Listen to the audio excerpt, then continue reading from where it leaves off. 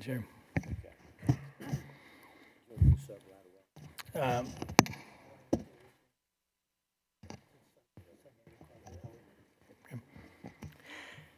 The chair lays out Senate Bill 3 and recognizes its author, Senator Perry, to explain the measure. Thank you, Mr. Chairman and members. Senate Bill 3 is banning products that contain THC. In 2019, the legislature passed HB 1325 in response to a federal legalization of the hemp plant. The bill was intended to support farmers and to promote an industrial hemp market that was designed to encourage the development of non-consumable hemp products like fiber. However, after HB 1325 became law, companies began to blatantly exploit and violate Texas law by selling products that far exceeded the THC limitations imposed by the definition of hemp. Illegally high-potency synthetic THC products have flooded the marketplace, reaching kids, adults, and transforming generations to addiction and problems that parents wouldn't even have known about or could not have been available if not for these products. To be clear, most of these products are synthetically created. The ingredients do not occur naturally in the hemp plant. They're only created by men in laboratories. Synthetic products are substantially more potent than illegal marijuana on the street and are readily available at many gas stations and retail establishments, hemp shops, head shops across the state. SB 3 bans the sale of all consumable hemp products that contain THC. The only consumable hemp product that will remain legal under this bill are products that only contain CBD and CBG. Additionally, any product that remains legal under this bill will have to be properly labeled and placed in child-resistant packaging as well as registered with dishes. Mr. Chairman, I do have committee sub. The chair sends up the committee's substitute, Senate Bill 3, and recognizes Senator Perry to explain the difference. Thank you, Mr. Chairman. The committee substitute makes the following changes. It defines minor to be a person under 21, adds a $10,000 annual manufacturer licensing fee, adds a $20,000 annual retailer fee, clarified that both hemp ingredients and consumable hemp products must be tested prior to the sale, requires retailers to provide written consent to allow dishes or law enforcement to enter a retail store for inspections, creates a Class A misdemeanor for having misleading packaging that makes a person believe the product is intended for medical use, increases the penalty for the sale of the product or of a minor under 21 to a Class A misdemeanor, creates a felony of third degree for intentionally creating a false lab report. Members, we're here today because the industry in 2019, as unfortunately predictable and foretold, was told not to exploit the hemp plant, what was intended for agricultural purposes, to create a fiber market that actually would probably be a large producer of fiber to alleviate some of the cost and supply chains that are increasing our housing costs today, that is now, for all practical purposes, defunct. The industry got caught up in this conversation with THC-laced products to be sold as consumables, and that industry, the agriculture industry as it was targeted to, is really never gotten off the ground because of this particular issue. So it not only provides addiction problems, no quality control products, so you never know what you're getting from the shelf, to youth and others for generationally changing their family dynamics. It ruined a really good opportunity for agriculture that's always looking for a way to reinvent itself to stay viable in a market. It ruined that market also. So with that, I'll take questions from members. Thank you, Senator Perry. Senator Birdwell, you're recognized. Thank you, Mr. Chairman. Thank you, Senator Perry, for your work on this. This is a difficult challenge. So the challenge that I face, the merits of the bill are not in question for me. But this committee in 2019, when Senator Huffman was the chair, Senator Hughes was the vice chair, we had a bill related to the smoking age being raised from 18 to 21. Your bill specifies 21, that anybody under 21 is treated as a minor. And that places me in the dilemma You know, as both professing, believing Christians, you know, Paul in 1 Corinthians talks about putting away the things of my childhood, which infers that there's an age of reason that says I'm now an adult as opposed to a child. And in fact, many of the individuals that we see here to testify for public testimony that are wearing the cap of either the American Legion, the VFW, those are individuals that at 18 were able to raise their right hand, support and defend the Constitution of the United States against all enemies, foreign and domestic.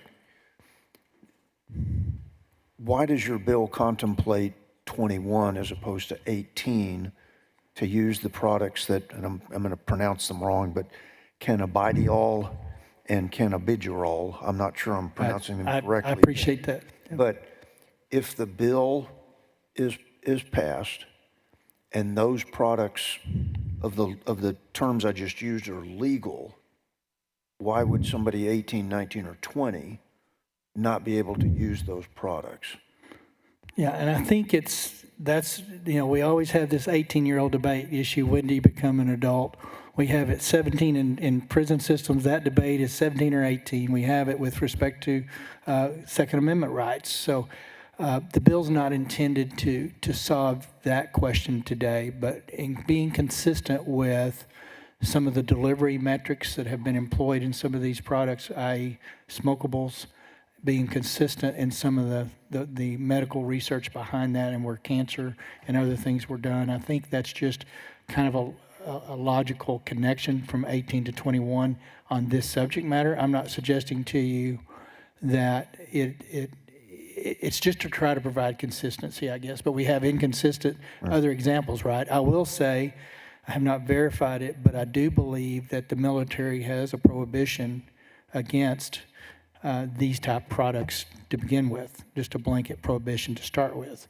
And I couldn't get into the chemistry of exactly what those are, but some of the products that are currently being retailed are prohibited at the military level already. So taking that argument aside, there's overall an umbrella of many of these products that people are buying at retail shops. They shouldn't be if they're in accordance with the military rules of the day, if you will. But 18 to 21, I think is more of looking at it from a tobacco smoking perspective. So it fits in that world pretty well. I think we could argue there's a lot of people that don't think well at 21 even, but that's not the question of the day. I think the consistent was tying it back to some of the smokables that were out on the markets. Okay. It wasn't. My question's not themed to the smokable. I would certainly agree with the current military policy is presuming that everything you've spoken about is that what our armed forces are doing right now. Again, we've had a change in leadership. I don't know if that's changed those policies. These kind of businesses are not a place I will frequent. What I'm trying to be consistent with is the spirit of once you're an adult, you're an adult. I mean, our alcohol beverage laws weren't because we said we should change that. It was because the federal government said if you want to keep your highway funds, we want to impose federal policy preferences on the state of Texas. We've just recently had the court decision about a year ago, and I think the state, as it relates to Second Amendment and handguns as opposed to long guns, I guess what I'm trying to draw to is there a reason the cannabidiol and the cannabigerol should be not used by 18, 19, 20-year-old? Is there something about the development of the brain? Is there something that's a medical reason for that, as opposed to simply saying the age of majority is 18, and we're trying to be consistent across? Yeah, I think it's multifaceted. I'm not a doctor for sure. There'll be a medical professional up there that you could ask that question specifically. I would just liken it to, there are obviously some attributes that people find relief from. from CBD and CBG. After this bill's legal, those should be still available. Those effects, if you will, are for people that are desiring relief, right? We already have things that can't be done until you're 21 in that arena. There are certain things that kids shouldn't be taking, even if they do provide relief, without parental oversight, if you will. So in the big sphere of how it fits into that, I think the fact that we're recognizing there possibly is benefit from those two particular cannabinoids, that they do have some benefit, but they still have some altering effect that possibly it fits in that well between 18 to 21 rule. Because if someone is seeking relief in this regard, be it joint or otherwise, I would want a parent to be involved or someone old enough to understand in that conversation, right? Because obviously they're trying to fix a symptom of a pain-related matter that an 18-year-old may not have the same oversight, if you will. You know, even though they're 18, they're still around their parents usually, right? 21, you're typically, hopefully, out the house. But I can't give you an exact example exactly why it fits, other than it's consistent with tobacco laws. Military's not supposed to be taking these substances, in the impact of leaving two cannabinoids on the shelf that do have some altering effect by virtue of the way the makeup of the plant delivers that. It probably is an altering substance that would justify a 21-year-old conversation versus an 18. But you can ask that to the doctors that will show up. Okay.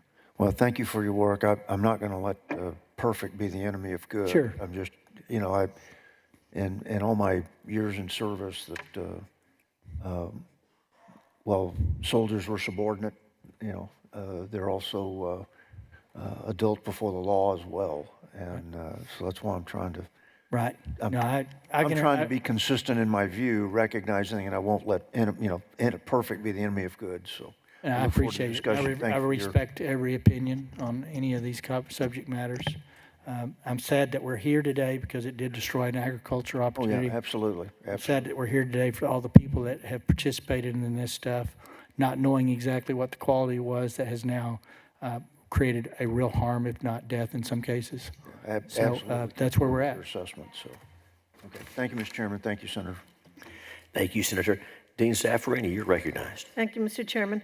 Senator Perry, I heard from some constituents who support your bill strongly, the intent of the bill, the specific provisions such as those that regard the packaging, but they have some concerns that the stringent regulations in the bill would have a negative impact on the producers and the people who are selling and producing non-intoxicating hemp products. Would you be willing to sit down and work with them to ensure that you can address their concerns and perhaps work something out? I'll always be able to sit down and have a conversation. I can't commit to making changes. The reason we're here today is because an industry that has shown not trustworthy exploited this particular issue to the point that it has endangered public health. So from a credibility perspective, the current industry providers, and there are several that are controller of this industry, have shown not to be trustworthy. And now what they're all screaming about is, we want regulation, but we want it the way we want it. Secondly, they're all screaming about, we'll not market it to kids. Well, that cow's done got out. It's the Joe Camel program from the tobacco industry. And once they got all the kids addicted, they started pulling back because they got pushback. So we've had this as a retread. This industry's in a retread mode. I guess they think memories are short. You're old enough to remember those advertisements. You've seen them all in the head shops. So from that perspective, there's two products that this bill will leave on the shelves, and they will have to be registered, and they will have to be licensed, and they will have to be subject to search. And penalties have to be. You know, I've quoted a number many times. I haven't, but the industry, $8 billion industry in Texas. Well, if they're making $8 billion in sales, then they can afford to be licensed and have manufacturing fees to support some of the enforcement side of this conversation that we're not currently doing. So I will be willing to listen. I will not commit to making changes to anything in this bill today without a substantive reason why it doesn't make sense. But I think that what we're seeing is we've got to get the genie back in the bottle. Thank you. Well, I will tell them that. They may be listening now anyway. I'm sure they But are. your purpose is not to do away with non-intoxicating hemp products, is it? CBD and CBG will be legal because those are cannabinoids through the chemistry of the plants that develop something that has some medicinal benefit to people that believe that it helps them in that relief. That will still be on the shelf. Okay. It has virtually no THC in it at all. And just speaking for constituents, they are concerned about the stringent regulations that might have perhaps a non-intended consequence, but I'll ask them to contact you or your staff. You'd be glad to ask them to contact. They're faced with, here's where the industry is. At its inception, CBD and CBG were the intended product, the ones that were not intoxicating, one that didn't have a high value THC content. That's what people were using when you see Hempvana commercials or whatever they were. That's where you heard people that would take a gummy to sleep better. Those were the original CBD, CBGs. What happened is they took that and synthetically altered the deltas underneath. There's multiple delta components, and exploited that to where you've got extremely high THC content. So it will put them back to the original intent of CBD, CBG, pretty much zero THC content for all detectable purposes that can still be sold. Here's the problem. If they're really honest with you, most of them will tell you that without THC-laced projects, they can't be profitable. And so the gig's up. Thank you. Thank you, Mr. Chairman. Thank you, Dean Zaffarani. Members, any other questions for the author before we open testimony? Very well, we'll begin invited testimony on Senate Bill 3, and the chair calls Major Mark Melson, Brady Mills, Timothy Stevenson. We're looking for Major Melson, Brady Mills, and Timothy Stevenson, Department of State Health Services. Invited.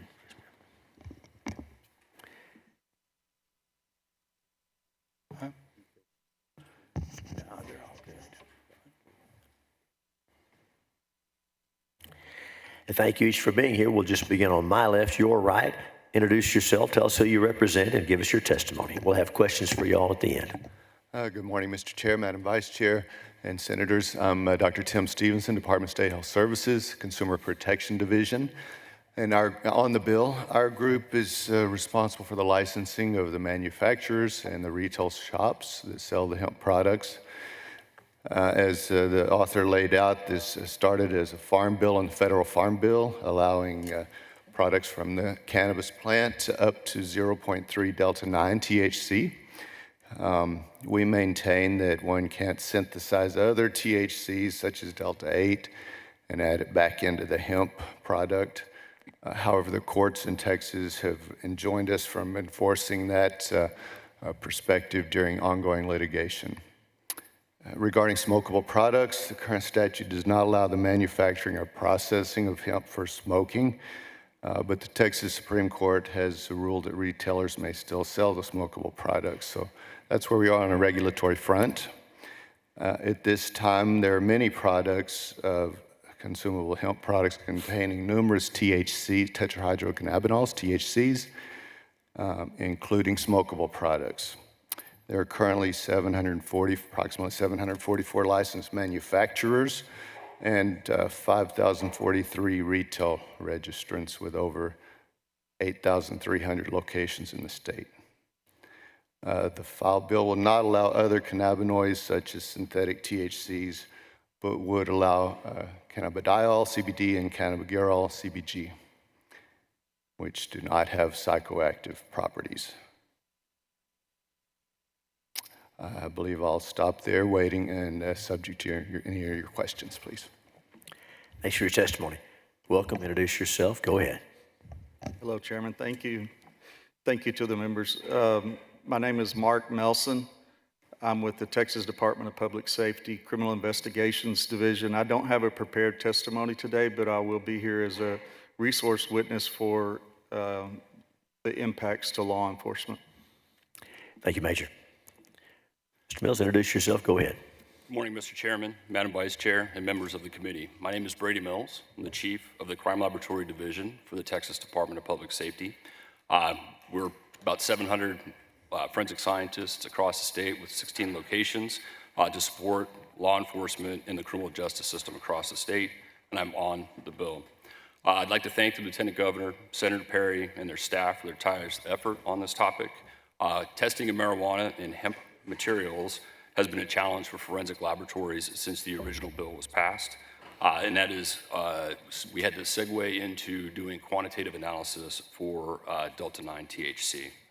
DPS has reviewed the bill and believes from a laboratory perspective that the bill would streamline the forensic analysis of evidence in our crime laboratories.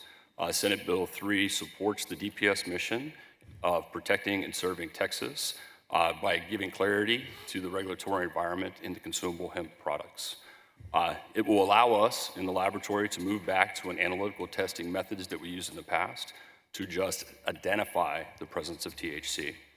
Just as an example, in the last 2 years, we've tested about 17,000 vape cases that were submitted to our laboratories. And these cases will take anywhere between 2 to 4 times longer than a standard case. With passage of this bill, we would be able to revert back to the old methodology where this will be just a case. With that, I'd be happy to address any questions that the committee may have. Thank you, Mr. Mills. Senator Perry, the panel is yours. Yeah, to dishes specifically, the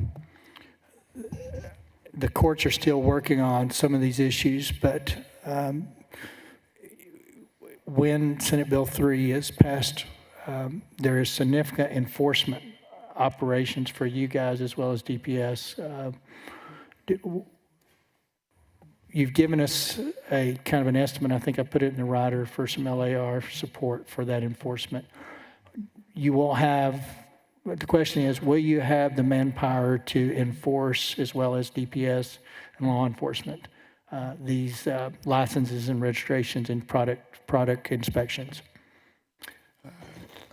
If the rider were to pass, we have seen some language around a rider that would give more resources to that, and we believe we could enforce a frequency of inspection more closely to around 1 year time period, maybe less depending on the number of registrants that there are.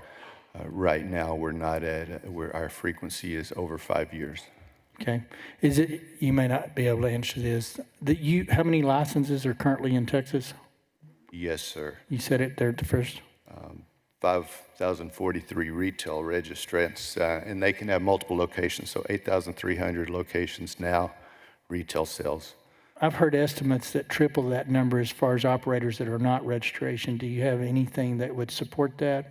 I don't have any data on that, sir. That's fine. On the DPS side, and y'all are going to hang around for the teacup bill also, correct, 1505? Yes, sir. Because I do have some questions there. It's almost unenforceable today by the way the market has put these synthetically made products on the street, correct? The biggest challenge is the discussion about THC-A or THC Delta-8. Right. And so the question about the legality of those are cleaned up with this legislation. So THA, for those that don't know, if you were to go get a bag of THA, it's just a regular pot bag. It's what it looks like, right? Yes, sir. It's like the old style bag. Is the marijuana coming through the synthetically created ones hotter or more intense in THC content than the previous used to be homegrown varieties of the, when I grew up in the 70s and 80s? Looking at the data that we get back in our laboratories and then also laboratories that are testing some of the edible components, the concentration of THC is higher. Okay.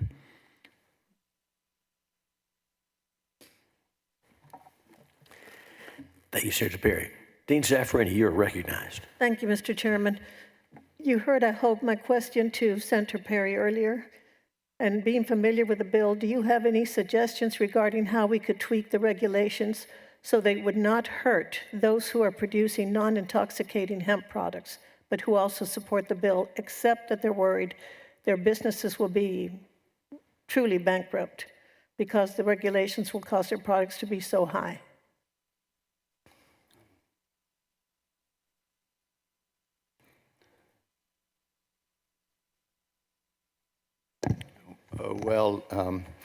As stated, the CBD and the CBG would be allowed in this bill. The other synthetics couldn't be added in, and other derivatives that might be in the plant, THC, could not be allowed in the Let me ask another question instead. I withdraw that question, at least temporarily. Would you look at the regulations in the bill and help determine if there are any ways they could be tweaked so that they would not hurt the businesses that are selling non-intoxicating hemp products? Yes, we would. Yes, ma'am. Thank you. Thank you, Mr. Chairman. Thank you, Dean. Members, any other questions? Senator Middleton, you're recognized. Thank you, Chairman. Brady, thank you for being here today. We've worked together on some of these issues that we've seen in vapes in our public schools. So could you maybe, if you have the data, it's a question here, but if you don't, maybe get it to me. What have you seen in the past few years as far as these 17,000 testing cases that you've had come through your crime lab on the increase from our public school system? I don't know if you have a way to isolate that for children that are not, in the ISD system. Overall, what have you seen on under 18, these being submitted by, the sheriff's departments or city PD or ISD police or district attorney, or what's kind of the trend that you've seen in the past few years on that? So I don't have the data in front of me. We can certainly provide that. But we have seen the ISD PDs submitting these types of cases. And there was always some submissions from those law enforcement entities, but there has been an increase based on the vape evidence type. Right. I mean, because that's a problem we've had in nearly every school district in my district. I know Alvin, that's one of the first times I called you about that. And it's getting out of hand. And, the vape detection equipment in the restrooms is always being triggered. That's very expensive. Not every district has it. So this is something that has been a huge tax on law enforcement. And obviously, you're testing the percentages, right, on those liquids that they take, which is, obviously expensive to do. Yes, sir, that's correct. The requirement of having us do the quantitation test is what is impacting the laboratories. Moving that back to a presence of or a qualitative test for THC it reverts us back to how we used to test for these types of evidence, which is going to allow us to be more effective to support law enforcement. And that was how we test for alcohol in school too, right? Or if you're just a simple test, whether or not there's alcohol present in something. Yes, sir. We quantitate for like driving under the influence, but if you go back into the kind of controlled substance world, yes, we usually just identify the presence of a controlled substance, and that's what this bill would allow us to do. Okay, thank you.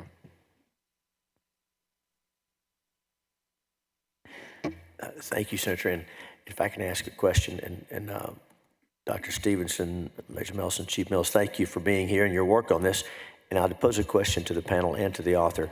The bill, once the bill passes, what would enforcement look like? The responsibility for the Department of State Health Services and Department of Public Safety. And anybody can take a stab at that, please. Yes, sir. So the licensing and manufacturers, registration of registrants, retail sales should remain as it is in the sense of that application and approval. The inspections would, in many respects, we would still be looking at CBD, in this case CBG allowed, but the other cannabinoids would not be allowed. Manufacturers are currently required to test for the presence of Delta-9 THC. And with the current statute and regulation being enjoined in the litigation, the other THCs are not regulated right now. We don't typically test for those because we don't have a statutory authority to enforce. So if this bill were to pass as is, those other THCs would not be allowed, and they would be screened through the manufacturer would provide testing and data on that, and then we could verify that through our laboratory testing. Thank you. Anything else from DPS on that, please? Go ahead. Yes, sir. Yes, sir. From the perspective of law enforcement, since the passing of the first bill, it's been a great challenge to the fact that we play a dual role. One is to protect the citizens of Texas, and number two is to enforce the laws of Texas. And what has happened since the beginning of the law, the hemp law, and then especially most recently with the synthesized elements of the hemp, is that there is great confusion on what is legal and what is illegal, especially from the side of the road perspective. So if we were to protect the legal property of a citizen, or if we were to enforce the law on the side of the road, you have to know what that substance is. Whether it be a user amount, whether it be a small amount of consumable, or whether it be an 18-wheeler load.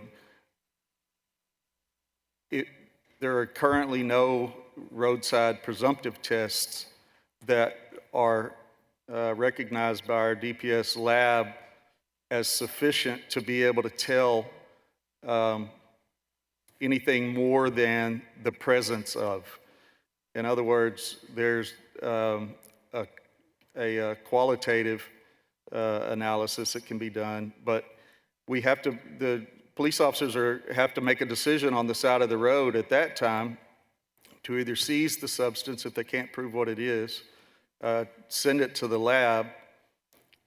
If it ended up to be a legal substance, then that substance is potentially destroyed, and that's going to come with civil liabilities when an officer was just simply trying to do the best job that they could, not being able to conduct a sufficient test.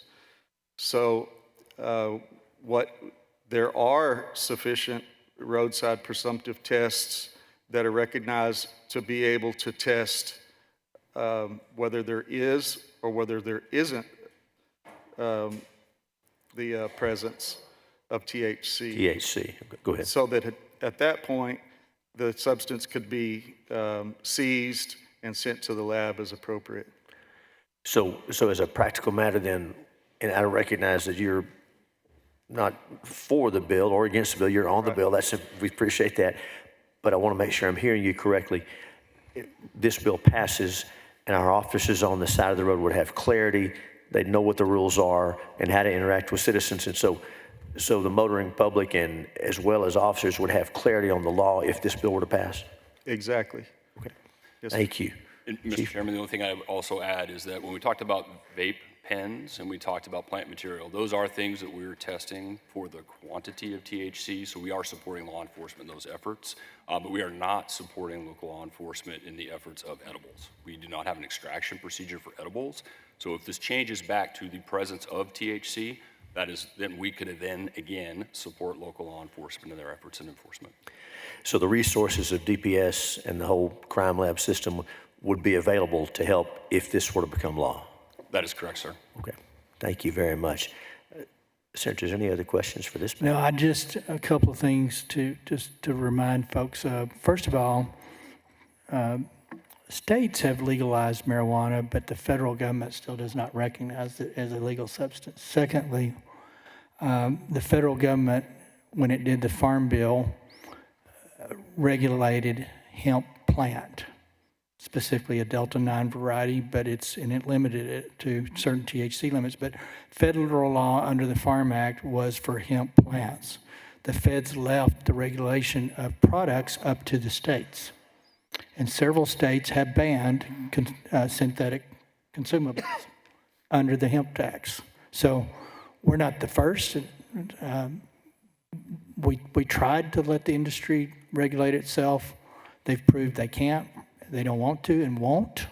And the cat, like I say, it's time to fix it. But California banned synthetics, hemp on this stuff. And others have, a couple of others have done the same thing. So it's just time for Texas to follow suit. Thank you.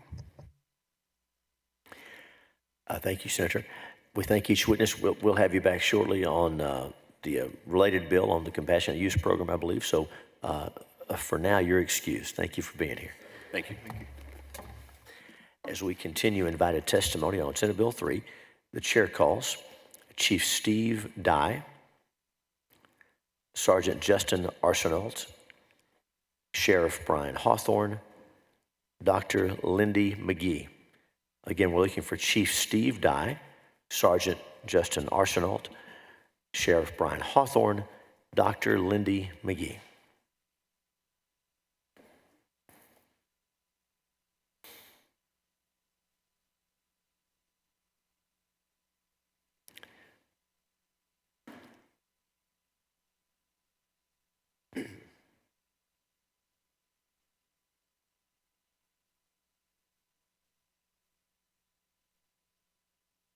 Thank you each for being here. We're going to start here. If you'll go ahead and get started, we'll come back to Dr. McGee when she gets situated. So please introduce yourself. Give us your testimony. Well, thank you. Good morning, Chairman Hughes, Vice Chair Paxton, committee members. My name is Steve Dye, and I'm the Chief of Police in Allen and also lead the Texas Police Chiefs Association's efforts regarding consumable hemp products. I'm testifying today in support of Senate Bill 3. I'm here to express the serious concerns of police professionals across the state of Texas regarding the illegal and open sale of consumable hemp THC products. This blatant abuse and circumvention of the 2018 federal farm bill, which legalized hemp, and the 2019 legislation, which authorized the creation of an industrial hemp market, have resulted in a massive synthetic industry selling illegal THC and other psychoactive substances that pose significant health risk to our communities. Consumable THC products currently being sold in retail stores throughout the state are more potent than ever. In fact, recent undercover operations in Allen found THC concentration in consumables that tested up to 78%. As law enforcement professionals, our concerns include THC consumables are significantly more potent than ever before. Naturally grown marijuana from the past had a THC concentration of less than 5%.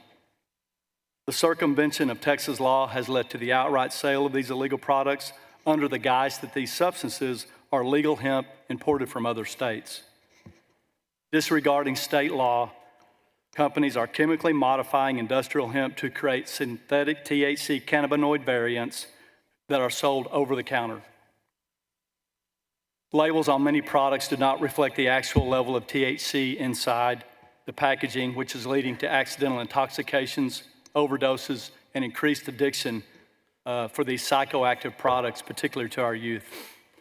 Products containing synthetic THC variants are incorrectly tested and intentionally mislabeled by out-of-state laboratories over which Texas law enforcement has zero oversight and enforcement. We have found these retailers' certificates of authenticity are either non-existent or do not match the actual THC concentration in the products. Consumers have no idea what they're ingesting in these synthetic hemp products. THC consumables are being infused into normal-looking foods with packaging and sugary flavors often targeted to youth consumers. Easily accessible high THC cannabis products pose significant health risks to adolescents, including evidence that heavy and early use is associated with schizophrenia, bipolar disorder, depression, anxiety, lower IQ in adulthood, changes in brain structure, and increased risk of psychotic symptoms. A recent study conducted by the Hobby School of Public Affairs at the University of Houston found that 55% of Texans support a ban on these THC consumables, and in my community, I can tell you that number is much higher. More and more THC overdoses are occurring in our county jails and hospitals. We all remember the K2 spice bath salts crisis in which we were quickly able to eradicate the retail market due to numerous deaths. These high THC consumables are no different other than they are causing slower, less conspicuous deaths and disabilities. Currently, testing is required on every THC consumable seized by law enforcement. Police departments can't afford the testing, and these retailers know it. In addition, many district attorneys across the state won't prosecute these cases due to ambiguity in the law or for political reasons. This plague needs to be addressed at the local level, as it is a prolific problem in every city and every town, and state agencies will never have the resources to regulate or properly address. Local law enforcement needs a definitive statute that allows our departments to make arrests and seizures without the need to test products. Testing should always be the responsibility of the seller. Momentarily, you will hear from Allen PD Narcotics Sergeant Justin Arsenault regarding the facts discovered at some of the retail shops in Allen, which is indicative of the crisis in communities across Texas.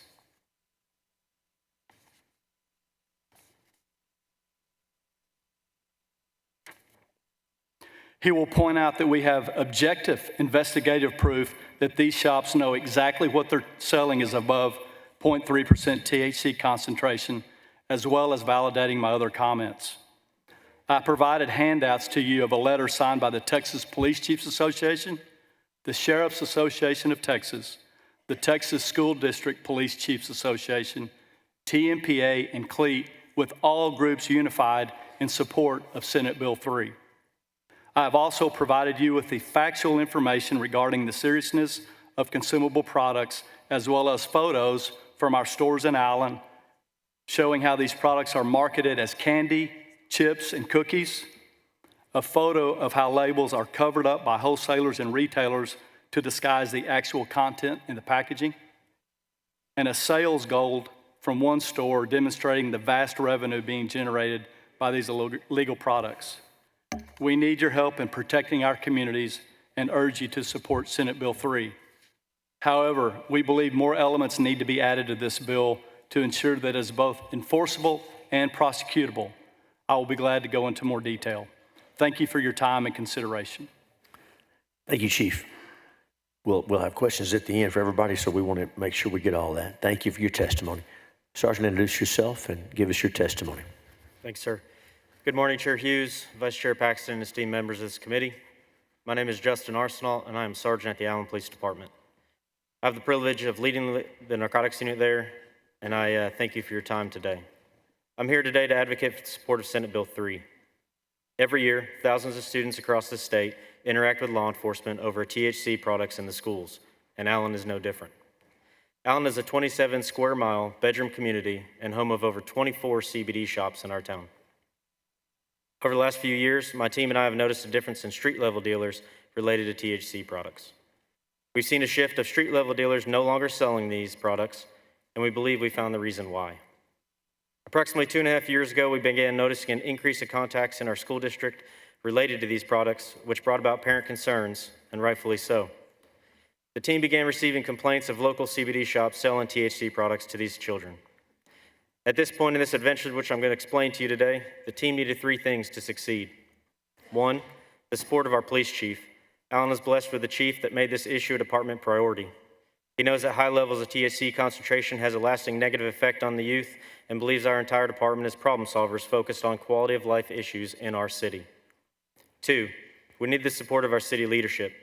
This process we were going to undertake was not cheap, nor was it going to be quiet, but the youth of Texas was worth it. We need the support of our district attorney's office. Their guidance through the process would be invaluable for prosecution if needed. So early on, the team not only collaborated with those 3 partners, but we also collaborated with the local sheriff's office and the Drug Enforcement Administration. We knew the ending of this process would be a disagreement between labs and experts. The team found the following. We focused our efforts on stores that had bright displays of marijuana and hemp leaves in the window and packaging to draw the eye of children. We also focused on stores that had a steady flow of school-age individuals entering the store. Those requirements had the team focus on 11 of the 24 stores.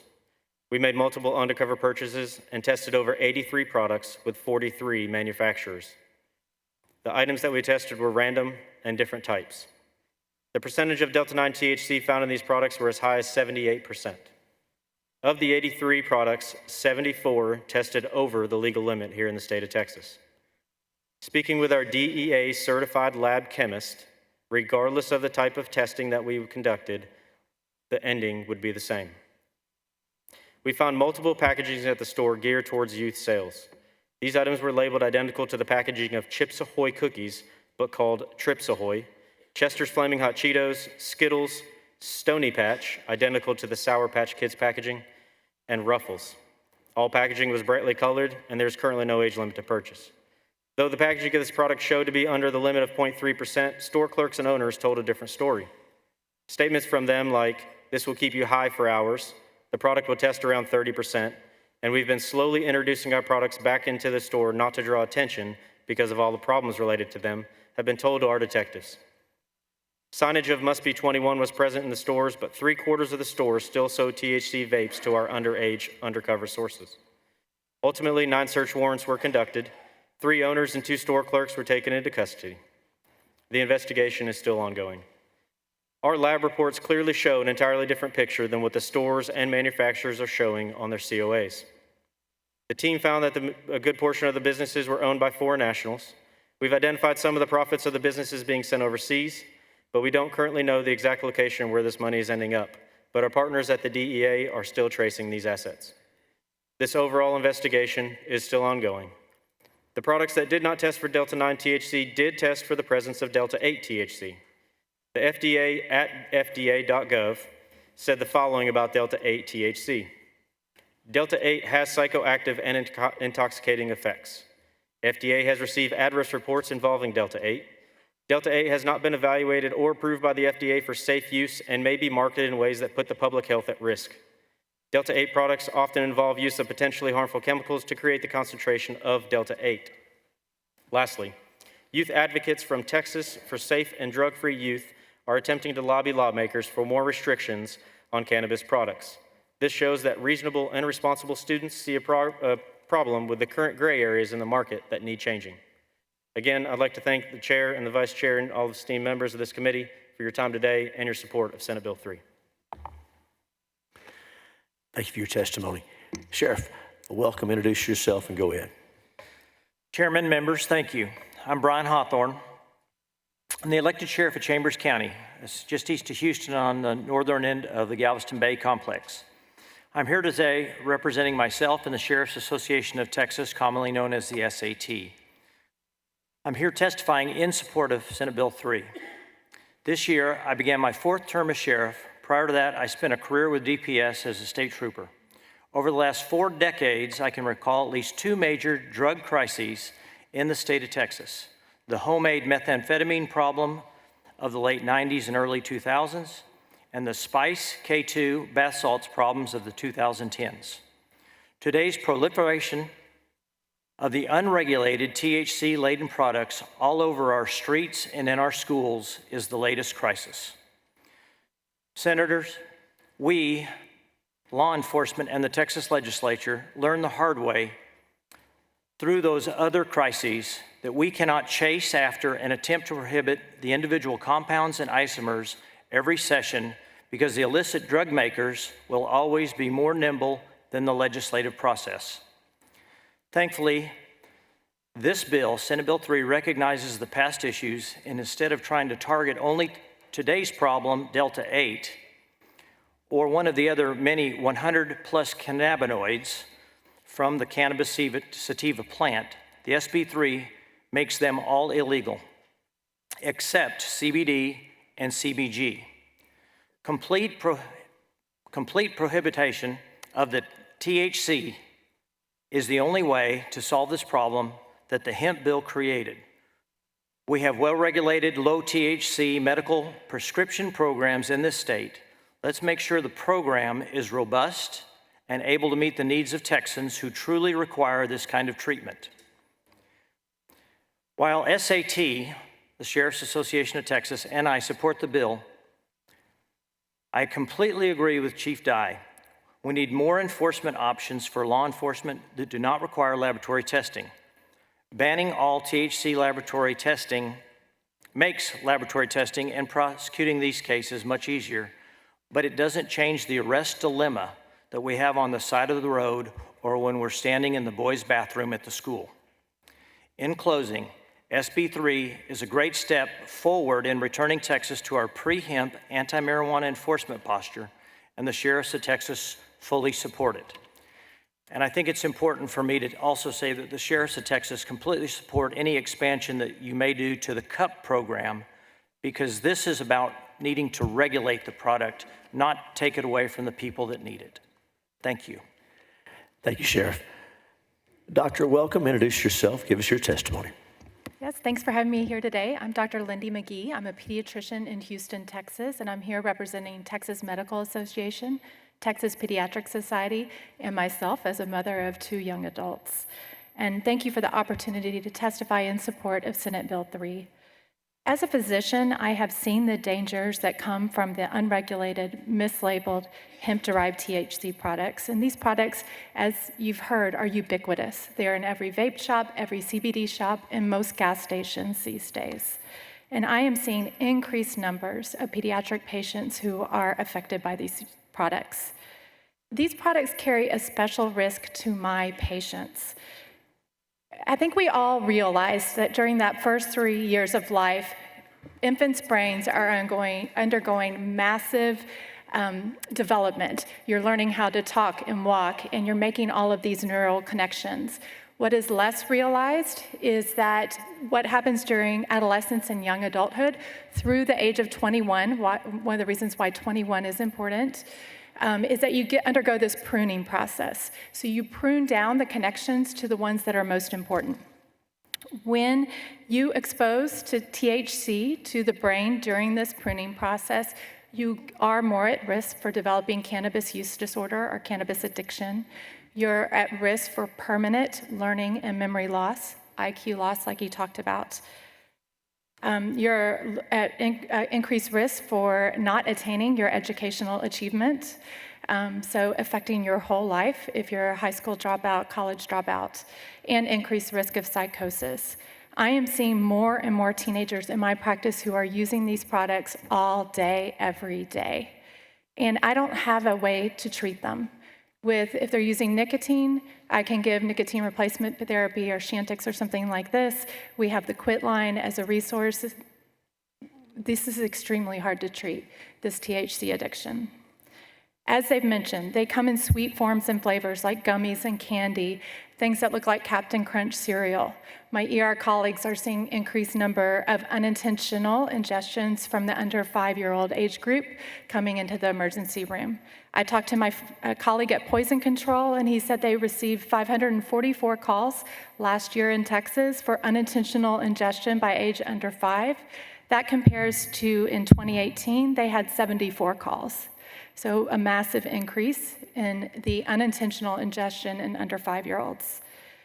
Parts of this bill that we especially like are the prohibiting of sales to those under 21, the tamper-resistant, child-resistant packaging, banning marketing to minors, including the cartoon figures or images that appeal to kids, and restricting sales near schools.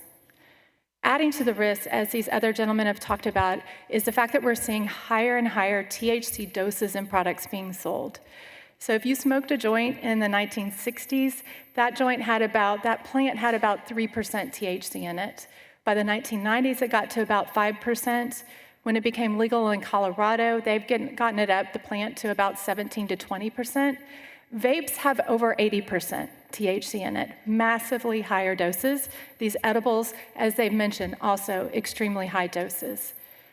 One researcher told me right now we have the lowest perceived risk with the highest actual risk of these products. So these high concentrations are associated with increased risk of addiction, increased risk of psychosis, even in adults. A recent study showed that hospital patients diagnosed with cannabis use disorder die at almost 3 times the rate of individuals without the disorder over a 5-year period. Banning access to these high-dose, unregulated products is an essential step to making Texas healthy and reducing chronic disease. I encourage you to go into a vape shop and see everything that they're selling there. As they've mentioned, what is written on the bottle is frequently not what is in the bottle. And it's crucial for my patient's safety that they have reliable information. These are the reasons why, as physicians who directly see the effects of these products, we are supporting Senate Bill 3 and need it to pass this legislative session. We encourage people who believe they need THC for health reasons to use the compassionate use program. We continue to support physician guidance and consultation for cannabis use, and we support addressing the root causes of substance use disorders and mental health concerns rather than punitive measures for the criminalization of possession. We must protect Texas youth from both immediate and long-term harm, safeguarding them from dependency and mental health challenges. I appreciate the opportunity to talk to you today. Thank you, Doctor. Senator Perry, you have the panel. Thank you. To the medical professional there. So, you know, you should have heard the term pot is a gateway drug. But at these amounts, where does the next layer of relief go to when you're ingesting 70, 80% pot? What's the next drug beyond that addiction? I mean, I think the scary thing is we don't know. Right. These are new products. These are affecting brains in the way that we don't know all that they're doing. And so that's the scary thing. Yep, that's kind of things. On the delivery, the vape delivery, not specific to THC-laced product, but in general, now the science is coming out that and if I'm wrong on this or it's not scientifically accurate, you can say that's not true. But the science is coming out that vapor, those water molecules that get into the lungs, are having similar effects as what someone smoking a hot and carcinogen through cigarette. It's damaging the lungs. Is that a fair statement or not? The science is catching up. It is a fair statement. So, I think the vaping industry had just this massive win when they called it vaping, and it makes it sound like it's water vapor, but really you're inhaling chemicals.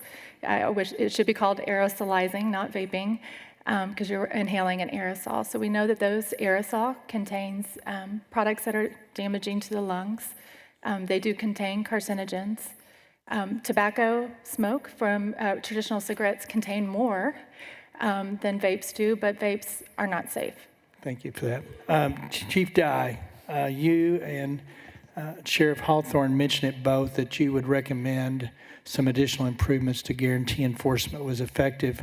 Would you please state a few of those, and then we would love to work with you both of you guys to see where we didn't catch the loopholes. That's where we're at today. Is it's a loophole-seeking industry. So we want to hear those, but can you give the members some of the ideas that you would have there?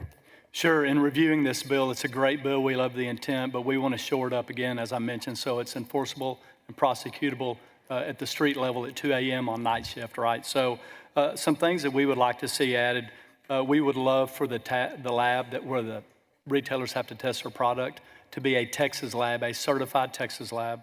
We want a standardized method of testing because right now I'm currently being sued, and it will always be an argument over how it was tested, the lab reports. So we want to shore that up by making sure that we add a standardized method of testing. We want to make sure that they have to operate with a license or retail registration. I think we can do some things to bolster that in the substitute version.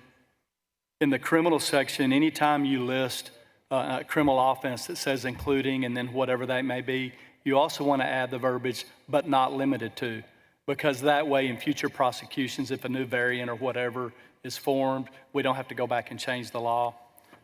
We would like to add some more punitive measures for advertising to kids. And then finally, Senator, we feel like the enforcement, the regulation, and the oversight is a little bit too heavy on the state. They have finite resources. This is a local problem. So we would love for the retailers to have to test their products. Those products are entered in a registry with DSHS, the Department of Health and Human Services. And then when we go into a store, we can look to see if that product is legal on the registry. And if it's not, then we know they are not legally selling it. So you raise, the bill will allow that. DSHS will have a registry, and it will give you access to those shelves with those products on it. If that product is not listed on that shelf by that establishment, you can confiscate the product and levy fines. And in addition to that, it is envisioned, and my expectation, you guys serve as a force multiplier. So it won't be strictly a DPS officer going to these establishments or dishes to do establishment. It will be locals partner with state resources to go after that. In fact, I put a rider in the bill to actually provide some funding to the locals that do these enforcement vehicles. We'll see if it shows up. But to be clear, the registration of every product on that shelf will be required. And technically, if the bill's passed, it can only be CBG and CBD or other non-intoxicating products they may sell. And if it's not registered there, that is an illegal product by assumption. So I think it's not been made clearly in the bill. We need to address it, but we anticipate force multipliers on the local levels to help get the enforcement out there. Yes, sir, because a couple of thoughts. We're getting complaints every day from our community members on these. And we also have to think about the 10-person police department in the state Exactly. of Texas. They don't have money. It costs us at least $135 to test each sample.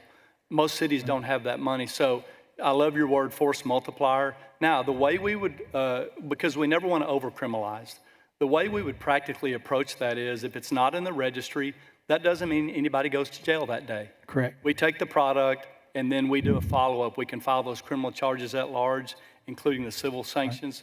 But I will tell you, I'm not optimistic that the retailers would, A, do that. And quite frankly, Senator Zaffirini, to your earlier point, ma'am, of our 24 shops, 2 have been really supportive of our efforts because they're very legitimate CBD shops, and they don't like what this product has done to their reputation and their profession. But sir, and committee members, ma'am, the vast majority of these retailers, in our opinion, will not be able to stay in business if they are only selling legal products. That's correct. And I hope those 2 see a proliferation of volume of businesses for the good stuff. Yes, sir, absolutely. And again, to reiterate, we also support the compassionate use program because that's a. We're going to have that bill up next, and we'll go there. Sheriff, any other additional comments to make it more effective? So, Senator, on your initial question to the doctor about gateway drug, the original marijuana world, if you'll remember, K2 and spice, the kids thought that it was absolutely harmless. They could buy it in the convenience store. Probably 50% of what is in my jail and probably every jail in the state of Texas is a mental health crisis that was created from K2 and spice. And then the other half of that is probably from methamphetamine. So it's taken us a number of years to realize the impact of the K2 and the spice, and I have a feeling we're going to realize the same impact that the doctor's mentioning since we're dealing with such high levels of THC. I think it was in New York. There was a subway incident with a guy with a machete, and it was recent. K2 was the drug that individual was on, and I don't remember if it was New York for sure, but it was in a subway environment, I believe, just recently. But K2 was, and I thought we took care of that, 15 years ago, very quickly, someone pointed out. But that is truly an animal of its own kind for sure. But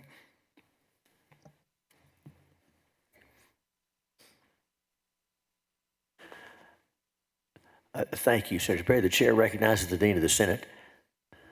Thank you, Mr. Chairman.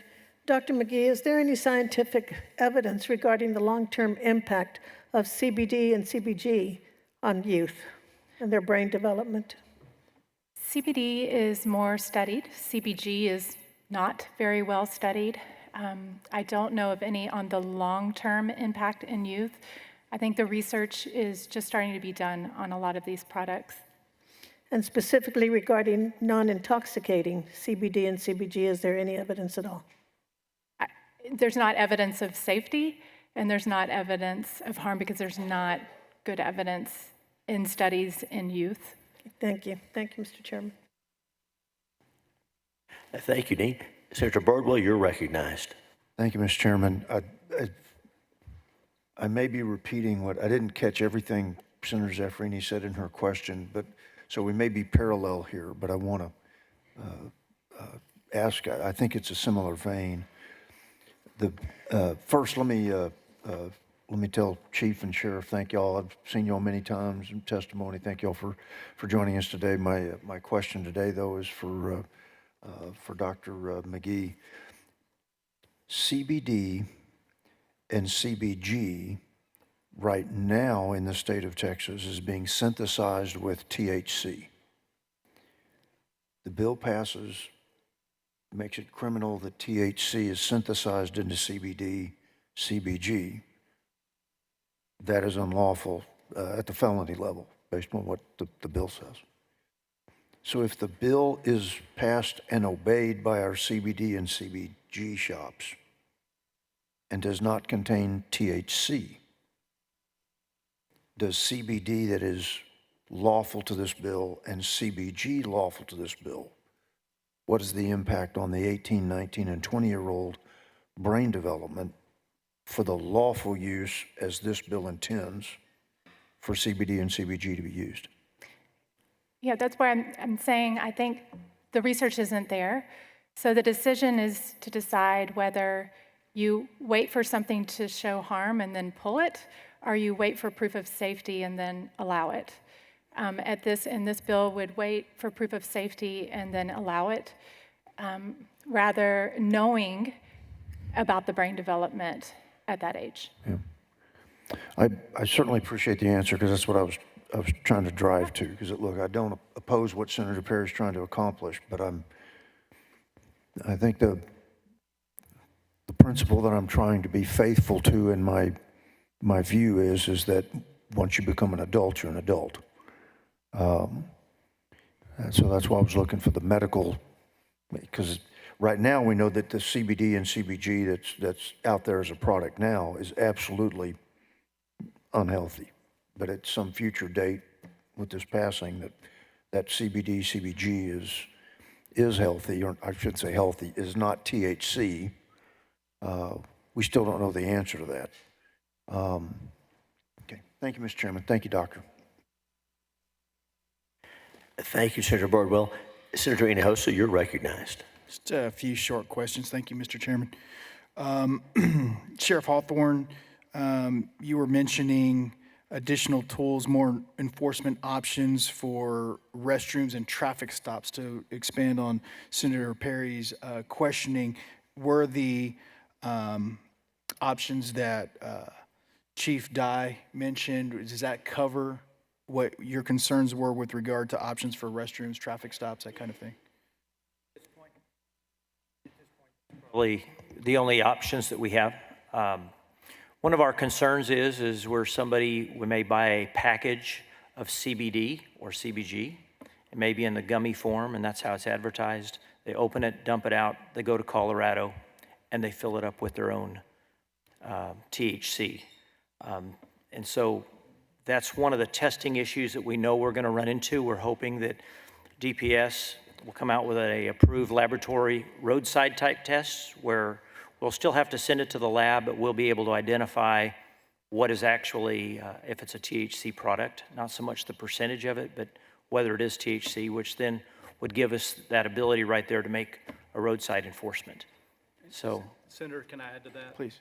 So currently, our officers have THC field testing kits, but to Mr. Mills' previous point, it shows presence, it doesn't show quantity. So typically, we're finding these in larger quantities. We're finding these with maybe some other illegal substances, not always. So we're able to determine if it's THC, sometimes make an arrest. If that comes back below 0.3, those charges are dropped. But typically, my officers are not arresting unless it's a product that they have come across before and that they know is above the 0.3. So I think that this bill would definitely help the testing aspect of it. And then again, I want to reiterate the other real inhibitor is even if you want to seize it, most departments don't have the finances to do the testing.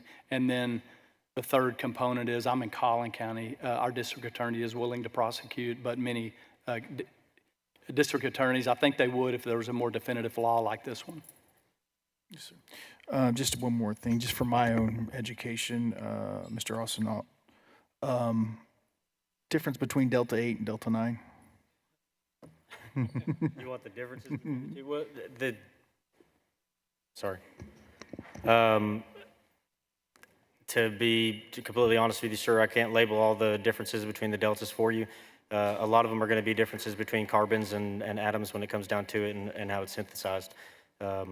We send all of our products to a DEA certified lab. The chemist there will test it and then give us the product back with a broke down version of all of that. And so when it comes down to Delta 8, we all know where the law is with that currently, and then we just look for the presence of the Delta 9. Again, what we've seen through our testing, Delta 8 was assumed to be legal product, but that is not what has happened in all of our testing. You heard over 80 specimens.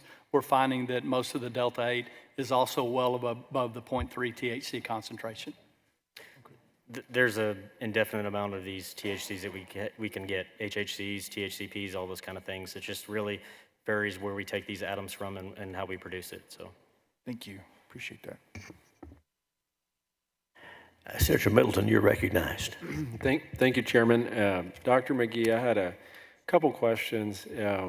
So, there's this, old myth out there that this is not addicting, but you're saying you're seeing children, so under 18, addicted to THC-derived products, right? That's an increasing problem. Yes. I am seeing patients. I had a patient in my office last week who was using the products all day long, despite having consequences at school and at home from it. So that would be addiction. I'm also talking to my colleagues at Texas Children's Hospital who are seeing patients admitted with the cannabis hyperemesis syndrome, where this is where you are throwing up so much as a result of using these products. They end up hospitalized for about a week with tubes down their noses to get fluids into them. And then they go home and start using it again and end up back in the hospital.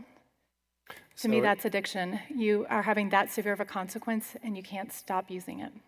And so it's, it is a little different from the withdrawals that you see from, alcohol. People can die from that. Benzos, people can die from that. There are other, but I mean, those are the hallmarks of addiction. It's just, I guess, the direct health consequences of withdrawal are maybe not as bad as some of the others, but the addiction is still there. So I also want to ask, what have you seen as far as the increase in mental health issues in under 18 related to this addiction to THC-derived product? How much more common has that become since 2020 or 2021, I guess, when this went into effect? Well, I think when you're talking about mental health in youth, it's a very complicated situation right now. I think some of these committee members have seen me talk about social media in youth as well when I've testified on that. So I think that there are a lot of drivers to a worsening of mental health in adolescents that we're seeing. What I see mostly are teenagers who are using these products to treat their mental health. So what I find, I see a lot of depressed and anxious patients who have easy access to these products and so are using this to make themselves feel temporarily better and aren't able to access therapy or treatments that we know would help them. And, on that, we've talked a lot about, not necessarily in this committee, but in the Education K-16 committee about the mental health crisis in our public schools. So, I mean, I'm here saying this is making it a lot worse, the mental health crisis, that we've seen. Certainly becoming addicted to a substance and potentially having psychotic symptoms because of a substance is making the mental health worse. And what are some of the psychoses that are triggered? You mentioned that, that it can trigger certain things in children under 18. What are some of those things that can be triggered? So when I'm talking about psychosis, I'm talking about having things like hallucinations, paranoia, seeing things that aren't there, hearing things that aren't there, being paranoid that your parents are coming to get you or aliens are coming to get you. And they show up in the emergency room in these psychotic states. We know that people who have increased risk of schizophrenia, say they have schizophrenia in their family, it's particularly dangerous for them to have these products. So that's definitely an educational effort that needs to happen. When we look at this, we know that the younger that you use, the more likely you are to have this psychotic type of reaction. And when they've done studies, about 50% of people who have that psychotic reaction initially to cannabis products will go on to have a psychiatric disorder like bipolar or schizophrenia. And would it be fair to say that once that's triggered, So schizophrenia, it can't be really untriggered. It can just be treated, right? So once you have a diagnosis of schizophrenia, that's generally considered a lifelong diagnosis. I'm not a psychiatrist, so I don't want to speak outside of my profession. And what we know is that if you trigger it at a younger age, you have a worse prognosis. And that's what these products are doing. And so in other words, it can't be untriggered. You're just going to have to treat it at that point. Once you have that diagnosis of schizophrenia. Is what we're left with a lot in medicine, where we're not actually curing it, we're just treating the symptoms. So I know. I'm passionate about preventative medicine. It's part of the reason I'm here today. thank you. Senator Middleton. I spoke earlier about spice and K2. Back in the day when that became very prolific, it also was not addictive. We later learned it was one of the most addictive chemicals and substances, which is now part of the problem. And I think, being somebody that has managed a jail for the last 13 years, I don't think I've ever seen any kind of product that causes schizophrenia or bipolar disorder more than a product that was being sold in a gas station or convenience store. So, and I'm afraid that's what we're dealing with right now. Thank you. Thank you. Members, any other questions for this panel? Thank you each for being here. Thanks for all you're doing. You're excused. Thank you.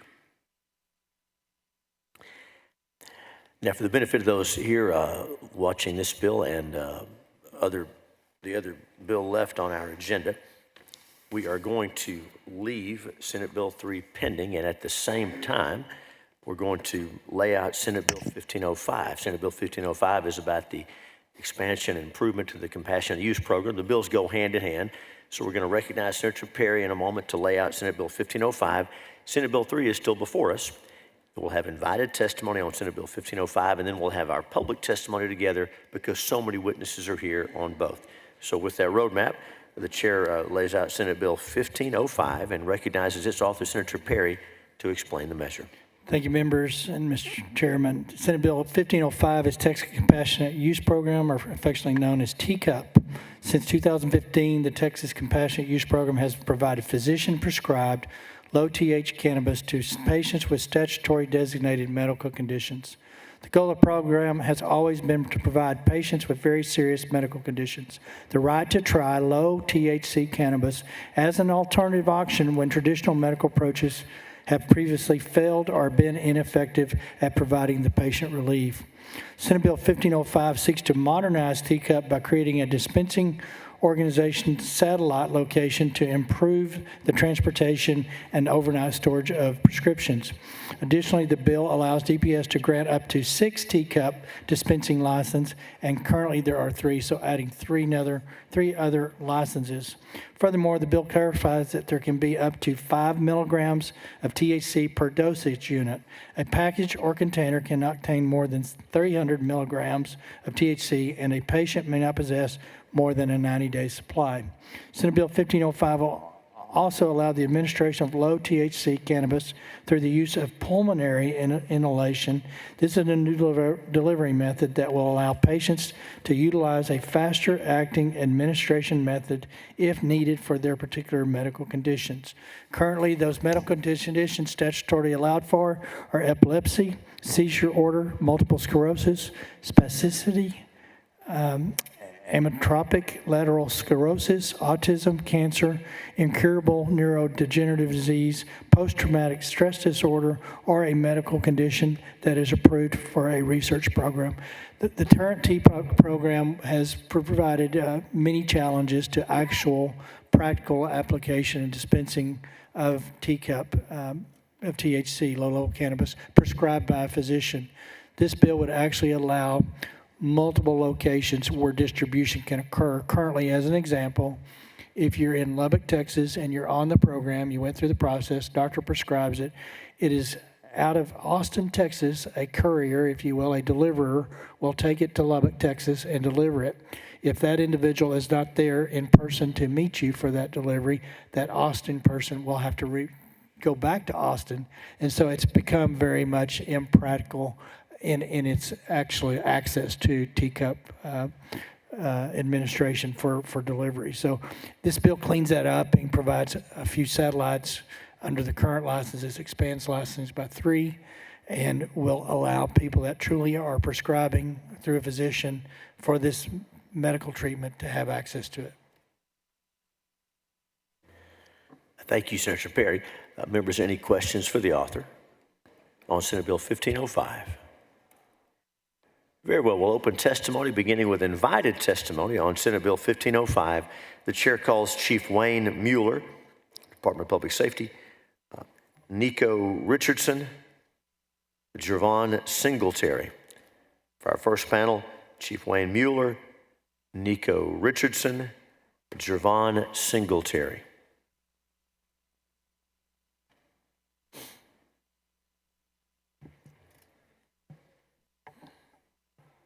I'll have a seat. And Chief, since we called you first, when you're ready, introduce yourself and give us your testimony. Thank you. Members, Wayne Mueller, Chief Regulatory Services Division at DPS, which houses the Compassionate Use Program for the state of Texas. I don't have any prepared testimony. I'm here as a resource on the bill, and I will try to answer any questions you may have. Very well, thank you. Ms. Richardson, introduce yourself, give us your testimony. Welcome. Thank you very much. Members of the State Affairs Committee, thank you for hearing testimony this morning. My name is Nico Richardson, and I am the CEO of Texas Original Compassionate Cultivation. I'm testifying in support of SB 1505. Compassionate Cultivation, our company, was the first licensed operator in the teacup 8 years ago. We started by serving epileptic patients and have subsequently supported the program over its evolution. We now serve tens of thousands of critically ill Texans with a variety of approved conditions in current statute. We have invested heavily to build a compliant distribution network within the program. Despite this, there are limitations that make medication very difficult for our patients to access. As a result, we have seen a large number of our patients leave the program for non-medical cannabis products. There are 3 main reasons that patients leave the teacup: access, price, and products. The improvements in SB 1505 will reduce these barriers for our patients. Right now, we may only store our medicine, as Senator Perry said, we may only store our medicine in one location, but we have a statutory requirement to serve the entire state of Texas. Our facility is located just south of Austin. That means in order to serve patients outside of Austin, our drivers travel from a variety of pickup sites across Texas every single day. This adds exorbitant cost to deliver the medicine, and that cost ultimately falls on our patients. It also means that patients living outside of Austin must wait a longer time to get their medicine. And for some remote regions of Texas, that can be up to 2 weeks. With DPS-approved satellite locations, our patients who live in remote areas of Texas will be able to receive their medicine in a timely manner. Satellite locations will also reduce our delivery costs and thus the cost of the medicine for patients. Please keep in mind that health insurance does not cover teacup medication, and so the full cost of this medicine is borne by the patients. Patients also leave the system because they cannot access the products they need for their condition.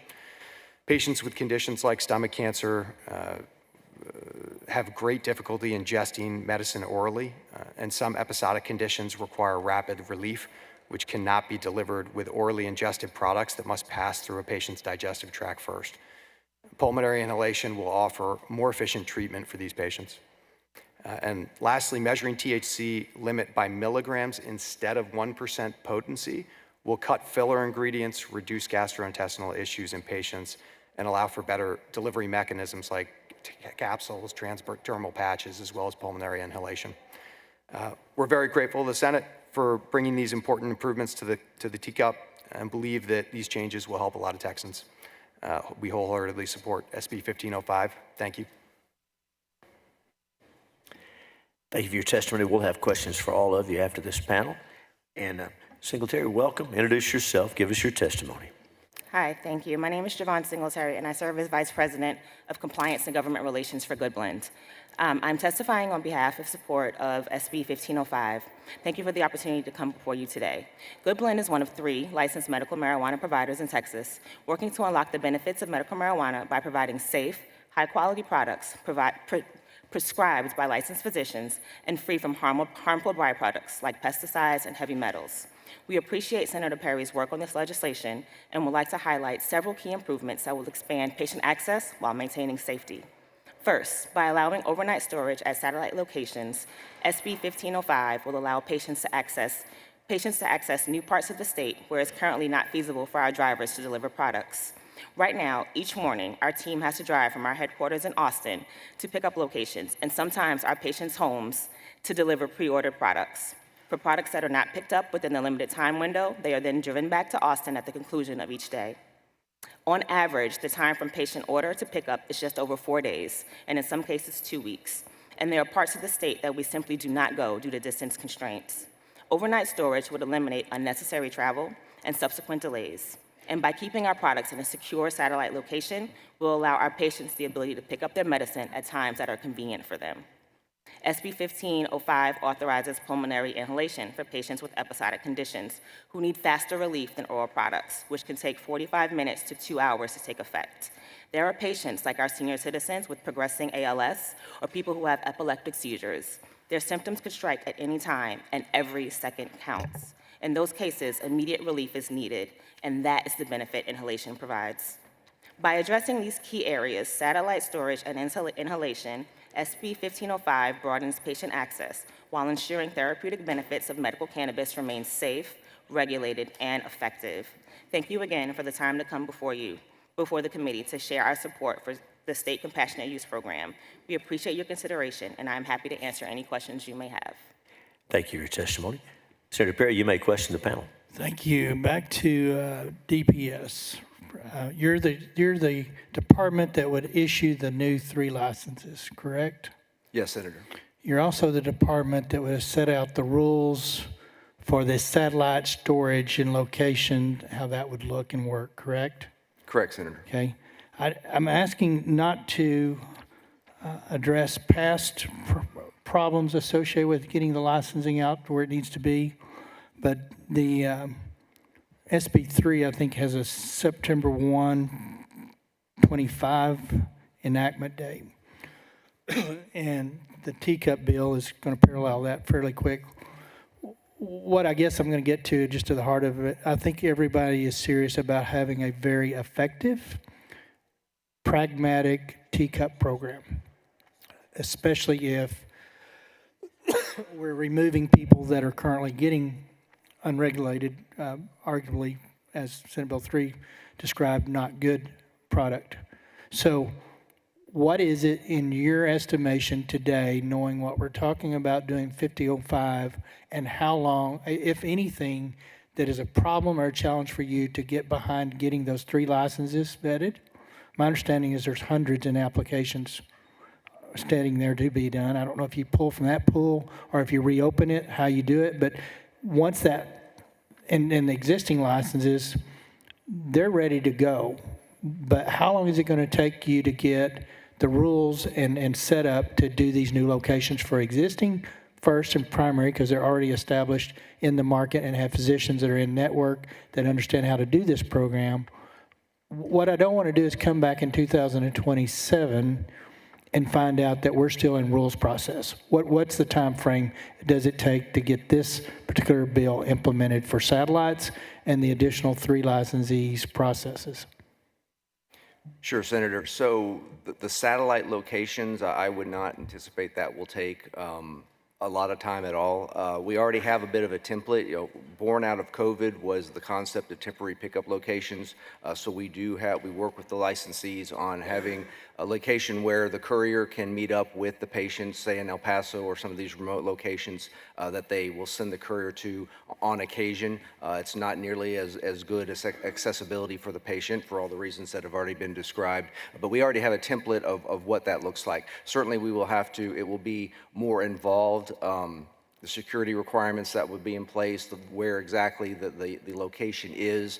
It will not be as arduous as their center where they're actually growing the plant, of course, but we already have those templates in place. So standing up rules for the satellite locations, I do not anticipate that will take a lot of time. As far as adding the new licensees, We have been in rather constant discussion about what the methodology we want to use to make the selection. This has been, if this bill passes as is, this helps answer part of it, that there's a maximum that we will have to pick 3 and only 3. Across the nation, Texas is involved in CANRA, Cannabis Regulators Association, which are like Texas, other programs, and it's a wealth of information for regulators to pass information back and forth, best practices and whatnot. One of the things we found is that a given rule of thumb is it takes about 18 months for one of these entities to stand up from the time that they are given approval to move forward. So we would need to get rules in place very quickly in order to then have the possibility that some are operational before next session starts. Again, we do have a template as to how to go about doing that with how they were selected the last time. We do have 132 applications that were taken in 2 years ago now. We would probably need to look to have an update on those. But now that we have, if this bill passes as is, authorization to move forward and potentially have that type of expansion, we already have some that we can pull from. We just need to decide how we're going to come up with 3. Okay. To my teacup owner in the middle there, what's your name again? I'm sorry. Nico Richardson. Nico, yeah, that's right. Can you suggest things that in this current satellite through COVID and those kind of things, do you have some suggestions that could help the department with the satellite locations to make sure that once those are complete, they are effective and work as intended? I don't know if you know anything like that today, but I would encourage the department to talk to the 3. You only have 3 licenses out there, and my understanding really is there's only 2 that are really participating at a robust level, or at least at some delivery level. So be sure as you're talking about the satellites, the department needs to hear from those that are living under those rules of just common sense things that could be better to make sure the delivery is correct. Is that a fair statement? Okay. Absolutely. Don't operate in a vacuum on either side. Don't assume either side knows, but there are things I'm sure that we learned through the COVID satellite conversations that in hindsight probably could be a little bit better, and I would encourage you guys to work together to make that happen. All right. Thank you. Thank you, Senator Perry. Senators, any questions for this panel? Very good. Thank you for being here. As we continue invited testimony on Senate Bill 1505, the chair calls Dr. Kelly Moon, Dr. Rami Turner, and Kaylee Koch. We're looking for Dr. Kelly Moon, Dr. Rami Turner, and Kaylee Koch.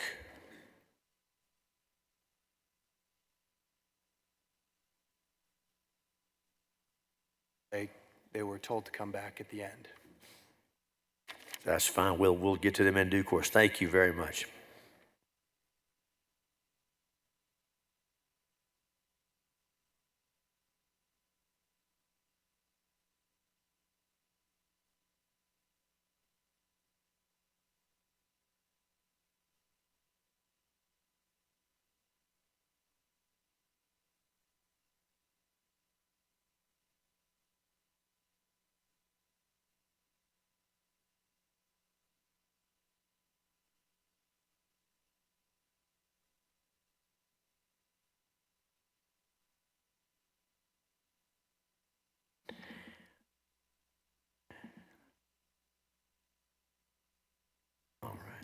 And Major Melson, Chief Mills, we had asked y'all to stick around until we got through that part, and so thank you. You're excused. I'm sure we'll have questions for you going forward, but we're not asking you to stay. You're welcome to stay, but we're not asking you to stay for the rest of the hearing.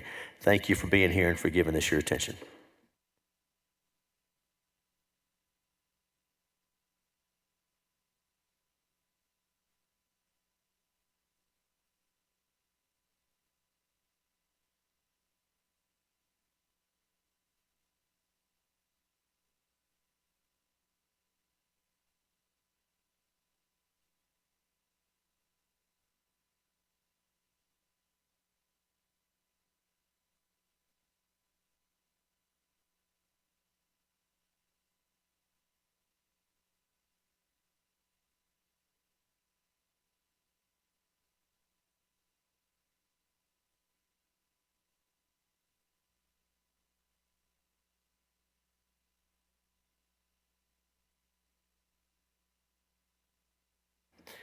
So for the benefit of the witnesses, we will be hearing public testimony on both Senate Bill 3 and Senate Bill 1505.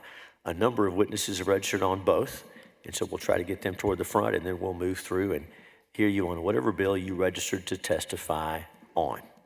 And so with that, as we open public testimony,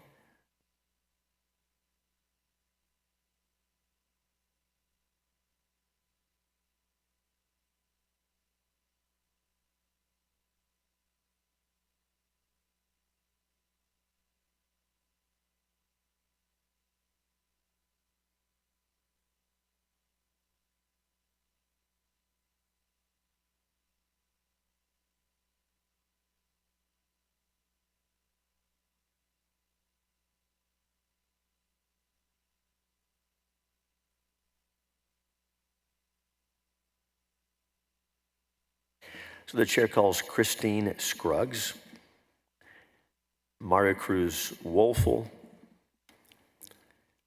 Lisa Heel, Rhonda Howard. Again, we're looking for Christine Scruggs, Mario Cruz Wolfel, Lisa Heel, Rhonda Howard. We're going to give folks time to come down from the gallery. If you're up there, looks like we're already down here. Y'all are welcome. We're also looking for Nicole Holt. Nicole Holt. So Christine Scruggs, Mario Cruz Wolfel, Lisa Heel, Rhonda Howard, Nicole Holt. And do we have Dr. Matthew Rossheim with us to testify?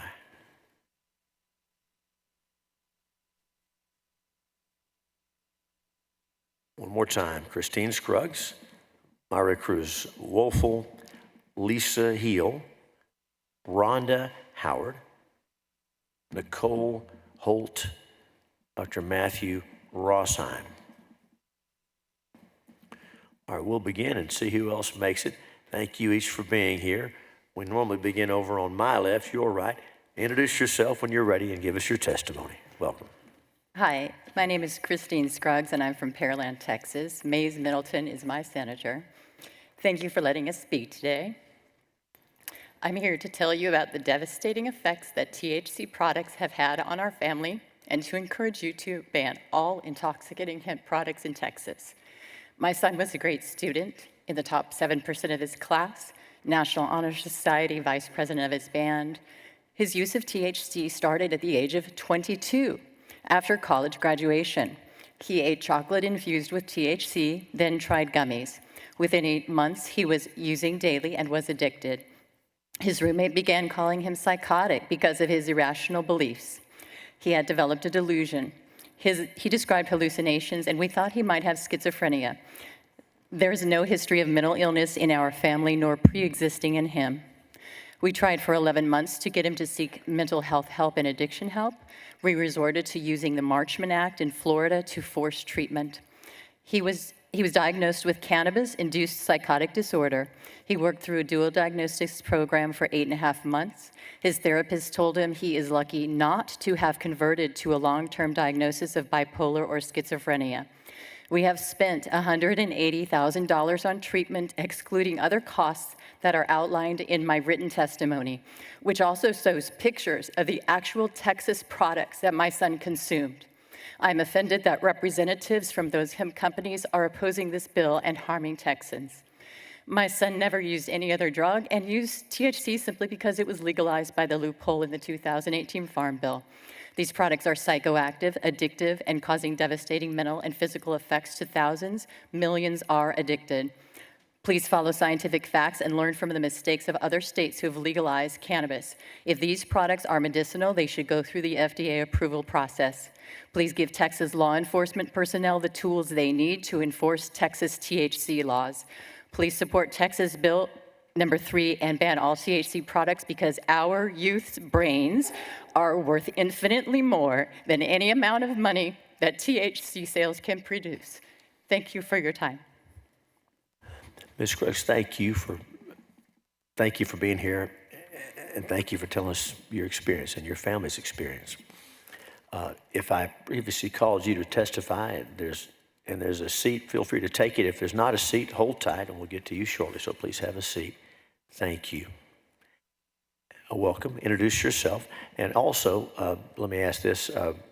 For some, we're going to know, but some folks are testifying on Senate Bill 3, some are on 1505, some are on both. So just tell us when we get to you. We know you're on 3, Ms. Scruggs. Welcome. Introduce yourself and give us your testimony. Hello, my name is Lisa Heel, and I am from Cypress, Texas. I am here to support Senate Bill 3. Texas, we have a problem. THC is poison and is being sold on Texas corners. THC is causing psychosis, permanent brain damage, and death. There are vapes, pens, dabs, and wax products, along with gummies and other edibles that are dessert or snack-like. Products have different names like Delta 8, 9, 10, A, B, C, all dangerous. It's easy to stay high for days by spending just $15 to $30. The medical community is not trained as to how these products affect people. Thanks to the organization Every Brain Matters, I've learned more about what these products do to the brain. You will hear from the industry that these products are good and help with things like cancer or PTSD. I'm attaching and passing out a copy of the VA's opinion on using marijuana for PTSD. It is a hard no. The VA simply does not support the use of marijuana-based products as treatment for PTSD. We all know the real aim of these products is to get people high. When your brain goes into psychosis, it's like a light switch being switched in the brain. You do not know when the light switch will switch back out of psychosis, and it can be permanent. Before THC, my loved one was a successful college student at a major Texas university. He was interested in school and involved with professors and friends. There were never any mental health issues underlying in our family. After THC, my child experienced mental confusion, delusion, and bizarre behavior, including psychosis. There was paranoia, including behavior that was pushy, argumentative, agitated, angry, and even violent. My loved one was in serious danger to THC. He was scaring his own family. We had to get help, but where? It's a long, hard nightmare to find help. The resources are not available. Taking these drugs off the shelves is the only right thing to do in Texas. Making it illegal to possess them will deter use and save lives. Thank you for Senate Bill 3. This bill will prevent the destruction of many families. I cannot thank you enough for this bill. Thank you. Thank you for your testimony. Thank you for being here. Welcome. Introduce yourself and go ahead.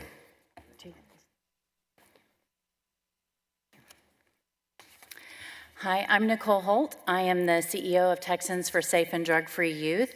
Thank you for having me here today. I am here to testify in support of Senate Bill 3. I represent myself and the organization here today. I believe that this bill will protect young people from the dangers of derived, intoxicating cannabis products. Research tells us that when you increase access to a product, use also increases. The Texas hemp bill created unprecedented access to intoxicating cannabis and cannabis-derived products with no limitations on the products themselves or marketing strategies.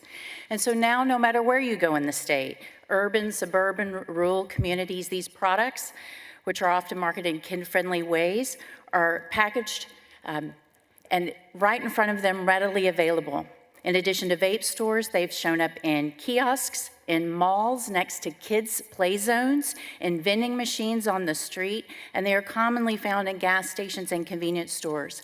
The handout that I gave you that has pictures on the front of it, those are all from stores in Texas that community members around the state have taken pictures of. Youth cannabis use is already a concern in our state, with 13% of middle and high school students reporting use and 1 in 4 high school seniors using the drug. You've already heard what a lot of the medical concerns are related to it. I also want to share with you that these products also contribute to impaired driving. Young drivers are particularly at risk, with 26% of crash fatalities among those 25 and younger involving both alcohol and cannabis combined. While alcohol is the most common cause of fatal crashes, alcohol combined with cannabis is the second most common cause of deadly impaired driving incidents in our state. A few days ago, I asked people to share personal stories about their experiences with these products, and we heard from numerous people and communities from all over the state. We packaged together some of their responses in your packet as well, so that you have those on file. Parents, teachers, law enforcement, and community leaders are all saying the same thing. These products should not be easy for kids to get, and they should be removed from the shelves. SB 3 takes the necessary steps to achieve this goal. A comprehensive ban is the best practice. Texans want and deserve these protections, and we hope that you will provide them for them. This is a critical moment for us to put well-being of kids and our communities over business interests. I urge you to pass SB 3 to ban intoxicating cannabis products, close dangerous loopholes, and implement a strong regulatory framework to keep our children safe. Thank you for your time. Thank you for your testimony. Welcome. Introduce yourself and go ahead. Dear members of the Texas Senate, my name is Maricruz Wilfield. Thank you for the opportunity to share with you a glimpse of the living nightmare THC products have caused to my family for the past 2 years. My son, now 29, was a healthy and productive young adult, a successful cameraman for churches, corporate, and political events. He loved spending time with family and friends. He was committed to health and fitness and was hesitant to even try over-the-counter medicines, much less use street drugs. But then THC products became legal in Texas. Vape shops appear everywhere with their deceitful marketing tactics, even though these products have not been FDA approved to be in the hands of millions of Americans. In subtle ways, this deception took root and hijacked his brain. Finally, his life erupted in chaos. He lost his job, his money, but worst of all, his reasoning capacity. For almost 2 years, he has experienced psychotic symptoms, including paranoia, delusions, and hallucinations. He lacks awareness of his condition, so we haven't been able to get him effective help. Additionally, we don't have the $30,000 a month most dual diagnosis facilities charge to properly help individuals in his situation. Instead, my husband and I are his full-time caregivers. This time, the time and finances we thought we would have to become entrepreneurs after my husband retired are now used looking for options to help our son's brain heal. With abstinence, he was slowly improving. Unfortunately, THC products are so prevalent in our neighborhoods and easily accessible. Recently, he got hold of a THC vape again and relapsed. Immediately, his symptoms worsened and he's back into a severe psychosis. We are broken but resolved to help him. Part of that resolve is asking you, please support SB 3 and ban all forms of THC products. Help us keep our children healthy, functional, and productive. Thank you. Thank you for being here. Thank you for your testimony.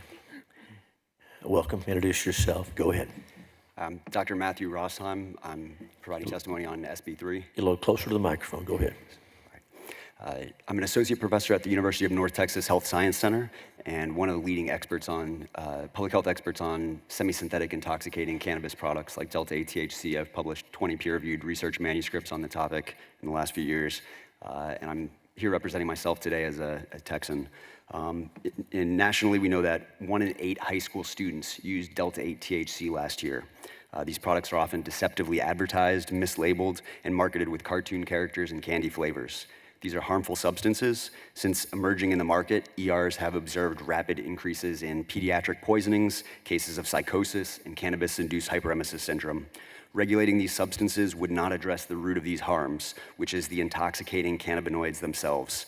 Regulations create an illusion of safety rather than real protection. To the contrary, my research supports the effectiveness of bans in helping keep these harmful products out of communities. I commend Senator Perry for crafting a strong bill that, if enacted as enforced, as intended, would prohibit the sale of intoxicating cannabis products, create a strong framework for enforcement, and help prevent youth access to CBD products. I'm impressed with the thoroughness of the drafted bill and just have two recommendations. First, to strengthen against any legal challenges, incorporating fail-safes can help ensure the enforceability even if specific provisions are preempted or challenged. While seemingly redundant, using previously tested legal language and severability clauses can help reduce the risk of the law being struck down in court.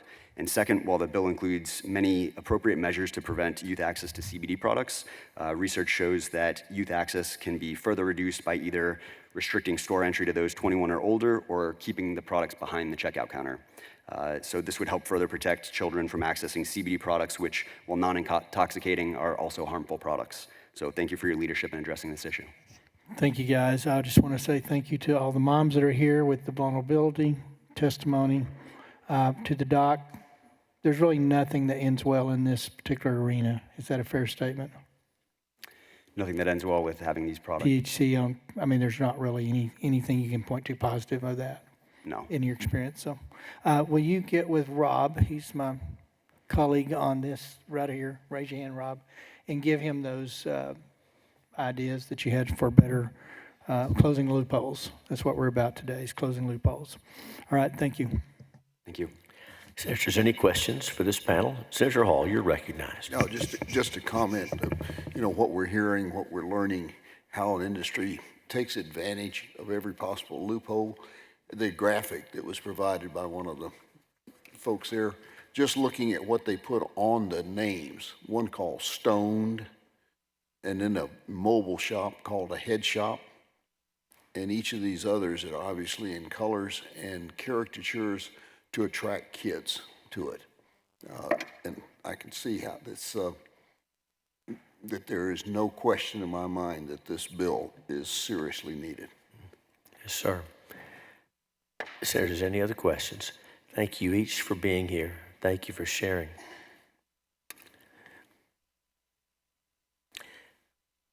We had previously called Rhonda Howard. We're still looking for Rhonda Howard.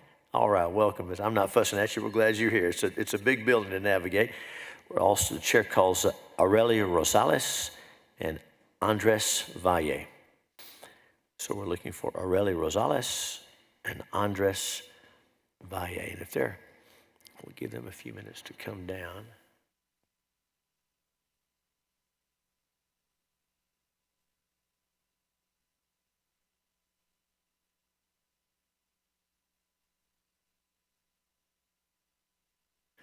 Welcome. Have a seat anywhere. And Ms. Howard, we'll start with you. Welcome. Introduce yourself and give us your testimony. Thank you so much. I appreciate the opportunity to, can you hear me? I appreciate the opportunity to be able to present again. I did come back in May as well and share my testimony. Not much has changed. I do want to say just real quick, I was really saddened and then angered when some of the guests in the, here were listening to the sheriffs give a testimony about intoxication and deadly intoxication of marijuana, and they were laughing. This is not a laughing matter, and it's affected so many families. In 2018, I experienced the graduation and the start of college for my firstborn child. He's an Eagle Scout. He's an honor student. He seemed to struggle with socialization, but was excited after starting college at Sam Houston. Little did I know that he had begun using cannabis to deal with his anxiety. I noticed behavior changes, but was unaware of the use of THC products. He had gotten involved with boxing, and when he saw the college physician, he admitted to using THC. The doctor ordered a CT to rule out concussion due to him getting hit a few times during the boxing. During the winter break, college in 2019, my son and his childhood friends were using cannabis. Let me do this. All smoking forms of products like Delta 8. Almost daily, and that was the beginning of our family's nightmare. He ended up in a psychotic state and was hospitalized. After he was able to return to college on a low level of antipsychotic, his addiction to THC products was already there. I didn't know. He showed severe personality changes and was admitted to an intensive outpatient program. In 2022, my son was unable to remain in school and tried to just work. He would use much of his check at local vape stores buying Delta-8 products, CBD, and whatever would take his mind away from the psychotic features that he was experiencing. This led to a revolving door of hospitalizations as the Delta-8 products are synthetic and cause immediate psychosis. None of the hospitalizations focus on THC addiction, and no insurance will just pay for THC facilities. They only concentrated on stabilizing him on antipsychotic medications. Our family has been forever impacted. This has devastated our lives. My son's brain health has been severely damaged. The trauma that THC and all the hemp cannabis derivatives have caused to my family, and so many families that you've already heard, has to be prioritized by legislators. I now live on edge, not knowing if my son will ever be able to become mentally stable. I have not found any treatment programs that specialize and focus on the CIP, the cannabis-induced psychosis. My son still does not grasp the fact that THC products are the cause of his brain being altered in a false reality. I've gone into debt, sending him out of state. I work 2 jobs to do this, and I'm in the health profession as well. Sending him to treatment programs in the hopes that his brain will have a chance to heal. When I first shared my story with the Texas State Committee on State Affairs in May of 2024, I had just sent him out of state because there was no programs here. It is now March 2025, and my son is still away, and he's still struggling. It's getting better slowly, but he's still struggling. So I just want to ask that you guys give the children a chance and outlaw these products. Thank you. Ms. Howard, thank you for your testimony, and you shared your story, and thank you for taking time and opening this up and coming back to help your family and others. Thank you for being here. Thank you. Welcome. Introduce yourself and give us your testimony. Okay, good afternoon. I'm Andres Valle. I'm a Youth Leadership Council member for Texans for Safe and Drug-Free Youth, and I'm speaking today to get your support in SB 3. I am a high school senior in El Paso, and I'd like to share with you a personal story about derived intoxicating cannabis products. At just 16 years old, my brother walked into a local convenience store near his high school and bought a Delta-8 THC vape pen. The store never carded him, and the appeal was simple. These products were cheap, widely available, and heavily marketed in stores that don't have any age restriction. People my age hear a lot of things about cannabis being safe and even healthy for you. The marketing suggests these products are a lot like candy and chips and other snacks we eat. But no one protected my brother from the dangers of these products. For my brother, the consequences became clear quickly. As he put it, he began to feel like he was going to faint, soon after inhaling one of the Delta-8 THC vapes. Not long after, he ended up in the hospital ER due to severe reaction, including troubled breathing. Unfortunately, he continued to use different versions of these cannabis vapes. He experienced emotional and behavioral distress in the aftermath. He became irritable, withdrawn, and unpredictable. He started skipping class, then missing weeks of school, until he eventually decided to drop out altogether, something none of my family could have ever imagined him doing. Before, he had plans and goals, but afterwards, it was like he didn't see a point in trying. My family and I did everything we could to help him, but it felt like no matter how much we tried, we were watching him slip away even further. From the person he used to be, it was terrifying to see someone we loved change so drastically, and to feel so powerless when all we wanted to do was bring him back. Now my brother wants his story to be heard because he knows he's not the only teenager who has been affected by the easy access of derived intoxicating cannabis products. And for me, sharing this story is personal. I want to ensure no other young person has to go what he and my family went through. This is why SB 3 matters. It's protecting kids from harmful products that are far too easy to access, and it's removing these dangerous products from our shelves. Thank you. Thank you for your testimony. Welcome. Introduce yourself and go ahead. Hello, my name is Arely Rosales, and I am here with Texans for Safe and Drug-Free Youth, and I'm speaking to you today in support of SB 3. Thank you for this opportunity. I am a concerned young Texan and a mental health professional. I'm here today to share a personal story that I've had with these dangerous THC products and derived intoxicating cannabis products that are easily accessible to young Texans. When I was 18, I was struggling with severe depression, so I turned to a peer for help, and she recommended me these edibles from our local smoke shop that they did in ID. Desperate to feel better, I went and bought edibles that look like the rainbow strip candies that I enjoy. I consumed one strip just like I would any other candy, and the result was terrifying. I suffered a panic attack, hallucinations, and I felt like I was trapped in a nightmare. I couldn't speak, I couldn't move, nor control my mind. And it was so intense that I started to have suicidal ideations. And this experience lasted for days. I was completely disconnected from reality and unable to function, that I didn't go to school or work for 3 days. And this experience is so common that young people and others refer to it as greening out. And even now, there's a new medical term that was created called scromiting, which is when a person is both vomiting and screaming from abdominal pain from consuming cannabis. And I have seen my peers go through similar ordeals, and now as a mental health professional, I see my middle school and high school clients go through these troubling experiences. And these THC products are marketed to young people with colorful packaging and replicating candies and snacks that they love, but these products are not what they seem. Though it may be unusual for us our age to be here advocating against THC accessibility, we do so because the urgency of the issue is undeniable. And the truth is, we don't fully understand the chemicals in these products. People selling these may say that they're helpful, but we see that they're causing harm.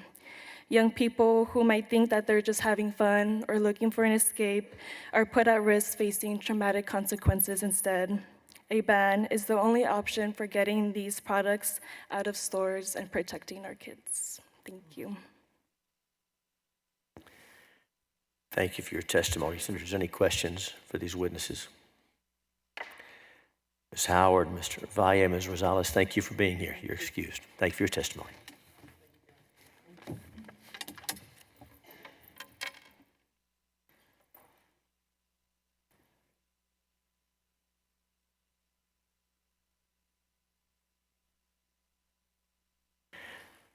The chair now calls Kaylee Koch, Dr. Kelly Moon, Dr. Rami Turner.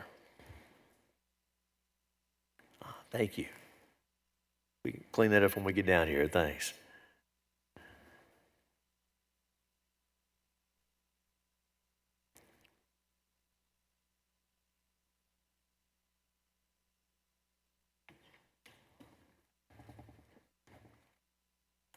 Take a seat. It doesn't matter which one. Just make yourself as comfortable as possible.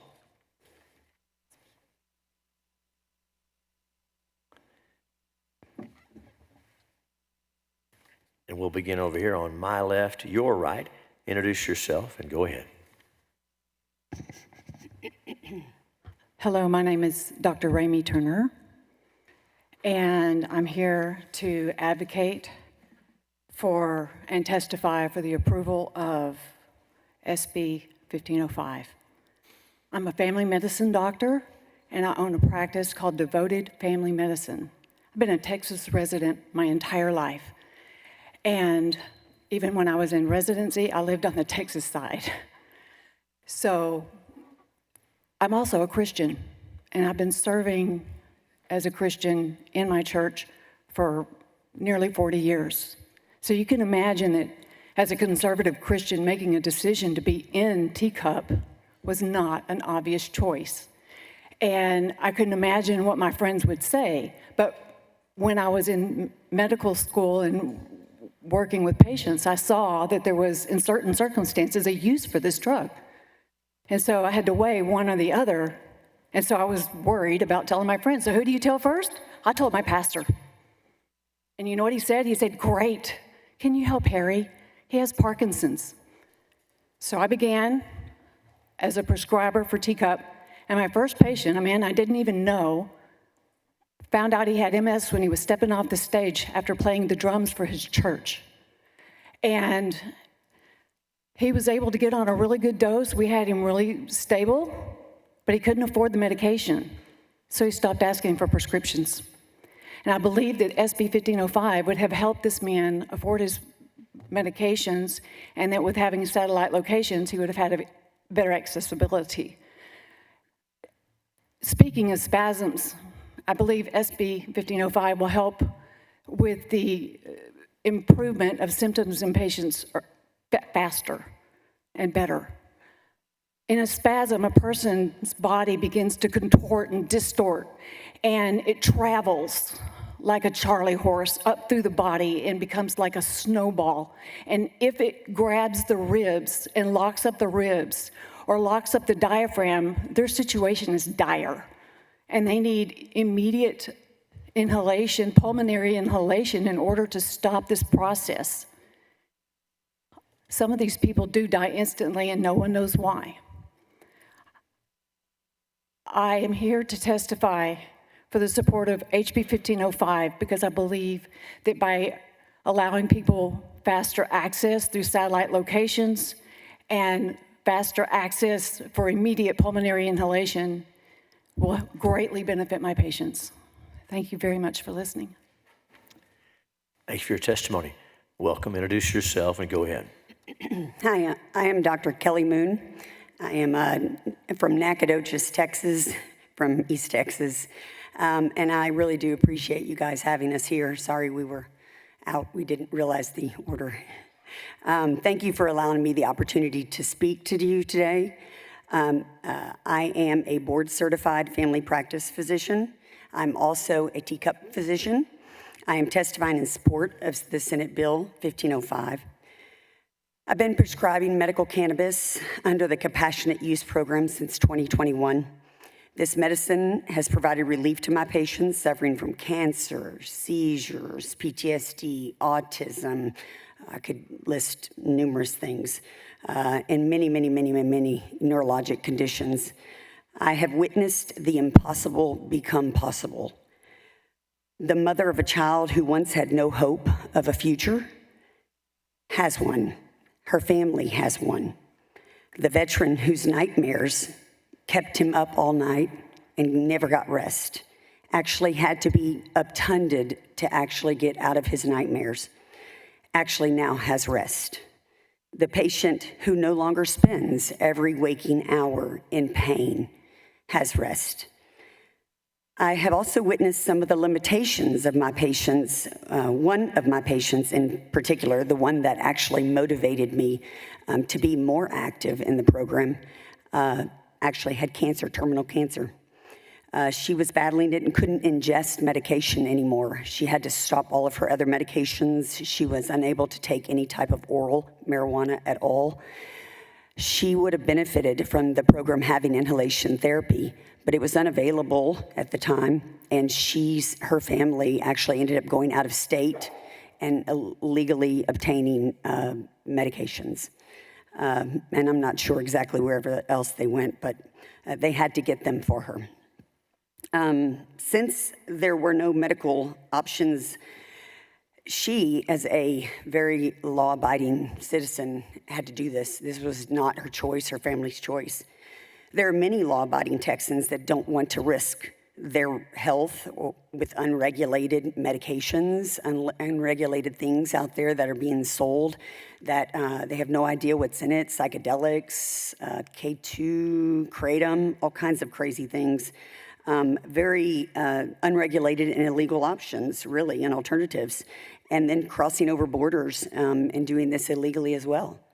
But they cannot use the products currently available in the teacup sometimes, and the Senate Bill 1505 would actually give these patients a safe, fast-acting treatment option by allowing for pulmonary inhalation. Senate Bill 1505 will also help my patients who live mostly in rural areas. I am in East Texas, and most of my patients travel at least 15 minutes to an hour just to get to me for my private practice, and as well travel hours to get to me for my cannabis practice, which is a separate time. The current restrictions on inventory storage mean that my patients have to wait longer for their medications. They have to travel further They have to travel back and forth to see me and then to get product later. And they have to pay more for those medicines that they have been prescribed because of the regulations and because of the costs to the dispensaries. Satellite locations will ensure my patients get the help they need. And many hospice patients, which I'm currently dealing with, I'm talking with hospice directors, and their concerns are that we don't have anything fast enough. We can do some baseline medication with them, like Motrin. If you were to give Motrin to someone for 8 hours, they would not have a fever for those 8 hours, but for 16 they would. And you can give, you can do that, but we can't control acute pain as well as we can the chronic pain at this time with legal product. The bill will ensure that patients have access to medical cannabis in a safe, regulated manner. It will allow us to reach those patients who are in pain, living with debilitating conditions, and fighting for a chance for a better life for them and for their family members. I have seen fascinating results. I want to thank you guys, you lawmakers, you guys stepping up and trying to help Texans in creating this program, one, to help those who suffer. It has helped so many of my patients, and I would like to reiterate my strong support for Senate Bill 1505. Thank you, Doctor. Welcome. Introduce yourself and go ahead. Hi, members of the Senate State Affairs Committee. My name is Kaylee Cook, and I represent myself. I am testifying here today in strong support of SB 1505. My son Jacob is 10 years old and relies on this medication every day for his seizures. Like many families in Texas, the Compassionate Use Program has brought us hope, relief, and reassurance knowing that our loved ones can access a safe medicine. On January 1st, 2020, my family experienced one of the most difficult nights of our lives. In the middle of the night, my son Jacob had his most severe seizure we had seen, and we needed to rush him to the hospital. We knew from that moment something had to be done. A few months later, we discovered the Compassionate Use Program, and Jacob began taking the medicine. In October 2024, Jacob celebrated 4 years seizure-free because of medical cannabis. A few months later, in addition to my family's story, I have witnessed the importance of this medicine in my career as an infusion nurse with Texas Oncology. We have several doctors who prescribe medical cannabis in our practice, and it has been an important treatment for those cancer patients suffering with debilitating symptoms. SB 1505 would give patients living with cancer and other illnesses immediate relief, better access, and more affordable medical care. As a mother, I cannot risk giving my son an unregulated product to treat his seizures. As a nurse, I understand how important safe medicine is to the patients. I want to thank the Texas legislatures for creating a regulated program where we can trust the medicine that we are giving our loved ones and our patients. Families like mine rely on the Compassionate Use Program, and SB 1505 will make necessary improvements so that they can continue getting the medical care they need. Thank you all for your time. Thank you for your testimony. Senator Perry, any questions for this panel? Thank you each for being here. Thank you for letting us be here. Thank you.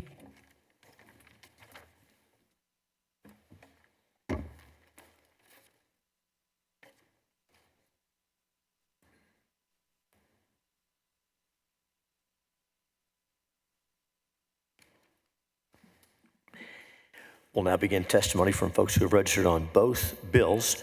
And so we'll be calling a panel at a time, and we'll also be asking some folks to be waiting to testify the next panel. So you can be making your way to the Senate floor and be prepared. So at this time, the chair calls Andrea Steele, David Bass, Kevin Hale, Christopher Lewis, Elizabeth Miller. Again, we're looking for Andrea Steele, David Bass, Kevin Hale, Christopher Lewis, and Elizabeth Miller. Andrea Steele. I'm here. David Bass, Kevin Hale, Christopher Lewis, Elizabeth Miller. Ms. Miller's upstairs. She's on her way. Ms. Miller's coming down. Very good. Thank you. We'll also call Joshua Thompson. Joshua Thompson. And I'm going to call a few more names and ask these folks to be making your way down and be ready to testify on the next panel. Shortly, we'll be calling Nicholas Gresham, Lucas Gilkey, and Jake Gary. If I call your name, have a seat. We got plenty of room.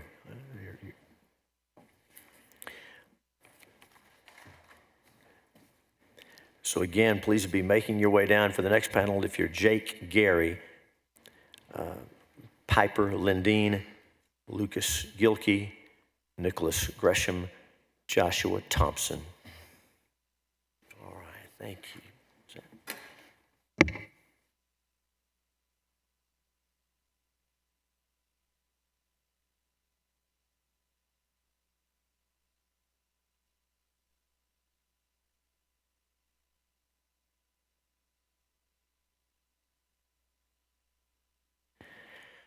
Welcome. We'll start over here on my left, your right. Introduce yourself and tell us who you represent, if anyone, in your position on both the bills, and give us your testimony.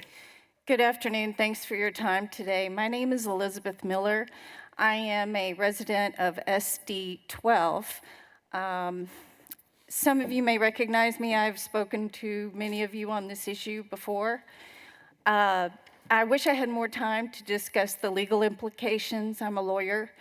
I wish I had more time to discuss the policy implications. I'm a political nerd. I'd love to discuss the political implications for you all that you may not be anticipating fully. There's just not time. I'm disappointed that we have to combine both bills at once.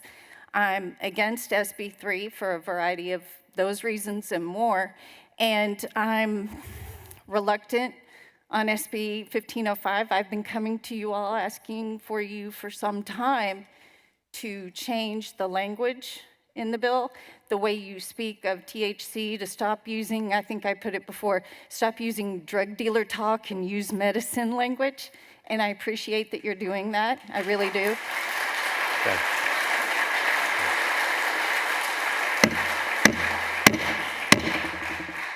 Okay, hold tight. We're going to stop the clock for a moment. Let me say, for the benefit of those in the gallery, we have 170-something witnesses remaining. We're going to hear from everyone, and folks are welcome to stay in the gallery and listen so long as there are no interruptions, no outbursts. If this continues to happen, then DPS will clear the gallery and we'll call the witnesses in one at a time. So restrain yourselves, listen to the testimony, and let's all give our attention to the witnesses. Don't clap for them, don't boo them, unless you want the gallery to be emptied and you can wait outside. Please go ahead. So thank you for that. I've also come and spoken to you all about how I'm a patient. And so rather than talking about the legal policy, I'll focus on that because I know there are so many patients that would love to be here today, but they can't. They can't do the short notice. They can't travel. It's harder to travel. It's harder to be here. And as I've explained to many of you under oath and on TV, I am only here because I engage in what is a felony every day. Because I consume cannabis, vaporizing it, I can't smoke. I need THC to control my seizures, to control my pain, to give me an appetite, and medicine doesn't have good, Big Pharma hasn't solved that. I guess it's not a problem a lot of people have, but it's a problem. It's a real problem. And THC serves that. I can't smoke it. I have to inhale it. And you guys I've been asking for you all to adjust the mode of consumption, and you're doing that. I appreciate that. But I need THC for those things. And this bill is not enough. It's just not enough for a lot of us. And I speak for many, many patients in each of your districts that can't be here. And I would appreciate 5-10 minutes to discuss this in more detail and explain it to you how you can improve both of these bills to not impose on patients more. But some of us are in so much pain.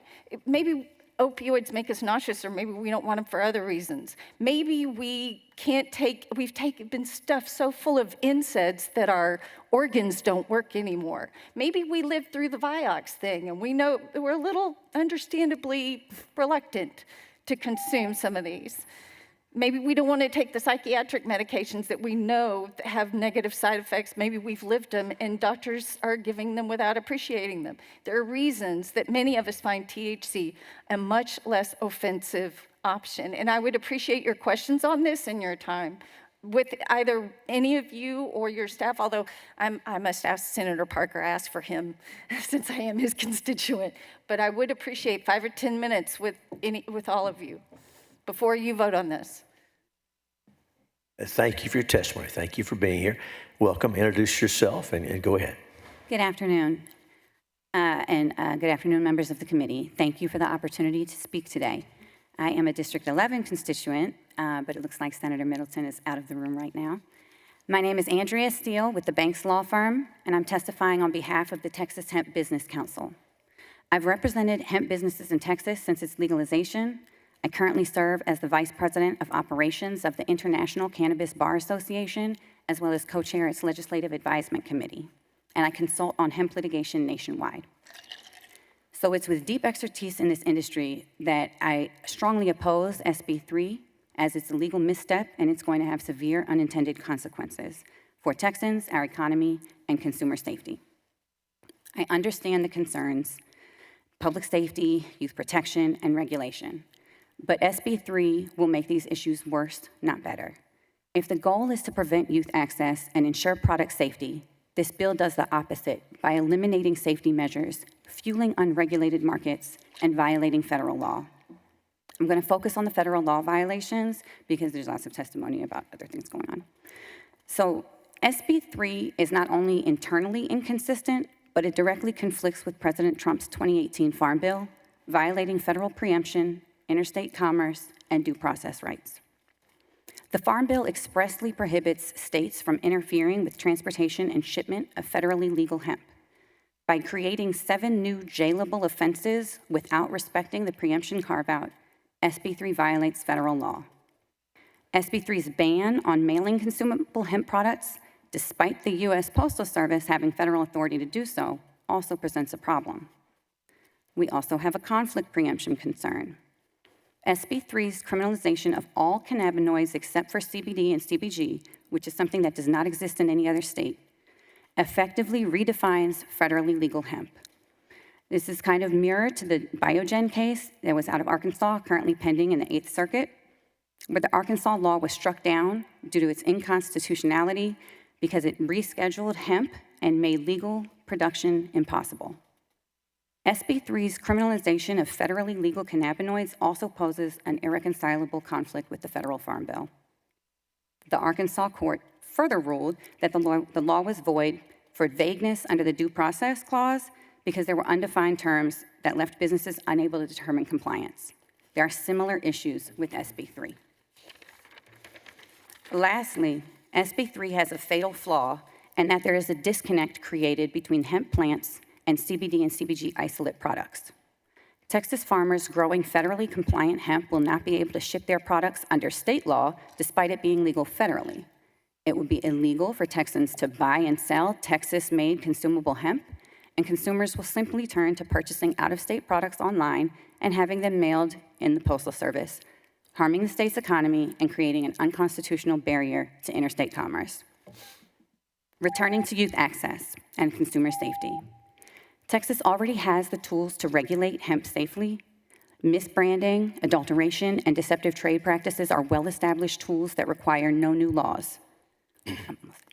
What we need is funding for and a commitment to enforcement, not bans. Texas already has some of the most comprehensive hemp regulations in the nation. With the addition of age gating, more robust packaging, labeling guidelines, and buffer zones from schools, Texas has a real opportunity to lead the nation in responsible hemp regulation without destroying an entire industry. Thank you for your testimony. Welcome. Introduce yourself and go ahead. Do we have 3 minutes to speak on both bills? That's correct. Yes, sir. I still have SB 1505 to speak on. No, ma'am. It's not 3 minutes each? No, ma'am. It's 2 minutes each, but from the folks who are on both bills, we're extending the time a little bit. So go ahead. Thanks. Thank you, sir. No, I'm sorry. We'll see if we have questions for you, but we're going to go on to the next witness now. Go ahead, sir. Welcome. Chairman, I am David Bass. I'm here to speak for SB 1505. I'm in favor of the licensees being allowed to open satellite locations. I live in Killeen near Fort Cavazos. Once each month, I have to drive to the Texas Original Dispensary in South Austin to pick up my medications. It is an hour drive and heavy traffic on I-35 to get there, so a 2-hour round trip. If Texas OG can open a satellite location in, say, Georgetown or Round Rock, that would help me get my medications and be much safer for me to drive that distance. This bill would also allow vape products. I believe vape products will be very effective for the symptoms of PTSD. PTSD symptoms can come on very strong, very fast, and unexpectedly. Vaped cannabis has an immediate positive effect. I support adding vape products to CUP. Last, this bill will bring many more Texas veterans into our legal medical cannabis program and away from potentially harmful hemp products and the illegal marijuana market. I am also in favor and support SB 3. I founded Texas Veterans for Medical Marijuana in 2015. And we got PTSD added to the CUP program in 2019. When I meet a new veteran who is asking me about medical cannabis, I always recommend that the veteran enroll in the compassionate use program. I do not want our veterans using these hemp derivatives. The reason is they have no idea what they are taking, and they are not using these products under the care of a physician. In CUP, we know exactly the origin and formulation of our meds. DPS inspects and certifies CUP meds, and we use CUP meds under the care of our doctor. The hemp products are not regulated. You will hear hemp product advocates saying, let's regulate this industry, not ban it.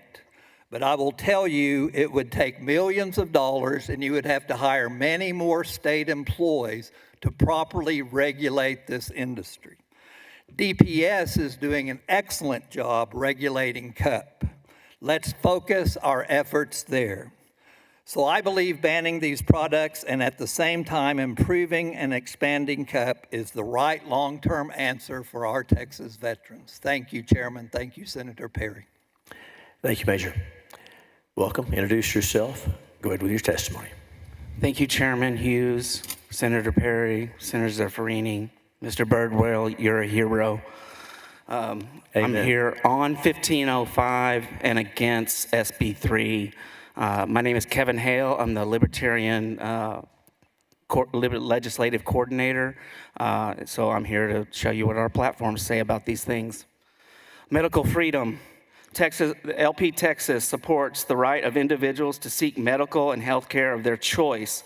We support a free market in which government does not restrict access to care. We oppose the use of government to force a medical procedure without the individual's consent.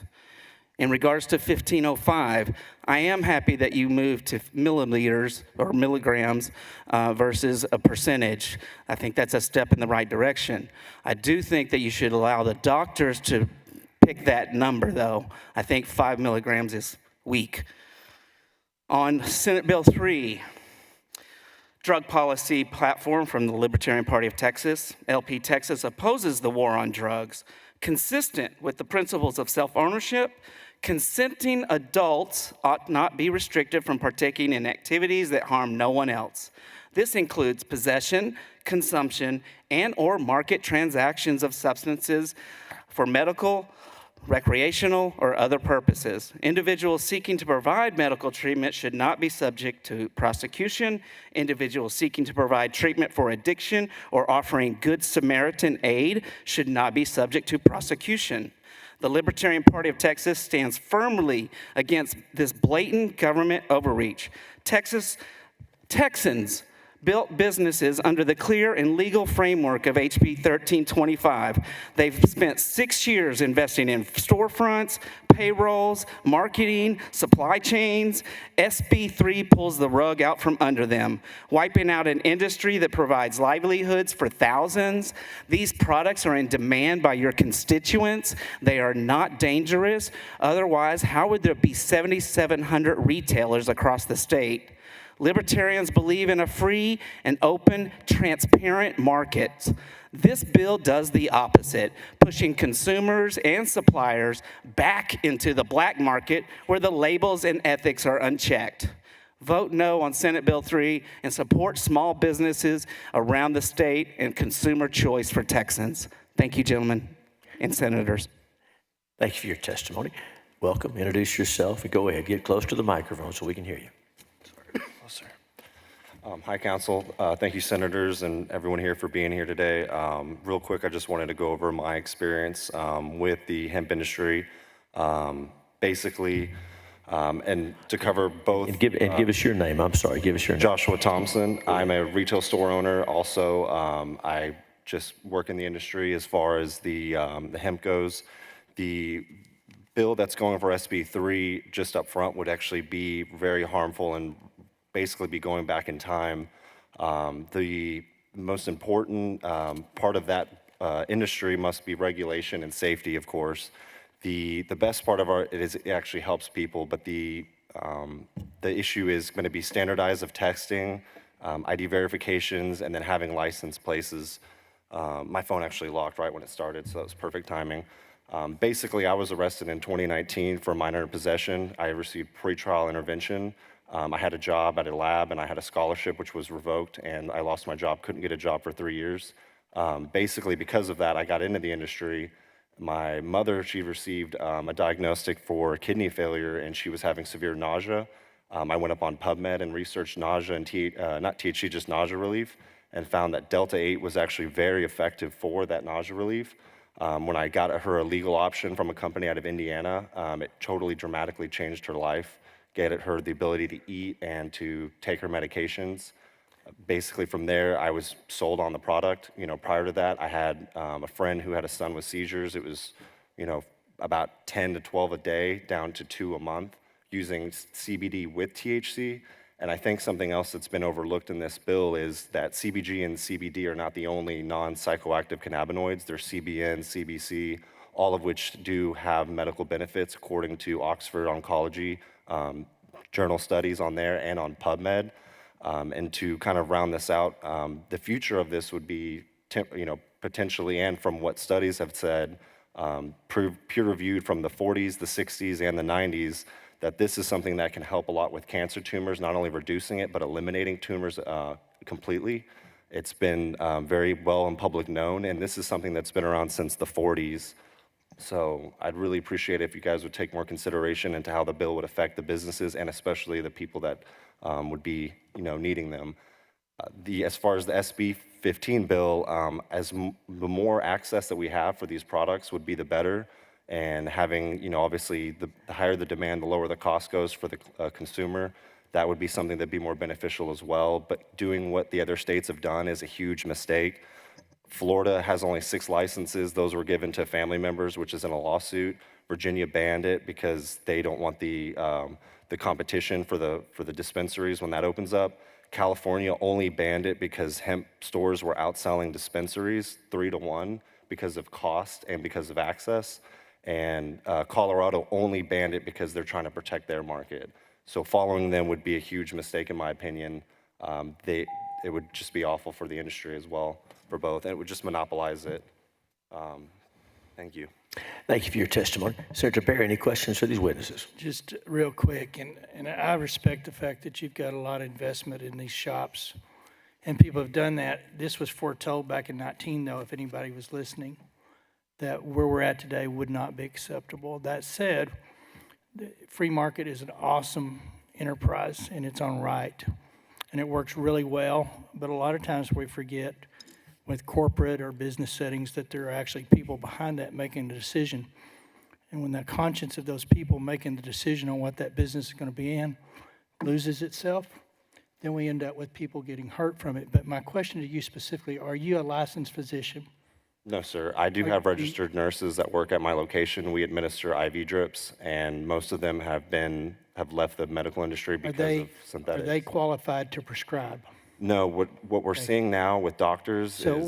what I question when I hear people talk about the municipal benefits of it, and I don't dispute that there are people that feel better from some of it because maybe the dosage was right for that person that day. But we don't have a regulated product out there that you can point to consistently on any shelf. So when I hear owners tell me that it does all of these great medical things, and then we have a teacup, which is a licensed physician with all the science and the knowledge behind it to prescribe it, that's the distinction that's not being made here. We shouldn't be having this conversation today had 19 been done the way it was laid out. I'm just saying, you're not a licensed physician. You're not in a position of making 80% of my customers are referred to me by physicians with St. David's, Baylor, Scott & White, and also hospice nurses that are seeking alternatives. Also, VA doctors from the Cedar Park VA and the South Austin VA are running out of options. What I need to do there, Mr. Chairman, is follow up and see if that 80% of those referrals from Baker, Scott & White, and other facilities are registered as licensed physicians under the TCUP program. So if there's any other questions for the witnesses, thank you each for being here. You're excused. The chair now calls Christopher Lewis, Nicholas Gresham, Lucas Gilkey, Piper Lindeen, Jake Gary. And we are looking for Christopher Lewis, Nicholas Gresham, Lucas Gilkey, Piper Lindeen, Jake Gary. We're close. Let me call a few more names that we'll be calling on the next panel.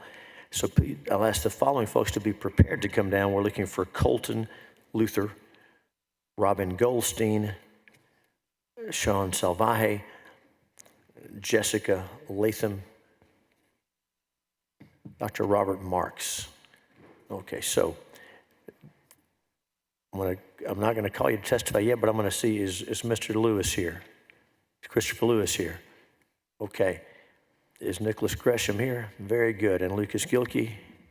Very good. And Piper Lindeen? Oops, sorry. Jake Gary. Oh, very good. So we'll call Colton Luther. Is Colton Luther is here wishing to testify? Robin Goldstein. Sean Salvaje. Very good, very good. We'll see who gets here first. Thank you. Keep helping us out. That's great. Thank you. We're going to be looking for Jessica Latham and Robert Marks in a moment. And so we will begin this panel, and if one of the witnesses arrives, they can take that spot. And, May I answer a question that was asked earlier before? Well, in just a minute, I'm going to recognize you to give testimony, and you can use your time however you want to on the topics. And there may be other questions for you as well. Okay.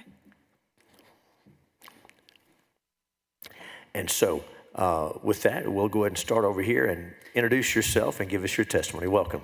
My name is Piper Lindeen. Thank you for the committee for hearing today. I am a provider, a caregiver, and I have a master's degree from University of Maryland School of Pharmacy in cannabis science and therapeutics. So I do have a lot of answers for a lot of questions that you may have. Delta 8, how it responds in the body is it binds with less affinity on the CB receptors. It's knocked off more easily. That means it doesn't make you high as the other THC, and it is shorter and it's easy to interrupt, which can be interrupted with CBD. I want to start with, well, I'm opposed to SB3. I support 1505. I only support 1505 because I feel like any expansion to medical cannabis benefits patients. I am opposed to SB3 because it creates barriers for patients. We create our own endocannabinoids. We have anandamide and AG2, and we produce them in our breast milk, whether or not we consume cannabis. So are those cannabinoids also included in this ban? I mean, to me, this is unrealistic. My son is a medical cannabis patient. He began having seizures. He has severe epilepsy, Lennox-Gastaut syndrome. He was having 6 to 60 seizures per day, with maybe 2 or 3 seizure-free days per month. Since cannabis, he has had reprieves from those seizures for 6 to 8 months out of the year, but that requires us, so he's the second registered teacup patient in this state. The first registered patient had to leave the state. Many registered patients have left the states. That's probably why you see so much attrition in the program. It's not because they're going to, they may be going to the black market, they may be going to the hemp market, but they're also leaving the state because we have horrible access here. So my son relapses several months out of the year. We don't know why. There are more than 150 cannabinoids. It's impossible for us to know, for anyone to know, without substantial cannabis science, what it takes to get him seizure-free. And so we have to go through trial and error whenever he relapses, get products from out of the state, try it, it fails, okay, let's try another one. So we're getting hemp through the Farm Bill from Oregon that qualifies within Texas right now, but it will not qualify. And I'm sorry for all of the mothers that got paraded up here before, but my son deserves a shot at life too. He didn't have a choice. He was 3 when he started having these severe seizures, and it's not fair. It's not fair for him to relapse and potentially lose his cognitive abilities, potentially lose his life.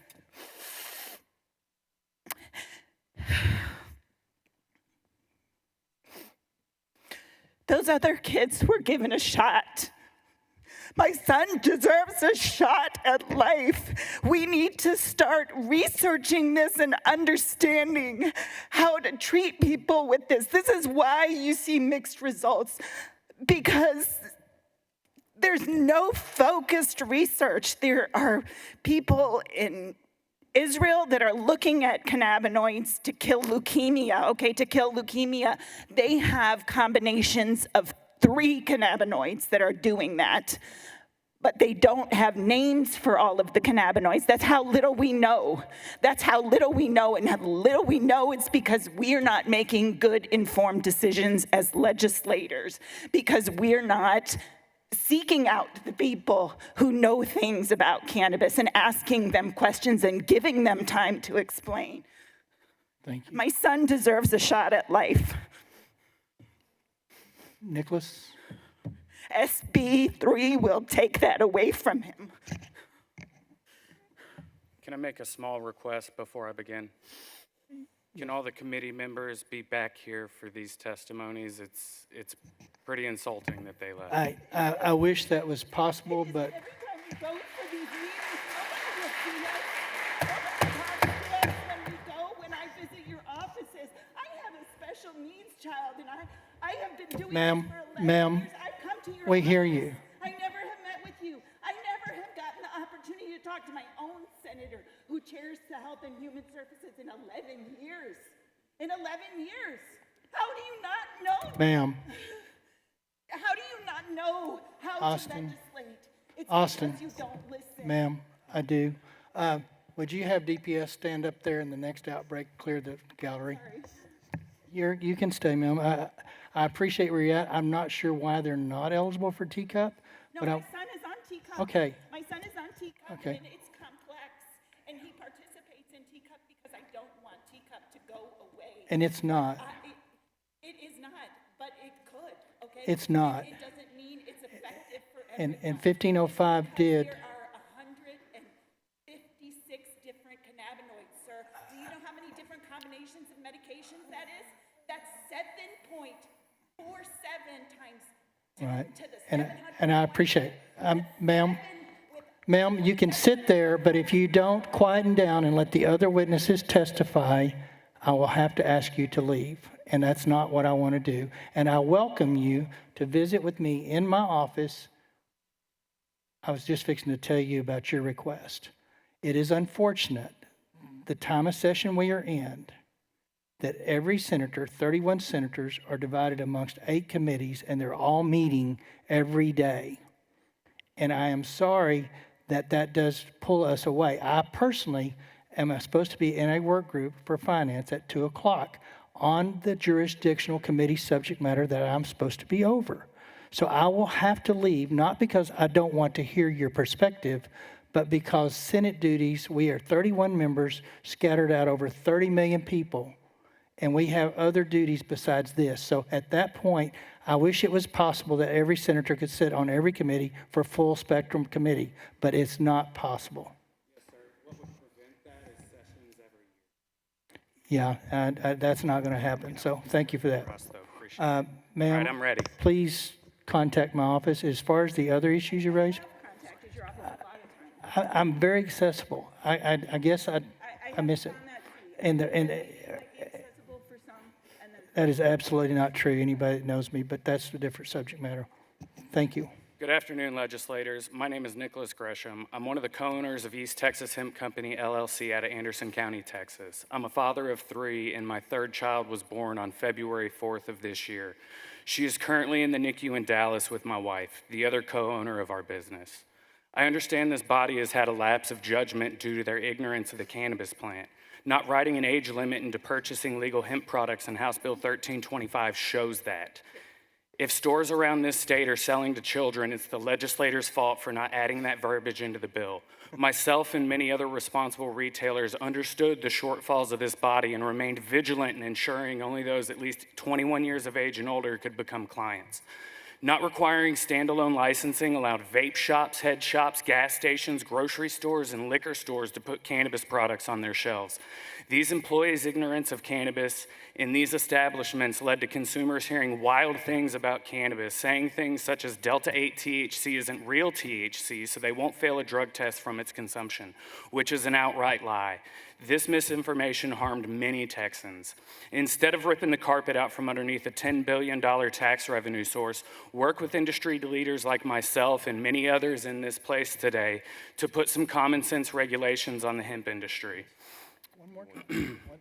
Trying to cram market legal THC toothpaste back into the tube will send millions of law-abiding Texans back into the black market, riddled with cartel cannabis laced with fentanyl and many other harmful toxins.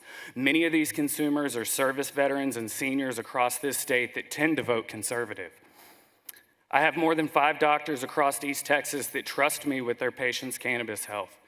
Don't close my doors to them. Recent polls show at least 70% of Texans want legal cannabis in this state. So the passage of Senate Bill 3 goes against the will of Texans. Put this issue on a ballot and let Texans decide. 1 minute left. Senate Bill 1505 is a slap in the face to the over 7,000 licensed hemp stores across Texas. Destroying our market and only allowing 6 new licensed teacup retailers ensures the cannabis industry in Texas is handed to the super wealthy that can afford the outrageous licensing fees. If you want to expand the teacup program, allow a minimum of 5,000 new licenses and make the fees affordable to those that make less than $500,000 a year. Also take the reins off the doctors and let them recommend patient-specific dosages.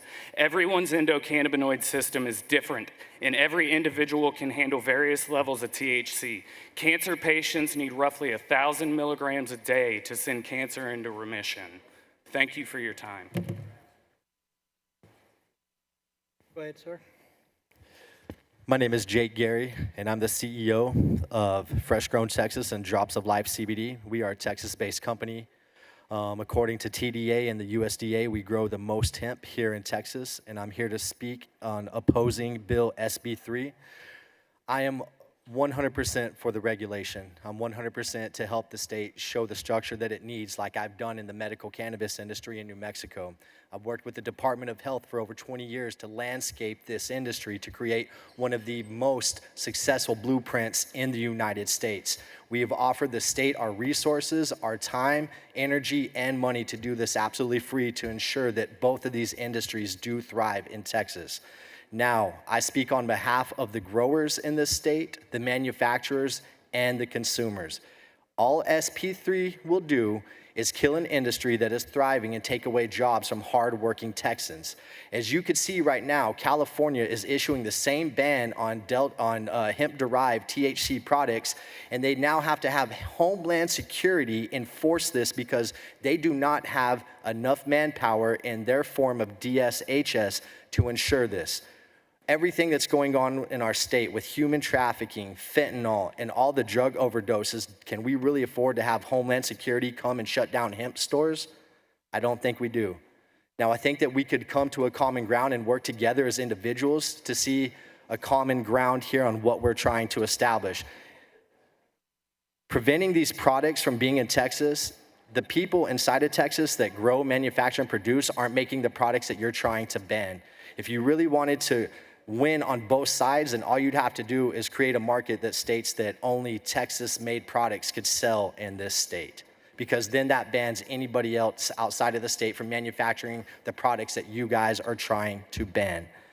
I'm here to urge you guys, for the veterans, my nephew who has epilepsy, who's 15 years old, who depends on the hemp full-spectrum gummy that I make in order not to have those seizures. If you try to isolate CBD and CBG, you can't cultivate just CBD or CBG. And as an industry expert who has bred cannabis and hemp for the last 20 years legally, successfully, I'm the one that the experts bring in to teach these doctors about the endocannabinoid system.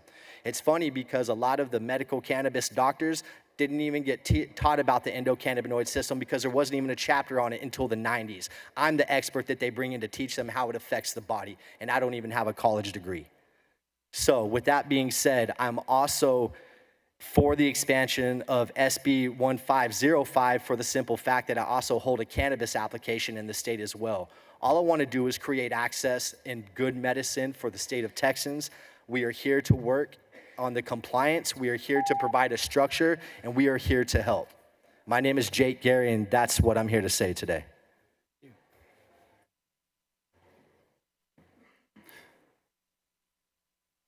Next witness. My name is Lucas Gilkey. I'm a veteran, and as my young adult, I spent a lot of time with the War on Drugs at a unit in San Diego with the United States Coast Guard.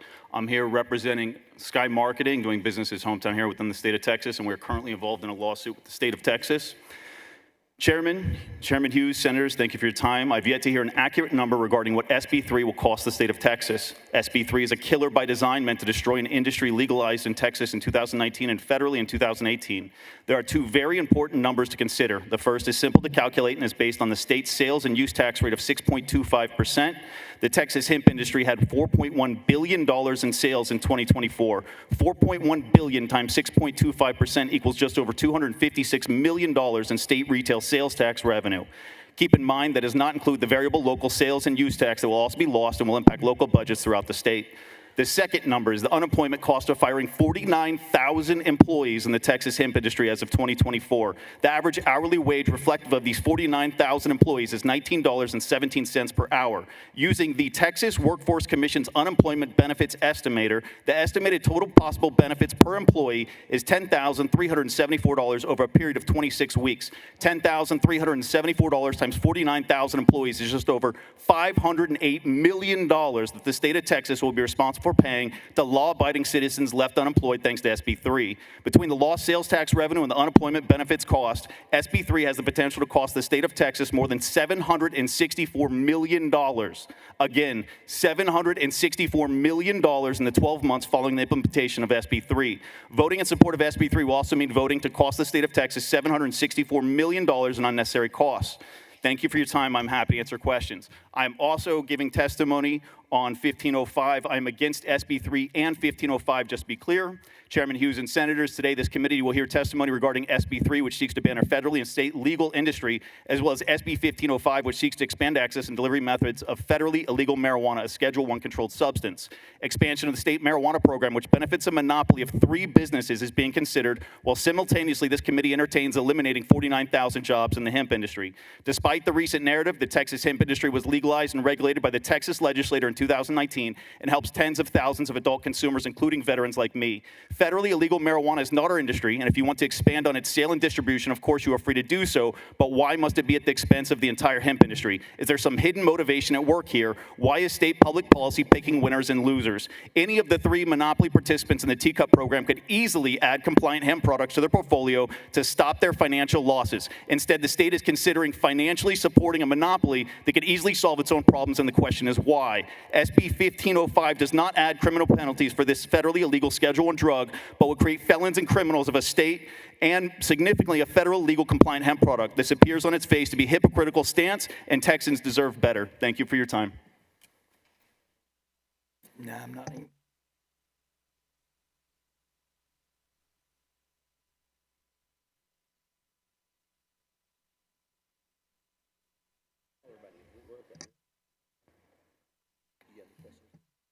No, I'm good.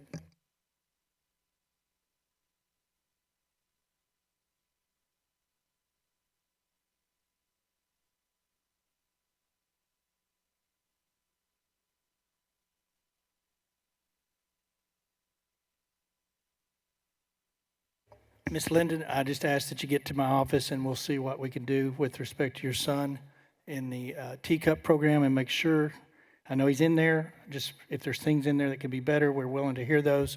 As far as the others go, I really don't have any comments. I have a mom that testified today that her label is Texas products that sent my son into psychosis. 2 packages are from Hometown Heroes, but other than that,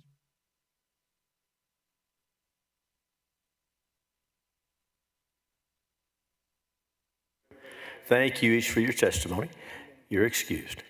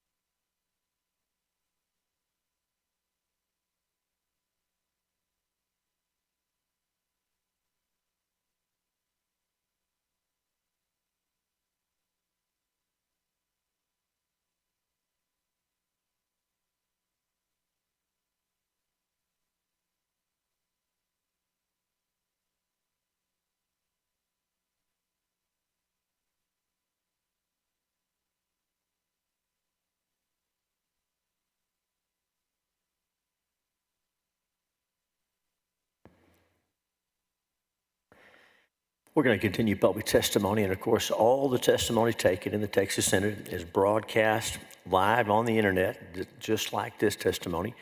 It's all public, and it's open to the public so long as the public does not interfere with the testimony and with the proceedings going on. So we'll continue. We had previously called Colton Luther, Robin Goldstein, Sean Salvaje, and Jessica Latham.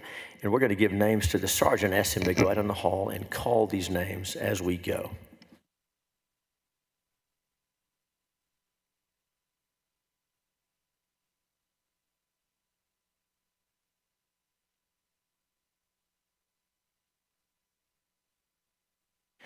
We're not testifying yet, but give us your names just for our housekeeping. I'm Colton Luther. Welcome. Robin Goldstein. Okay, you guys hold tight. We're going to get a few more.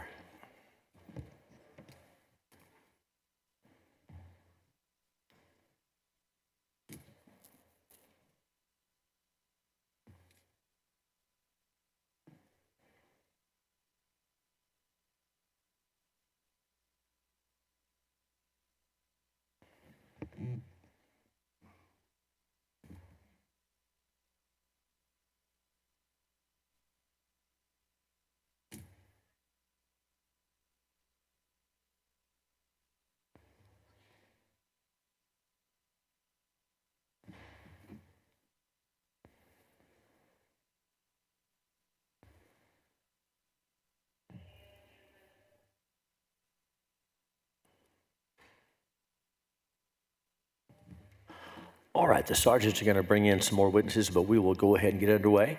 And so Mr. Goldstein, you're on my left, your right, so we normally start there. So please introduce yourself and give us your testimony. Welcome. Thank you. My name is Robin Goldstein, and I'm a cannabis economist. I direct the cannabis economics group at UC Davis, where I'm on the research faculty in the Department of Agricultural Economics. And since 2015, my work is focused on the impacts of evaluating the impacts of cannabis and hemp regulations across the country. So first, I want to make a few comments about SB3. One of the things that I've learned in my research over the years is that, interestingly, prohibiting versus legalizing cannabis, whether it's medical or recreational or hemp, it doesn't have a big impact on total use rates. That's what the statistics, that's what the data tell us. What it does have a big impact on, though, is where the cannabis comes from. And so whether cannabis comes from the legal market or the illegal market is the big determining question of policy. And so in Texas, before legal hemp arose, the 5 million or so Texans who consume cannabis regularly were getting all of their cannabis from the illegal market, all from illegal dealers. And illegal drugs are more dangerous than legal ones. That's true across industries. You know, many are untested, unsafe, unlabeled or mislabeled. They can be contaminated. And a lot of the stories we've heard and the risks are very real, and it's very important that cannabis especially be labeled with potency and that a consumer knows what they're getting in a package. That's the #1 safety issue. And so, and in addition to the safety of the products themselves, illegal drugs, illegal drug dealers, and the kind of crime syndicates behind them, you know, bring violence and problems to peaceful communities. So these are important issues. So today, the people who have abandoned the illegal market and are moving to buying hemp from legal stores represents a big shift in Texas away from the illegal market and into an above-ground legal market. Now, it's very clear, and especially given a lot of the stories we've heard today and research I've done, that it's not the legal hemp market is not correctly regulated yet. It's barely regulated at all. There are certain safeguards in place, but for instance, there aren't age limits or other important regulations. So, but the biggest effect so far of the rise of legal hemp has actually been a big increase in public safety because so much of the product has moved out of the illegal market and into a legal one that's not yet regulated sufficiently. And so my view is that Texas needs to implement the regulations necessary to prevent large doses, to have correct labeling and testing, the kind of stuff that is in SB3, in fact.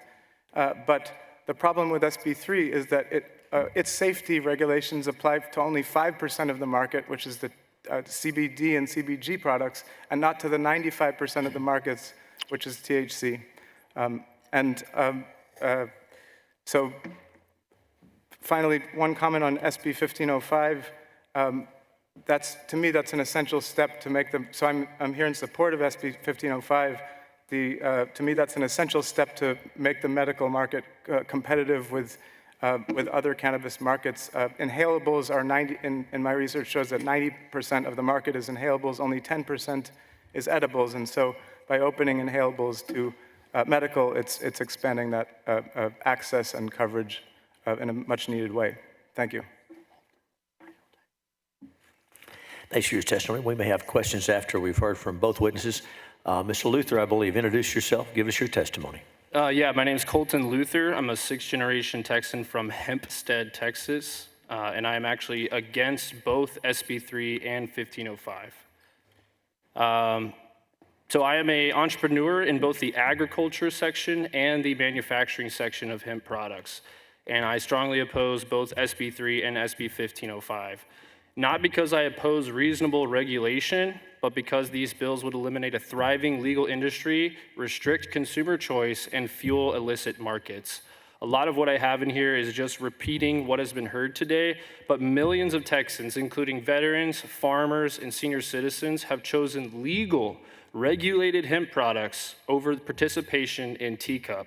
For over 6 years, Texans have overwhelmingly refused T-Cup, despite it being available since 2017.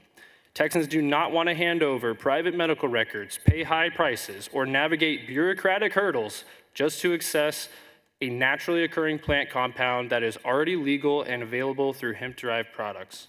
If the goal of SB 3 is to protect Texans, an outright ban will have the opposite effect.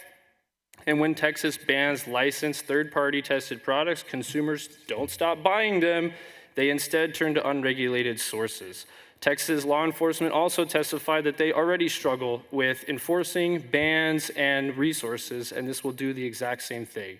Simple regulation and enforcement, not prohibition, is the sensible path forward. Never did I think in my 29 years as a Texan that I would see Texas want to follow down the path of states like California, banning legal items and promoting illegal ones. So many contradictions in these bills that as they are proposed, and the testimonies given today, I believe, from experts were weak. The VA does not approve cannabis for PTSD, yet other people testify that it does and that they're treating that explicitly. Hemp is federally legal. Marijuana is federally illegal. These law enforcement officials want less confusion and more resources, yet banning hemp would pull attention and resources from real crime and real public safety. Other mothers have testified, speaking on the fact that their adult children have made their own bad decisions, whatever consequences may come. That is a fact. I am also a fully grown adult who only tried legal THC products over the age of 21, and here I am, successful as a business owner and college educated, standing before you. I tried THC products from all markets, all over the United States, and after the age of 21, I again stand here before you, alive and well, college educated. The $8 billion that was spent, and if there's truly that much demand out there for these cannabinoids and these types of products, why was that money not spent inside of the T-Cup program? That is my question. Thank you. I'll take any questions from the committee. And thanks for your testimony. Senators, any questions for either of these witnesses? Thank you both for being here. You're excused. Thank you.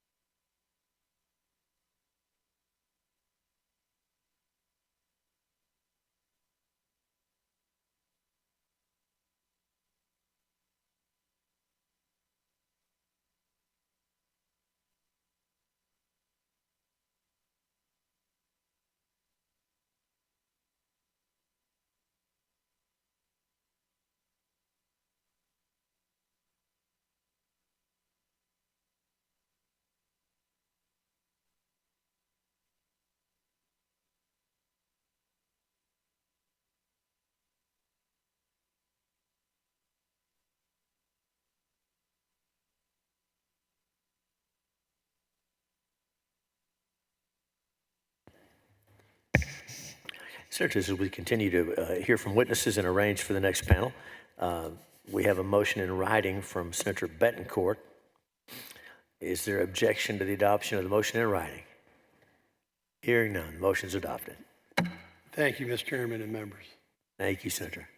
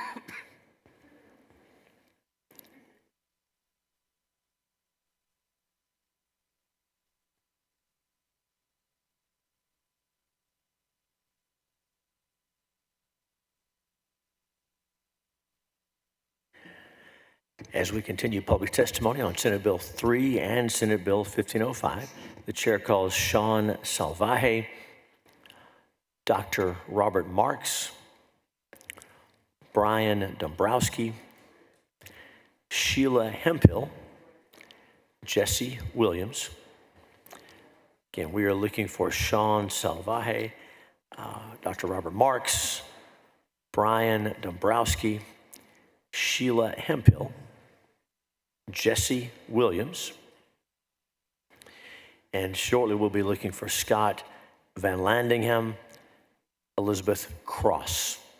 So we'll try to continue to move witnesses through so that everyone gets an opportunity to testify without any interruptions from anything that they want to share with us. And so we will begin and start over on my left, your right. Introduce yourself and give us your testimony. Thank you. My name is Brian Dombrowski.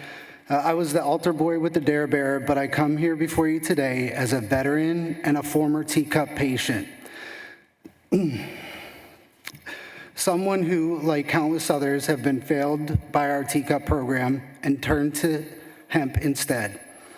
So what I want to do with my 2 minutes is connect the dots. You see, SB 3 and SB 1505 were released the same day. We all saw SB 3 coming. Its sole purpose is to kill the hemp industry. But what about SB 3 coupled with SB 1505? I'll tell you. SB 1505 is meant to give the keys of the kingdom over to the Canadian cartel that is now known as Texas Original. Unfortunately, SB 1505 will not fix the teacup program, not this year or next year. Although it will move things in the right direction, we will still have more of the same. The same people who have done everything they can to crush and eliminate their competition will be further empowered. Good Blend will probably get scraps, and Fluent will probably lose their license. No new teacup licenses will be awarded because these corporations will continue to lobby against competition to protect their bottom line. While these corporate cannabis conglomerates have hired former Texas chiefs of staff to do their lobbying to kill hemp, the patients of Texas have continued to suffer. Those are the facts as I see it. Also, with rumors spreading that the teacup RFP from 2 years ago will be canceled and 130 teacup applicants will be left wanting, just like the patients. So before we move forward and kill the hemp industry with SB 3, please understand the devil's lettuce is in the details. It's not about the kids. It's not about safe medicine. It's about the bottom line. And the worst part, the company behind this power grab no longer deserves to have Texas in their name. If they truly cared about the patients of Texas, they would be offering both. So please regulate and do not decimate hemp, and truly expand the teacup program without furthering the monopoly. Thank you. Thank you for your testimony. Welcome, ma'am. Introduce yourself and go ahead. Oh. Yes, ma'am. Or if you're ready, we can come back to you. Yeah, please. We'll come back to you. You sat down. Go ahead. Welcome. Introduce yourself and go ahead. Oh, wait, me? Yes, sir. The guy in the white coat. Okay. Okay, I'm Dr. Robert Marks. I'm a pain management physician here in Austin. I am one of the 2 physicians on the Texas Department of Public Safety's teacup work group. I'm the medical director of Good Blend. I have been on the advisory committee and continue as sort of an official advisor to Texas Original Compassionate Cultivation. I also have practice, sort of a partial practice within my practice, Texas Herb Clinic, and also actually have Texas Herb Center as one of my businesses where we sell non-intoxicating CBD products, including products primarily with 0 THC. I'm not looking to get people high. Thank you. I'm actually speaking in support of both bills. Contrary to what many might think, I'm here as a physician, as a doctor, and I'm looking out for the safety of our patients, of my patients and everybody in this room, quite frankly. The 1505, unquestionably, unequivocally, the things that have been problems with medical cannabis in this state have been the inability to be able to store products elsewhere, which was making it impossible to be able to provide service to areas in many parts of Texas, also kept the costs really high. lack of rapid onset products, primarily by pulmonary inhalation, has made it challenging for patients that need rapid onset, such as chemotherapy-induced nausea, vomiting, or somebody that just woke up and had some sort of trigger from their PTSD, or somebody with an onset of a seizure. Absolutely critical. I do agree with what many people have said about the dosing cap of 5 milligrams being a bit low. At the same time, I recognize that it's something that can be worked with. Doctors can prescribe more even if they're not able to provide more per dose. I think it may be something to consider at least looking into. But the medical program goes hand in hand with SB3 because the research that people are talking about with SB3 killing will go to the medical program. In terms of SB3 and my support, to be clear, I am not here to say that cannabis is dangerous. Frankly, it's not. It doesn't kill people, but it does have drawbacks, and I talk to my patients about the drawbacks. It can impact memory, it can impact thinking, also the byproducts that we don't necessarily consider. Vaping brings very hot substances into the lungs that can cause other issues that are not necessarily directly associated with the actual medicine.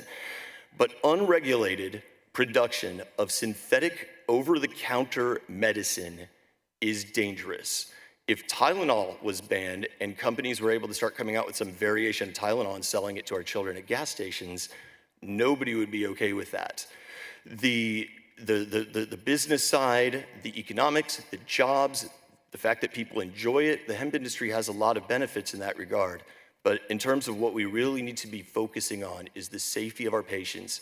And as much as I hate to regulate the program or to regulate hemp to the point that it kills hemp, I think there are so many loopholes in the laws that if you don't have an extremely, extremely challenging threshold for people to be able to exploit the laws and sell dangerous products, we need to have something that bans it all together until we put our heads together and or the federal government ultimately makes this whole thing recreational and legal, which I think is the long-term inevitability whether we like it or not.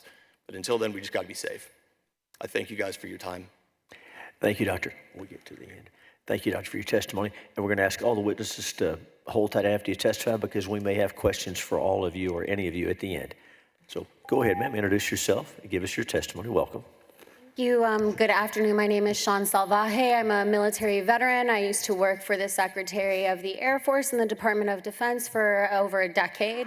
And I am now, since our last legislative session, a pro bono lobbyist. I am here right now representing myself. There's some question as to whether I'll be allowed to represent those who have hired me to speak for them for no money.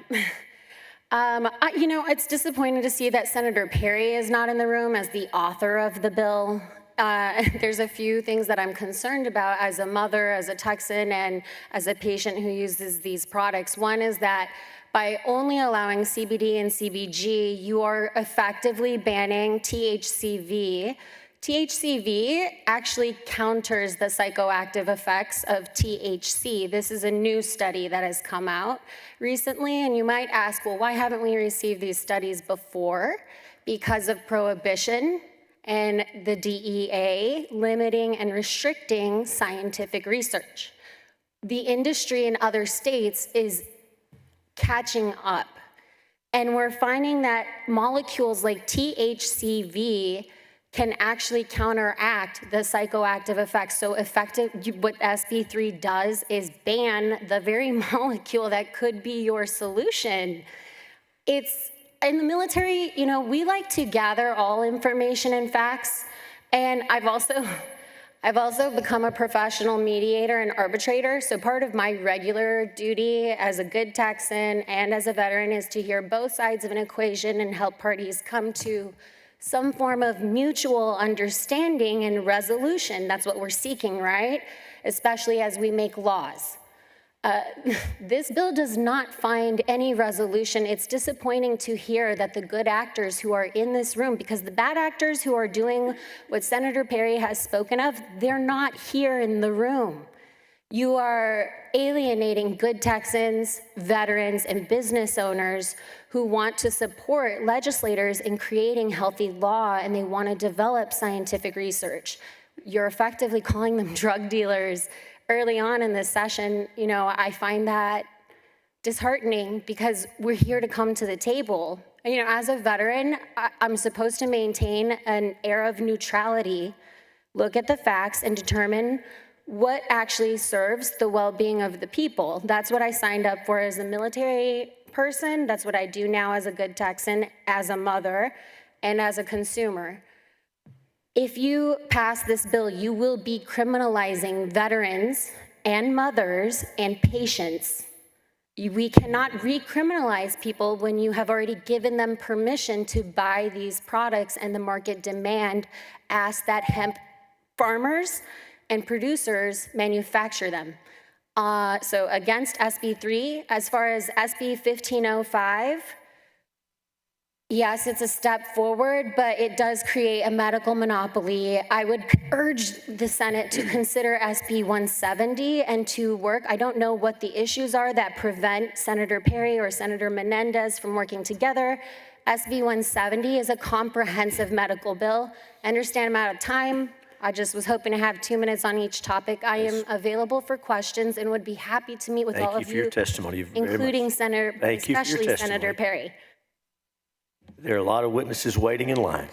Those who are here on both bills get more time than those here on one bill, and we gave you a minute more than that, so thank you. Ms. Hemphill, introduce yourself. Go ahead. Welcome. Thank you, Chair Hughes and this committee. If we could get this document around, please, as it is graphic, and it's helpful if you'll have the graphic, please. Get a little closer to the mic as you testify. Okay.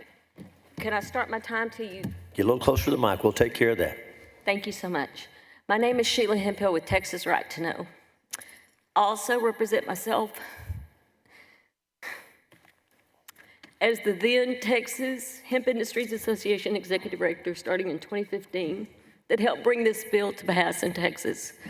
Its intent was to help revitalize rural economies and bring desperately needed medicine to the population whose options are hideous, especially in regard to children's seizures that often result in barbiturates, which are addictive.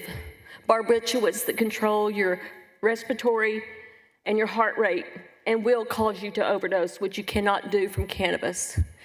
You'll have to forgive my presentation, as I have been the person diagnosed bipolar 30 years ago. I have been the one in the psychiatric ward 3 times. I brought my medicine today because I've been eating carnivore for a year, and it's been the best thing that I thought took care of my PTSD until 15 minutes ago. So I am recovering from a panic attack in the back room 15 minutes because my trigger is empathy. I don't just hear people's problems, I feel them to the core, and it has broken me, and yet I've learned. I could have barely been easy being the one screaming and have to be hauled out, because I've done that too. After the Republican convention in 2014 about medical cannabis, yeah. They don't tell you when you go into emergency room that you have the right to remain silent. So I would recommend don't try to talk your way out of an ER doctor of why you're in there. You need a sedative. This structure is so broken that and it's not just Senator Perry, and I will tell everyone, Senator Perry is possibly one of your greatest advocates of holding Big Pharma and insurance accountable during these questions. Senator Hughes is one of the kindest chairs you will ever see and experience. So the aspect that we're getting more minutes like this is at his discretion, and I appreciate it. We can fix this in an amenable, but it's gonna take everyone. It's gonna take the industry. Law enforcement has problems about being able to test it. They're using the wrong testing equipment. We need better testing equipment that can tell you exactly down to the precision of what's in these products. I have proposed numerous times that the industry needs to provide the testing available at AgriLife facilities that are all across the state. Your farmers could take in their product, test their product. The consumer, if they're concerned, test the product. And if they're guilty, prosecute them. How much did we hear? This product's over, this product was illegal, this product was illegal. DAs won't prosecute. Well, you have bigger problems than just a product. But right now, let me tell you, I'm into visuals. When you take an isolate, Senator Hughes, if you call me and say, Sheila, my battery's down, that's no problem. I'll come jump you off. And I come with this. Am I going to be very successful jumping off of your battery? No, because it's a two-way system. If you look on the back of your chart, you will see that we have our God-given endocannabinoid system that's in every mammal. It is a system that is two-way. You take out that little portion of THC and you're going to have an isolate. You talk to the people that are in the industry, it is an ugly process to get an isolate. It is not a natural product. We need the combination. The industry needs to provide this testing. Consumers need to go and make sure that it's safe. They need to stop the deception of this disgusting product marketing. There are solutions. If anybody would listen, and I'm kind of pulling it together because I went and ate my good fats. So Thank you for your testimony, Ms. Hemphill. We'll continue to read the materials and work with you. Thank you for your I testimony. think the industry can help solve Thank you for your this. testimony. And ma'am, we gave you a little time to get ready. Welcome. Introduce yourself and go ahead. No, ma'am. We're on to this witness now. Ms. Hemphill, we're on to this witness now. You've been here enough times to know the rules. A lot of people are waiting to testify. Come on. Thank you. Go ahead. Introduce yourself. Give us your testimony. I'm Liz Cross. I'm a pediatric nurse practitioner. Get a little closer to the microphone. Sorry. I'm Liz Cross. I'm a pediatric nurse practitioner here in Austin. I work with Child Neurology Consultants of Austin. I have been in the industry for the last 5 years serving the pediatric population. I also sit on the Teacup DPS working group, and I have graduated with a master's degree in medical cannabis science and therapeutics from the from University of Maryland School of Pharmacology in 2023. I stand here really to advocate for my patients. The pediatric population is what really started this program here in Texas with epilepsy. I want to continue this program for my patients. The kids are the ones who really are the ones that lost when these medications get changed or we don't have access to them. I need these products to remain regulated and to remain clean with good access to these kids. I support the 1505 bill to be able to have better access through the state. I also think while the 5% cap or the 5 milligram cap is okay for my pediatric patients, I do have teenagers, adolescents, and young adults who that is going to be on the low side as a dose, but as Dr. Marks pointed out, there are other ways we can deal with that. That being said, my concerns with 1505 are the patient's concerns, and the families that I have heard from have said they're worried about CPS involvement. They're worried about how there's nothing in here that talks about that being a safeguard for them if they choose to enroll their patients or their children in this program. And then additionally, DPS has not provided them any formal written recommendation or written formal documentation that states that they do have children in this program. As it stands right now, DPS will only provide that written proof to a state industry when they are asked for it. So that is after CPS is involved and potentially children are already removed from the homes. This is a big concern for my patients. When we talk about Senate Bill 3, my big concern is there are patients who do not qualify for the Teacup program in the pediatric population or are too concerned about these laws that they're going to get in trouble having their kids in the program. So they rely on big hemp industries such as Charlotte's Web, Lazarus Naturals, to name a few. Both of these have products that contain THC. They will then struggle with the decision of whether to give their patient or their child a medication that has been helping them effectively for the last 2, 3, 5 years versus getting in trouble in the state of Texas. This is a real concern for them. They're going to be torn of potentially losing their child or having a CPS case on them versus treating their child that has been effective for the last several years. Thank you for your testimony. Senator Betancourt, you have the panel. Thank you, Mr. Chairman. Sheila, I need a targeted answer to this because you have a point that I need to understand. Okay, what is the difference between DPS testing and Texas AgriLife testing? You mentioned it. What's the difference between the two? It could be an intermediary. I know that DPS forensic labs are overwhelmed with materials. If the consumer knew, and better yet, the vendors marketing these materials knew that I could walk in without every product and have it tested as a preliminary evaluation, then if this preliminary at AgriLife showed hot, then it could be progressed onto the criminal forensic lab and prosecution. It would be an intermediary step. It could be utilized by the consumer. It could be utilized by the farmers. The industry can pay for it, get some lab equipment, train some people, and have good outcomes. Don't take away the attribute that even makes it worse. Don't isolate. Thank you. Okay, right, Sheila. So Yes, sir. what you're suggesting is an intermediate testing step. Yes. Right? To use an AgriLife as an indicator before it's sent to the criminal lab. Yes, sir. Right. Okay. Just want to make sure I understood. It'd be great for the growers as well, because THC is a defense mechanism, and if you get drought, even in your fields that are necessarily for hemp, not very often, but it could. It's a defense mechanism. It could help everyone. Okay, Sheila, that I understand. I just need to understand that the technical point. If I could go to the pediatric doctor, could I ask, give me an example of exactly of a patient that couldn't qualify for the teacups? That could qualify? Or could not qualify? That could not qualify. Right, that you have. Yeah, so there's some patients who do come to us who have headaches. They do not qualify, who have other neurologic pains, who do not qualify. And then there's some people who have refrained from the teacup program, concerned that there's not safeguards in place to be able to have products that have a higher content of THC. Okay, so if I can understand it, you've got a cohort that has other neurological problems and therefore can't qualify for it? Yes, there are people who do not qualify.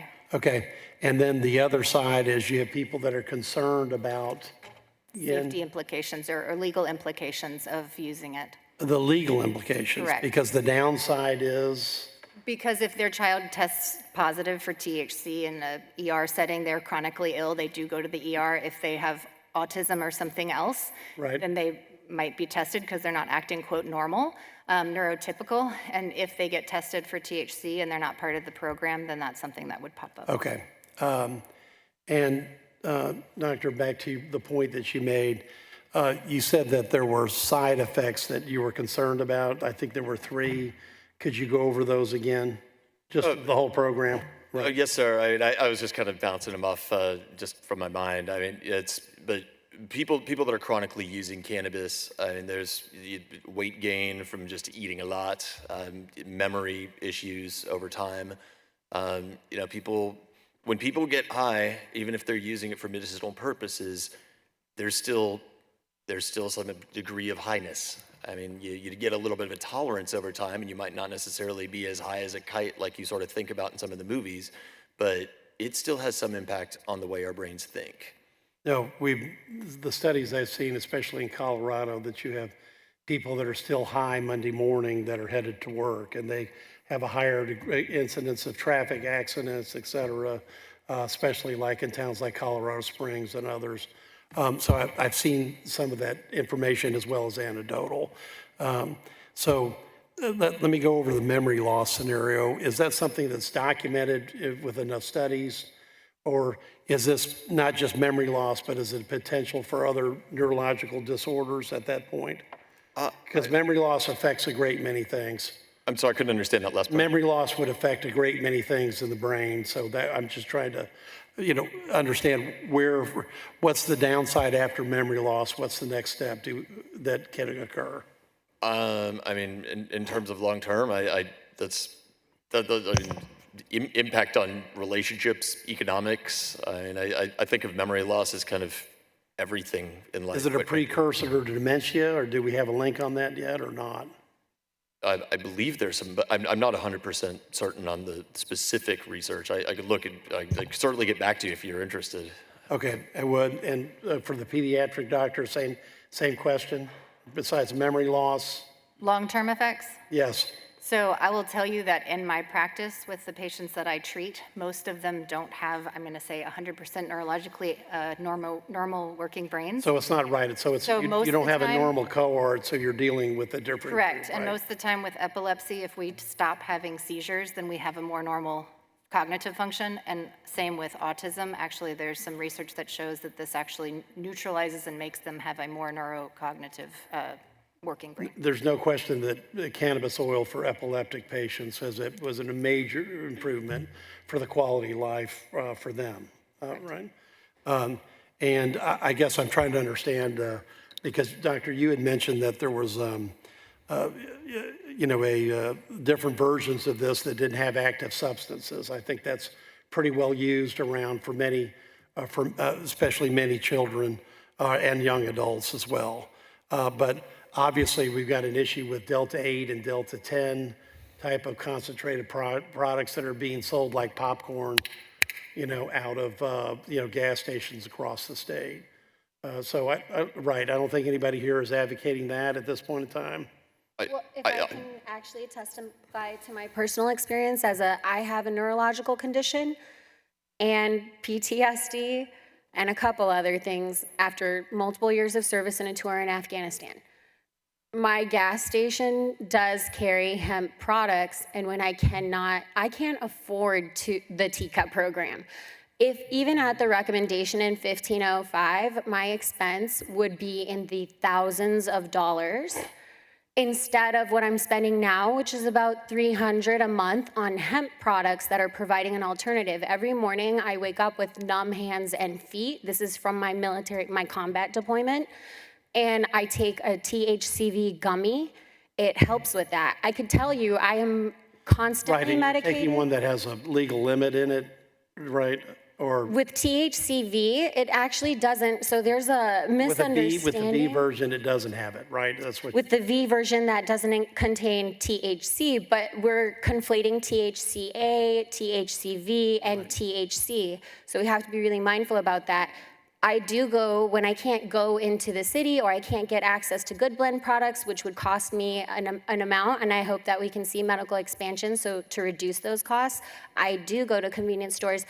Having worked with the industry to be a good shepherd, what I have found is that many of the operators who are selling out of convenience stores, they are just providing what consumers are demanding, and it would be on us to provide education and resources. You mentioned that in your testimony. Now, just one last question. Just answering your Even though you have PTSD, you would not qualify for teacup?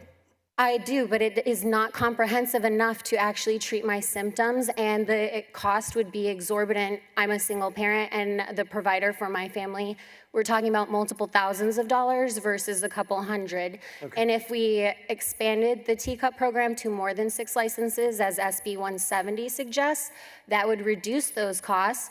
It would help significantly, but I'm worried about outlawing molecules that actually counteract the psychoactivity of THC, like THCV. Thank you. You made your CBD. point. Okay, thank you. All right.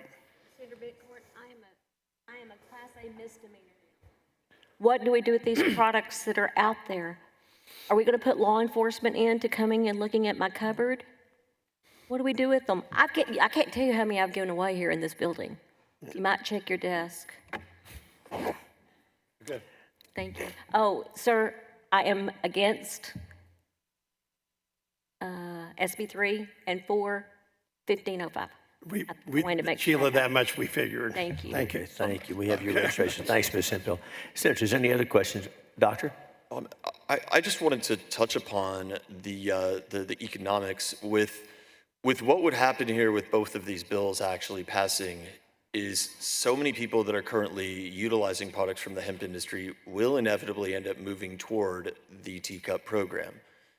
By the teacup program being able to provide products and store products overnight in other locations throughout Texas and having higher demand, which has been a huge problem. The majority, like over 90% of people that join the program end up leaving the program because hemp is cheaper.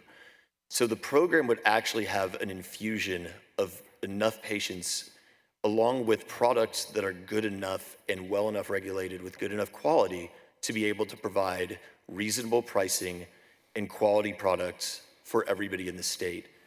What I have seen, and I just didn't get to mention it in my other minutes, but I've had multiple doctors text me photos of fake dispensaries that are hemp shops. I mean, one of my buddies, orthopedic surgeon, he texted me, said, hey, looks like one of those dispensaries is opening up in my neighborhood for your patients. And I looked, it was some sketchy place, but they write cannabis dispensary on it. And that deception, when I'm seeing people that are our parents' age, people that are scared of cannabinoids and have been forever, and understandably so, but if they're gonna dive into it, they wanna make sure that they're getting an organic, real product. And these companies, unfortunately, are not selling actual organic There's a lot of product. false fronts at this point. There's a lot of falsities out there. Thank you for your testimony. Yeah, Doctor, thanks for that. And I can speak for the author and everyone here when I say that the goal of these two bills together is just what you described, get folks the help they need in the safest, most effective way while protecting children and in the process. So thank you each for your testimony. Thank you for being here. You're excused. Thank you. Yeah, yes, sir. Yeah, I will never go back to the teacup program. They have failed me. I won't go back to a restaurant that I don't like because they have failed me. And there are tens of thousands of people that have walked away from the teacup program and will not get back. We need an alternative, please. Thank you. Thanks for your testimony. You're excused. Thank you very much. We had previously called Jesse Williams and Scott Van Landingham. And so we're going to give them another opportunity if Jesse Williams is here and Scott Van Landingham. Then we're also going to be looking for Scott Stubbs, for Alicia Jaffrey, for Erica Sanchez. Sit down anywhere. Make yourself comfortable. Erica Sanchez, Ashikur Rahman, Ekra Ahmed. So if I called your name, make your way down here. If we don't have seats for you, we'll get you on the next panel. We're looking for Scott Stubbs, Alicia Jaffrey, Erica Sanchez, Ashikur Rahman, and Ekra Ahmed. And we'll begin testimony with the witnesses we have here. And ma'am, if you are ready, introduce yourself and go ahead. Okay. Hi, I'm Erica Sanchez. I'm from New Braunfels, Texas. I am a graduate of Texas Tech University. I grew up in San Antonio. I was an elementary school teacher for 15 years, and now I own a cannabis store. We label it as a wellness boutique because we do not sell anything in there that is a smokable. We do a lot of gummies. We do a lot of topicals. And the people that we're helping are going to be your suburban moms who are overwhelmed with life and your 65 and older community who are striving to get themselves off of pharmaceutical medications. My own family has been touched by this when my beautiful 8-year-old then son, well, he's still a son, but he's not 8 anymore, was diagnosed with anxiety after COVID. His pediatrician's first response was to put him on an antidepressant. After reading countless side effects, we just thought this can't be the best option. And so very reluctantly, we went into the cannabis field and found that it was, for lack of better words, a miracle for us. I also grew up with a father who was in a motorcycle accident, and he was on naproxen, Percocet, hydrocodone, and he was a less than kind man, and he drank a lot to subdue his pain. I don't want to call him an addict because I don't believe that's what he was.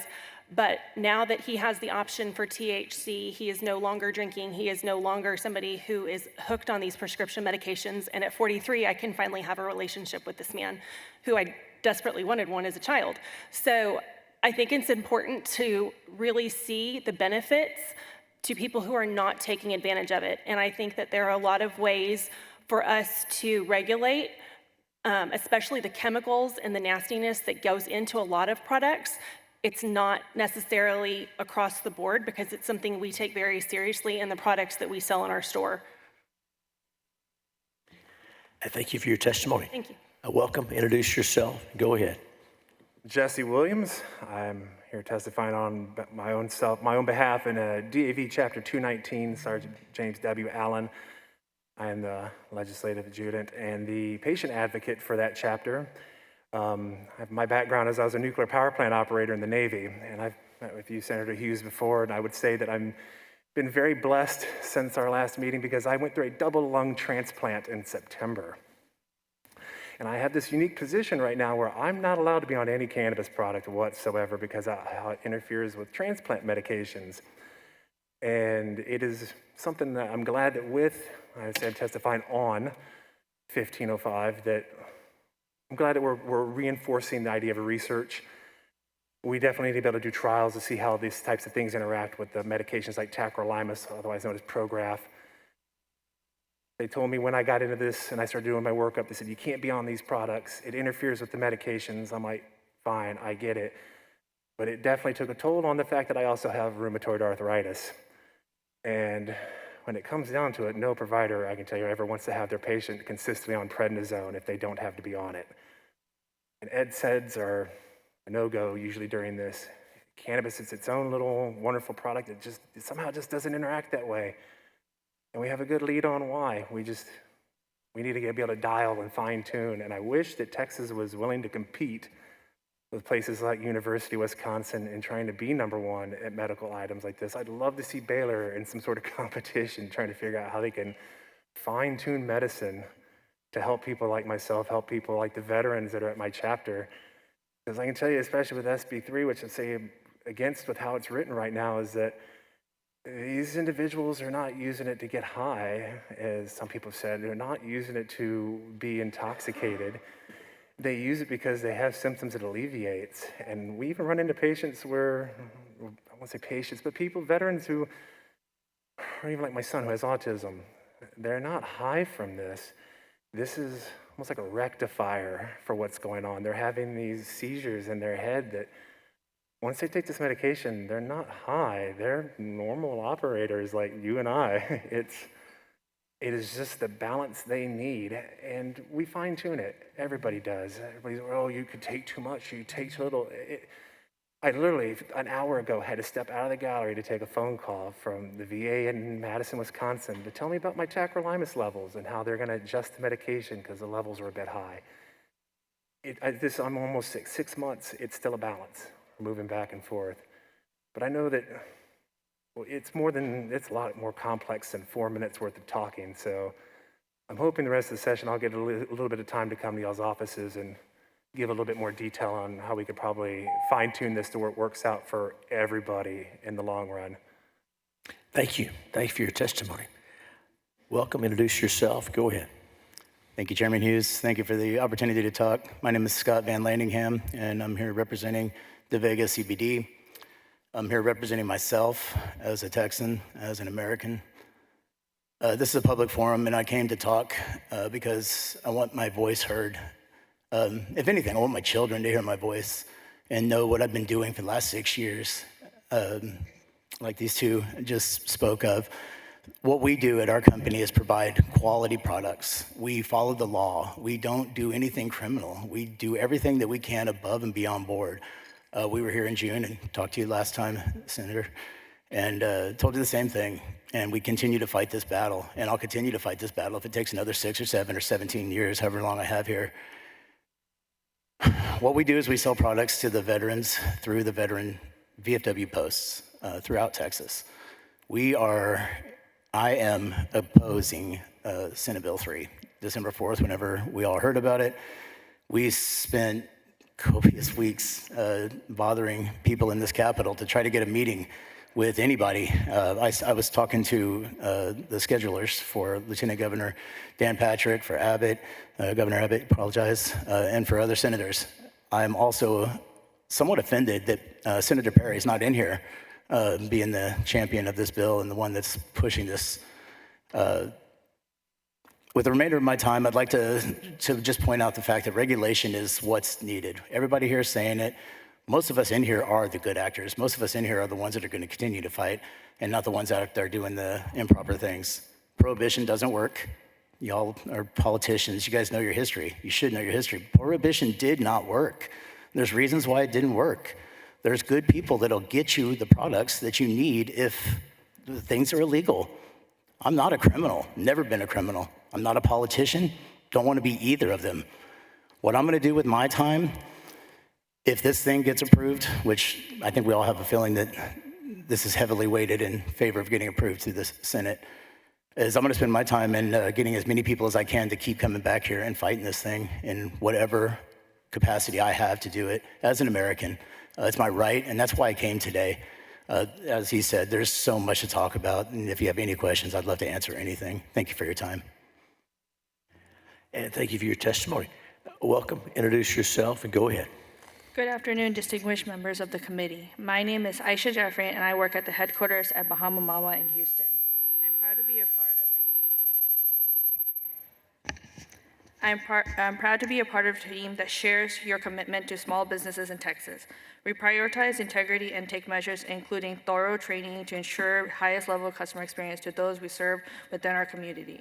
The majority of our customers are professionals over 30 who are not seeking to abuse the system, but rather looking for a genuine relief. I have witnessed firsthand the positive impact of our products through my own sister's experience. She previously worked in long hours in a high-pressure restaurant environment, which led to severe anxiety and depression. Traditional prescription medications did not help her and left her feeling disconnected. However, after trying 1906 Bliss, which is a 2 milligram Delta-9 THC and a 5 milligram CBD capsule, a more natural alternative, but she began to truly feel like herself again, and it was a relief to see her joy come back.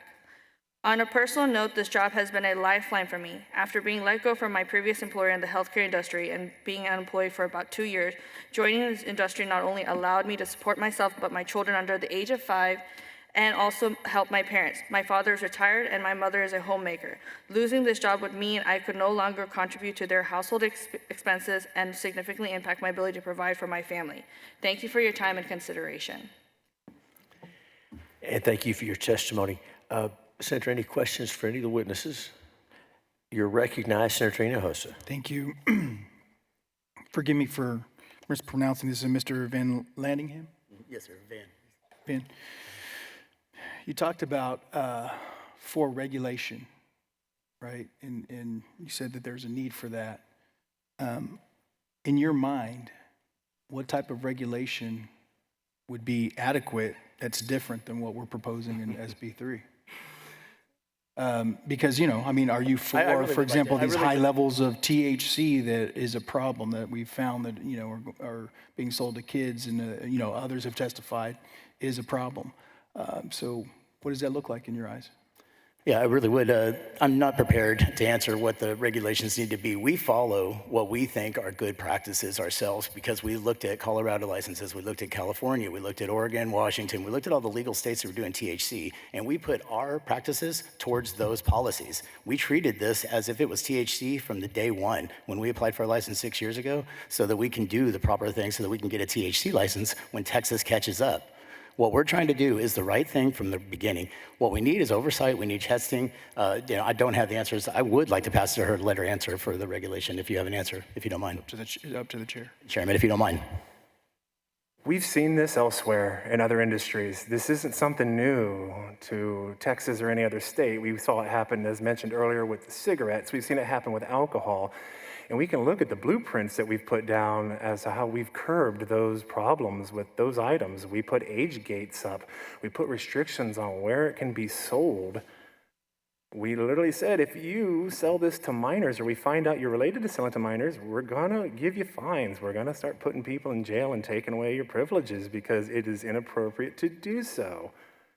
We have history of doing this. It's not a mystery on how we should handle this. It really isn't. And this is probably a controversial way to say this, but I think that we need to stop focusing on the potency, the milligrams, and we need to start looking at the ingredients and the chemicals because those are what is causing most of the harmful side effects that we're seeing with the women, God bless them, who have their children who are so negatively affected. There's thousands of people who aren't because they're very careful about what they're putting in their products. I am open to anybody coming into our wellness boutique and having them pull anything off of our shelves and testing anything because I want my customers to microdose. I want them to find the right dose for themselves. And just because the bag says 30 milligrams Delta-8 does not mean that everybody needs to take that. Most of the men who come into our store take 15 milligrams and the women will take more, whether it be hormones, whether it be body weight, emotions. anxiety. It just depends on what everybody needs, but I do believe that we as adults need to have the option to figure out what we need for our own bodies, but we need to focus on keeping things clean, and we need to focus on keeping things quality, and those chemicals and those synthetic ingredients that go into the products are a bigger problem than the actual THC. And when we talk about, like she mentions, there are people who put care into the quality of the products. In other industries, we don't see the industry get banned because of a few bad actors. We say we get rid of the bad actors and we let the good actors continue to abide by the regulation we've put in place. I've been likening it lately to when we talk about gun rights. We don't take away gun rights because something happened with one guy with a gun. We say we deal with the one guy with the gun and we rectify that. We don't take away everybody else's privileges and rights for them acting appropriately. Thank you.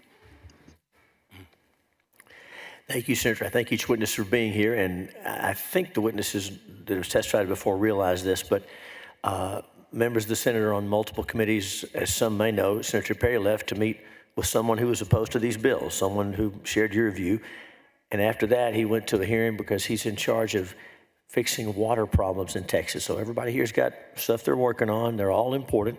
Their staffs are here. This hearing is live streamed into every office in the Capitol and also online. So thank you for being here. It matters. It's part of the record, and we're listening, and you're excused. Thank you very much.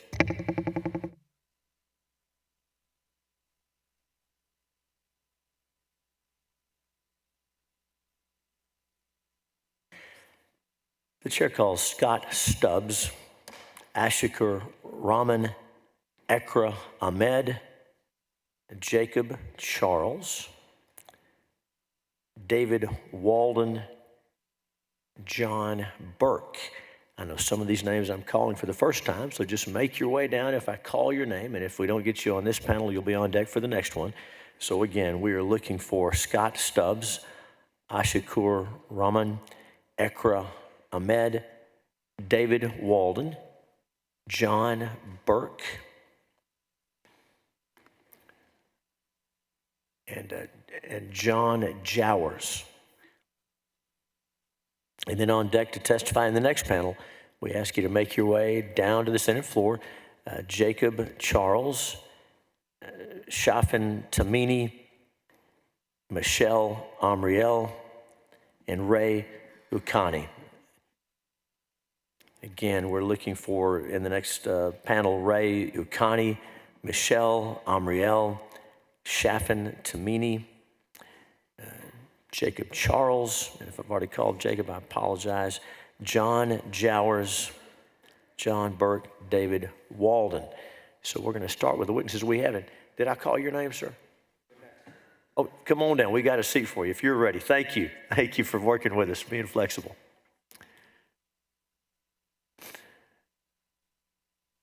And if I called your name and you don't have a seat, please hold tight. We'll have you on the very next panel.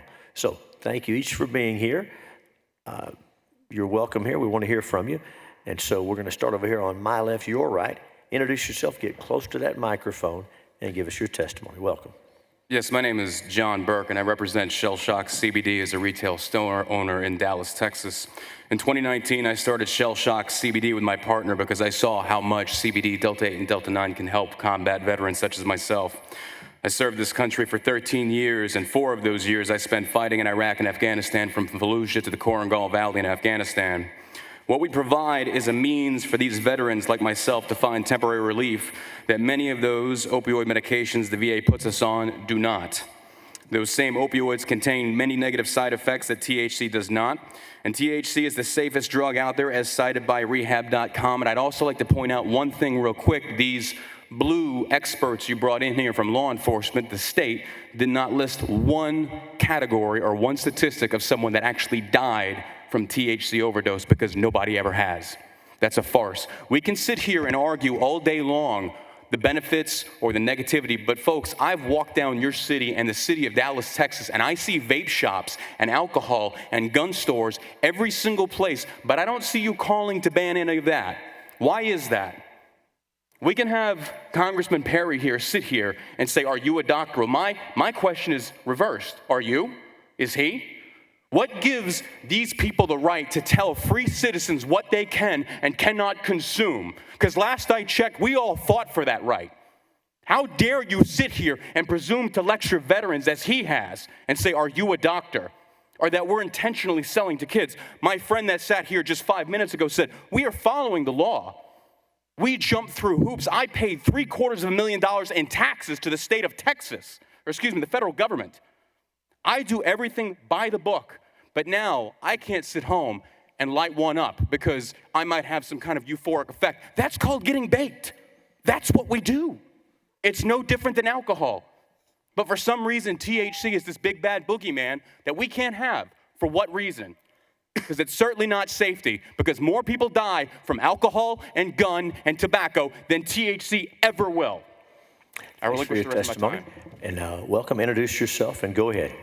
My name is Ashiku Raman.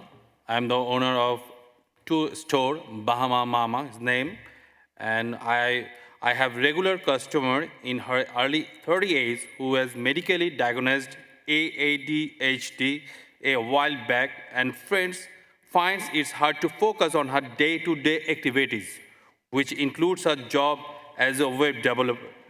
She comes in once every 2 weeks, give them FG and hybrid gummies, and she concentrates the work daily base. She worked for home, and she finished work within the deadline. She tried to medicine, pills, but it's feel dizzy, afford which she opts for D8. And I invested lots of money in this business, and lots of people working with me in case this business will ban. So I'm not only sufferer, the people working with me, they also suffer. So that's it today. Thank you. Thank you for your testimony. Thanks for being here.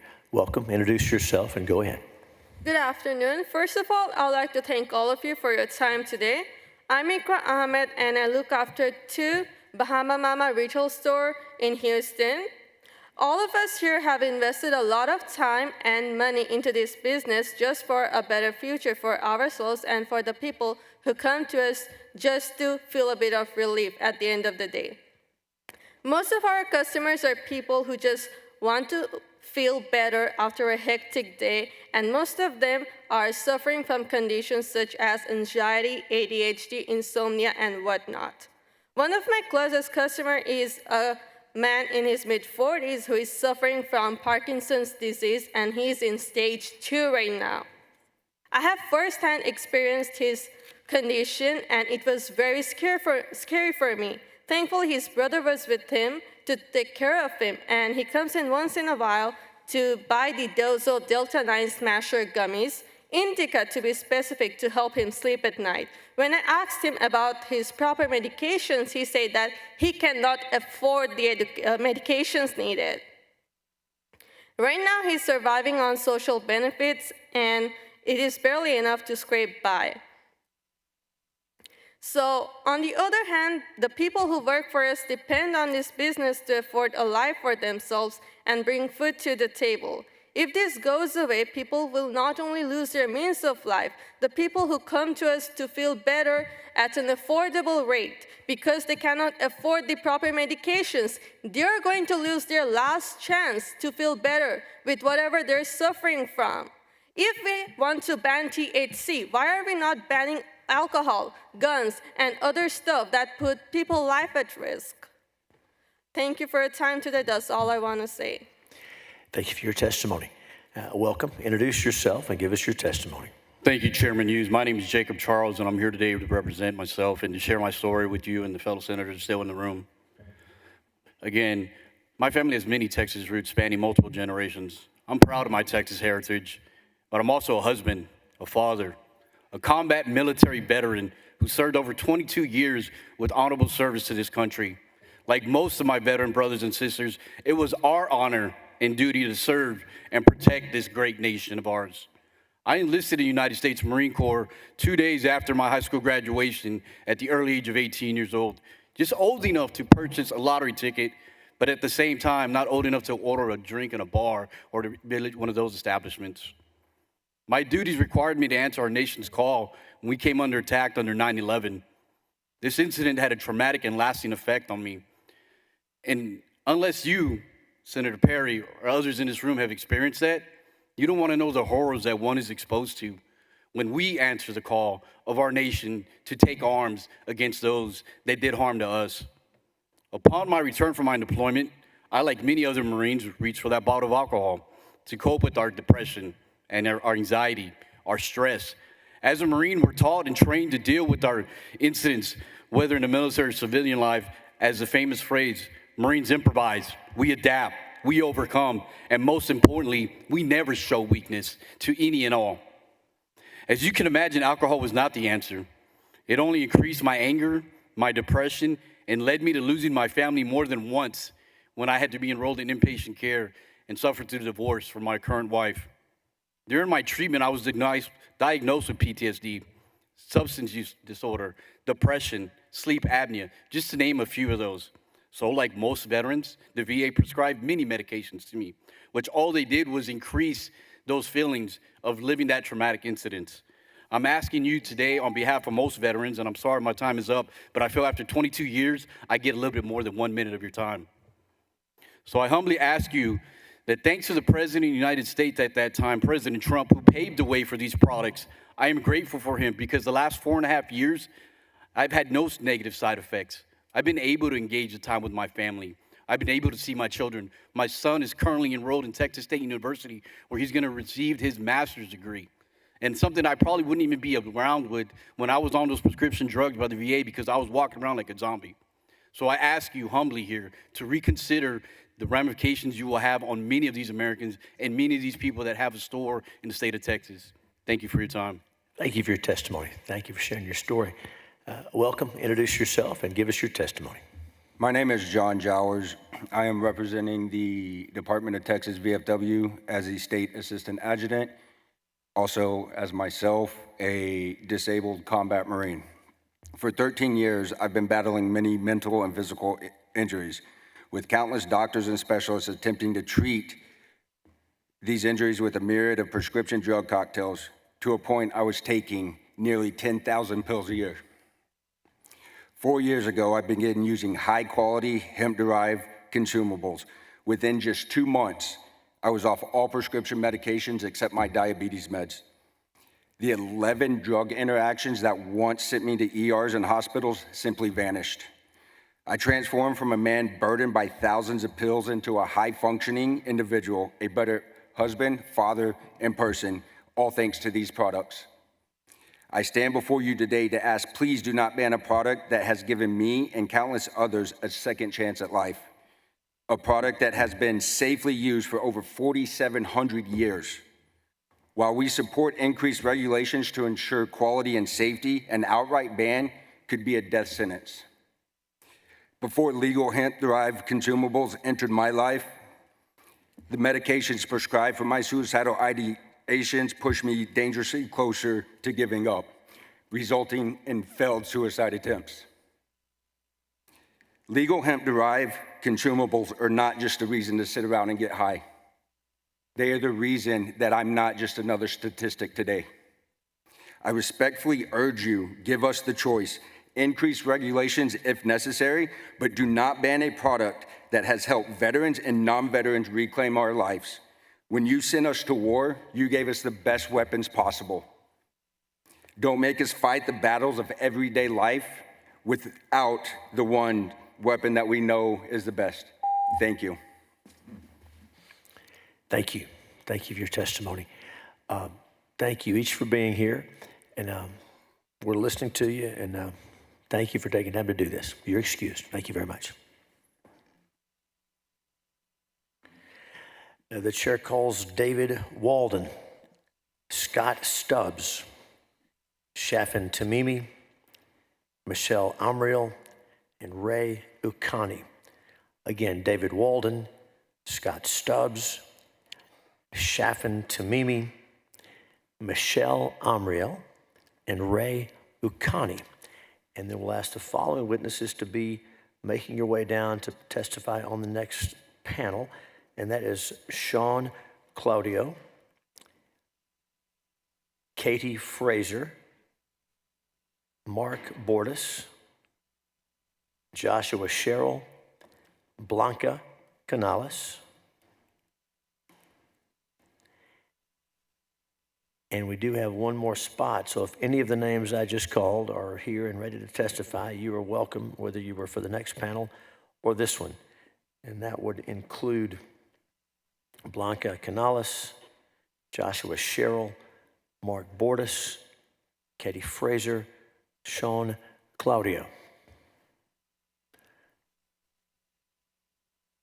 All right, while we'll go ahead and, if you don't mind, we'll start with you while he takes his seat. If you're ready, introduce yourself, give us your testimony. Welcome.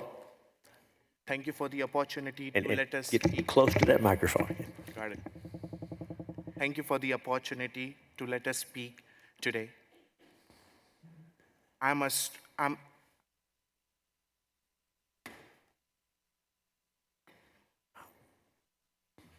here to strongly oppose Senator Bill 3. And give us your name, too. And my name is Ray Ukani. Very good. Thank you. I have done my bachelor's in animation and design. I have done my associate in filmmaking. I have done my associate in photography. And I'm a proud owner of Bahama Mama. I became a believer in hemp product after it has improved in the industry. Our clients are 40 plus and very professional, such as sheriff, constables, nurses, university professor, engineers, lawyer, and many more. I personally use Hometown Roll-On since I suffer from sciatica pain. I used to take prescribed drug, Tylenol 3, before going to bed, but I still had discomfort and could not sleep. But the day I started using Hometown Roll-On, it genuinely helped me to minimize my pain. And I can now get 8 to 9 hours good sleep without waking up in middle of the night. Similar to myself, a large number of customers utilize hemp product to ease their sciatica pain, arthritis pain, and resume their regular lives. This sector has improved human health and well-being. Thank you. Thank you for your testimony. Welcome, introduce yourself and give us your testimony. Thank you, Mr. Chairman. I'm Texas VFW State Senior Vice Commander Dave Walden, and in June I will assume command of the Texas VFW. I am a U.S. Army veteran who served from 2001 to 2012, including deployments in support of Operation Enduring Freedom and Operation Iraqi Freedom. Like many veterans, I live with chronic pain, PTSD, and sleep issues, challenges that led me through the VA prescription cycle. I was prescribed Vicodin, Valium, Neurontin, Tramadol, antidepressants, sleep aids, and various other medications. These drugs left me in a fog, unable to function. My memory became so impaired that at my worst, I wandered 2 blocks from my house in my pajamas, gripping my cane like a rifle, completely lost and unaware of where I was. That all changed when I discovered a legal alternative, hemp-derived consumables.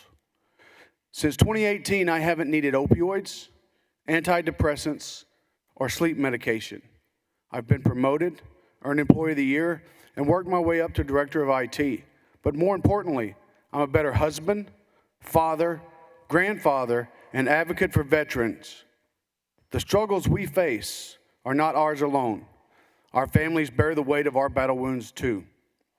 But Senate Bill 3 threatens to take this life-changing option away, not just from me, but from thousands of veterans who rely on it, because the VA will not pay for it and will not prescribe it. Will not pay for it and will not prescribe it.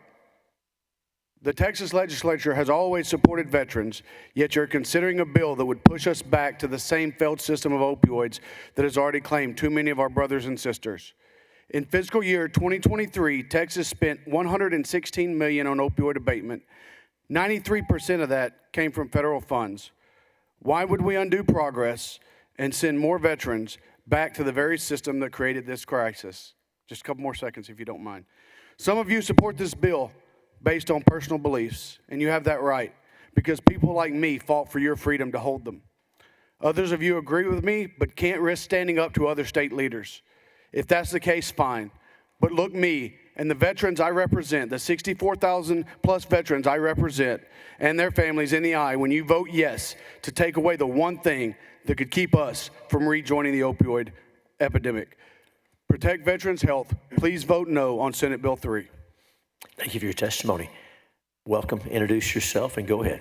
Good afternoon. My name is Michelle Amriel, and I am in opposition to SB3, the SB3 bill, protecting access to holistic health options. As a busy single working mom, my life is always full and fast-paced. To support my well-being, I use pure and clean CBD tinctures with a small non-psychoactive amount of THC under 0.3%. It helps me unwind after a long day. It quiets my mind when sleep feels impossible and manage anxiety in these unpredictable times. I also rely on it for reducing inflammation, maintaining blood pressure, healthy blood pressure, and more. I even give it to my 8-year-old dog for her health. It keeps her out of the vet, it supports her nervous system when she is anxious, and it keeps her inflammation in check. I choose holistic wellness over pharmaceuticals because I prefer natural solutions without the harsh side effects. The healing potential of this plant is undeniable. And when used properly, CBD alone isn't as effective. THC in small amounts, 0.1 to 0.3, is essential for it to work. Without it, the benefits simply aren't there. I'm here to voice my deep concern about the proposed bill SB3 and the significant impact it will have on the health and wellness community. Banning all THC in products is an extreme measure that would strip away access to important wellness tools for countless individuals. This bill doesn't just limit products, it limits people's ability to choose natural and effective options for their well-being. I understand the concerns around the abuse of THC and the rise of highly intoxicated products. I agree that limits are necessary. However, banning THC entirely is not the answer. I propose we keep the laws around hemp in alignment with federal guidelines proposed under the 2018 Farm Bill and banning all synthetic THC products. Responsibility use should be protected. I'm almost done. The hemp plant plays a vital role in wellness, obviously provided by our creator, keeping people out of doctor offices and away from unnecessary pharmaceuticals. It seems hard to believe that SB3 was created with any consultation with folks in the industry, as it would devastate thousands of businesses in Texas and tens and thousands of families who rely on natural holistic alternatives for their health. My hope is that you truly listen to the people of Texas and create a more balanced approach, one that allows us to continue using and respecting this plant for the benefits it was put on this earth Thank you for your to testimony, provide. Sir, welcome. Give us introduce yourself. Give us your testimony. Yes. Good afternoon, honorable senators. My name is Shafin Thami, and I'm here. Get a little closer to the microphone so we can hear you. Good afternoon, honorable senators. My name is Shafin Thami, and I'm here as the owner of premium CBD wellness retail store called Bahama Mama in Houston, and also as a consumer as well. I also work directly with 100+ diverse professionals, including first responders, veterans, medical workers, single parents, and everyday hardworking Texans, most of whom are over 40 years old. I wish I had the time to tell you every real story of how these people's life will be devastated if this ban passes, but since I have only 2 minutes, I'll share 2. First, Mark, 49 years old, retired Army veteran, a single father of 2. He lost his wife a few years ago, leaving him to raise them alone. His PTSD and anxiety and arthritis pain were unbearable, and on top of that, he couldn't sleep, either from stress or pain. The VA prescribed him opiates and a cocktail of pills. We all know what happened with opiates, but Mark walked into the MI store desperate for something that wouldn't destroy his life. I introduced him to the THC products that's legal in Texas, and his world changed. He went to barely surviving to thriving, working construction, being present for his kids, paying taxes, and staying off addictive drugs. Senator, if this bill passes, him and hundreds of others I know will have to either go back to opiates or worse, deal with black market, which it could cause jail time. Second is Linda. She's 54 years old, a single mother of 3. She had to lose her husband a few years ago because of gambling addiction. And her firstborn child, which was 23 years old, died this January. leading to the second son having PTSD after the shocking news. Her only sibling, her sister, was killed in a car accident last year by a drunk driver. Linda works two full-time jobs and one seasonal job just to keep her family afloat, but her years of stress and loss and exhaustion left her crippled and arthritis and anxiety. Her doctors kept prescribing her medication that slowed her down. She nearly lost her job because of them. I'm almost done. She nearly lost her job because of them. She was exhausted, anxious, could barely function, let alone be there for our children. When she found these products, she felt relief, clear-headed, functional, and emotionally stable. Senators, again, if this bill passes, hardworking Texas like Linda will suffer from anxiety, which can potentially lead to suicide, which we all barely talk about nowadays. Thank you. Thanks for your testimony. And back over here, we're back to where we started. Introduce yourself and give us your testimony. Welcome. All right. Thank you, Chairman Hughes and members of the Senate State Affairs Committee. My name's Mark Bordas, and I'm testifying today in my capacity as Executive Director of the Texas Hemp Business Council, which is opposed to Senate Bill 3. Texas has a proud heritage of creating a pro-business environment while protecting the interest of its citizens. Economic freedom, free enterprise, and limited government are hallmarks of the Texas economy. The state has won 12 consecutive prestigious Governor's Cups for the best place in which to do business. And while Senate Bill 3 may be well-intentioned, the way in which it is written would create unnecessary burdens on businesses, farmers, and the general public. Pushing a legitimate, lawful, licensed $8 billion a year plus industry, which employs over 50,000 Texans out of business, will force Texans to unregulated, unlicensed, and unsafe alternatives. The #1 killer of 18 to 45-year-olds in the United States is fentanyl. If Senate Bill 3 were to pass as written, it would likely increase the risk of more fentanyl deaths. Furthermore, as you know, while both hemp and marijuana come from the same plant, hemp has the least amount of psychoactive compound, THC, 0.3% or less. Anything above that is marijuana, which is still classified as a Schedule I drug and illegal by federal law. It stands to reason that if Texas has a THC problem, it is from marijuana, not hemp. You can't cure alcoholism by banning light beer, and hemp is the light beer of the cannabis. If product is being sold disguised as hemp, but is marijuana, those selling the product ought to be held accountable. But we recognize that Texas has an enforcement problem in that they have too few DISH's employees trying to police about 8,000 registered retailers. Additionally, it's estimated that only about 30% of the fees these retailers pay go towards enforcement. 100% should be used to rein in bad actors. More regulations and resources are needed. I'm attaching a list of recommendations. And in closing, please regulate it, don't eliminate it. Please vote no on Senate Bill 3, and I thank you. And thank you for your testimony. Any questions for any of these witnesses? Thank each one of you for being here. You're excused. The chair calls Sean Claudio, Kathy Fraser, Joshua Fennell, Blanca Canales. And I'll ask the following witnesses to make your way down as well. Tommy Javrud, Haley Hunt, Andrea Salas Daniels, Brijesh Gill, and Aaron Owens.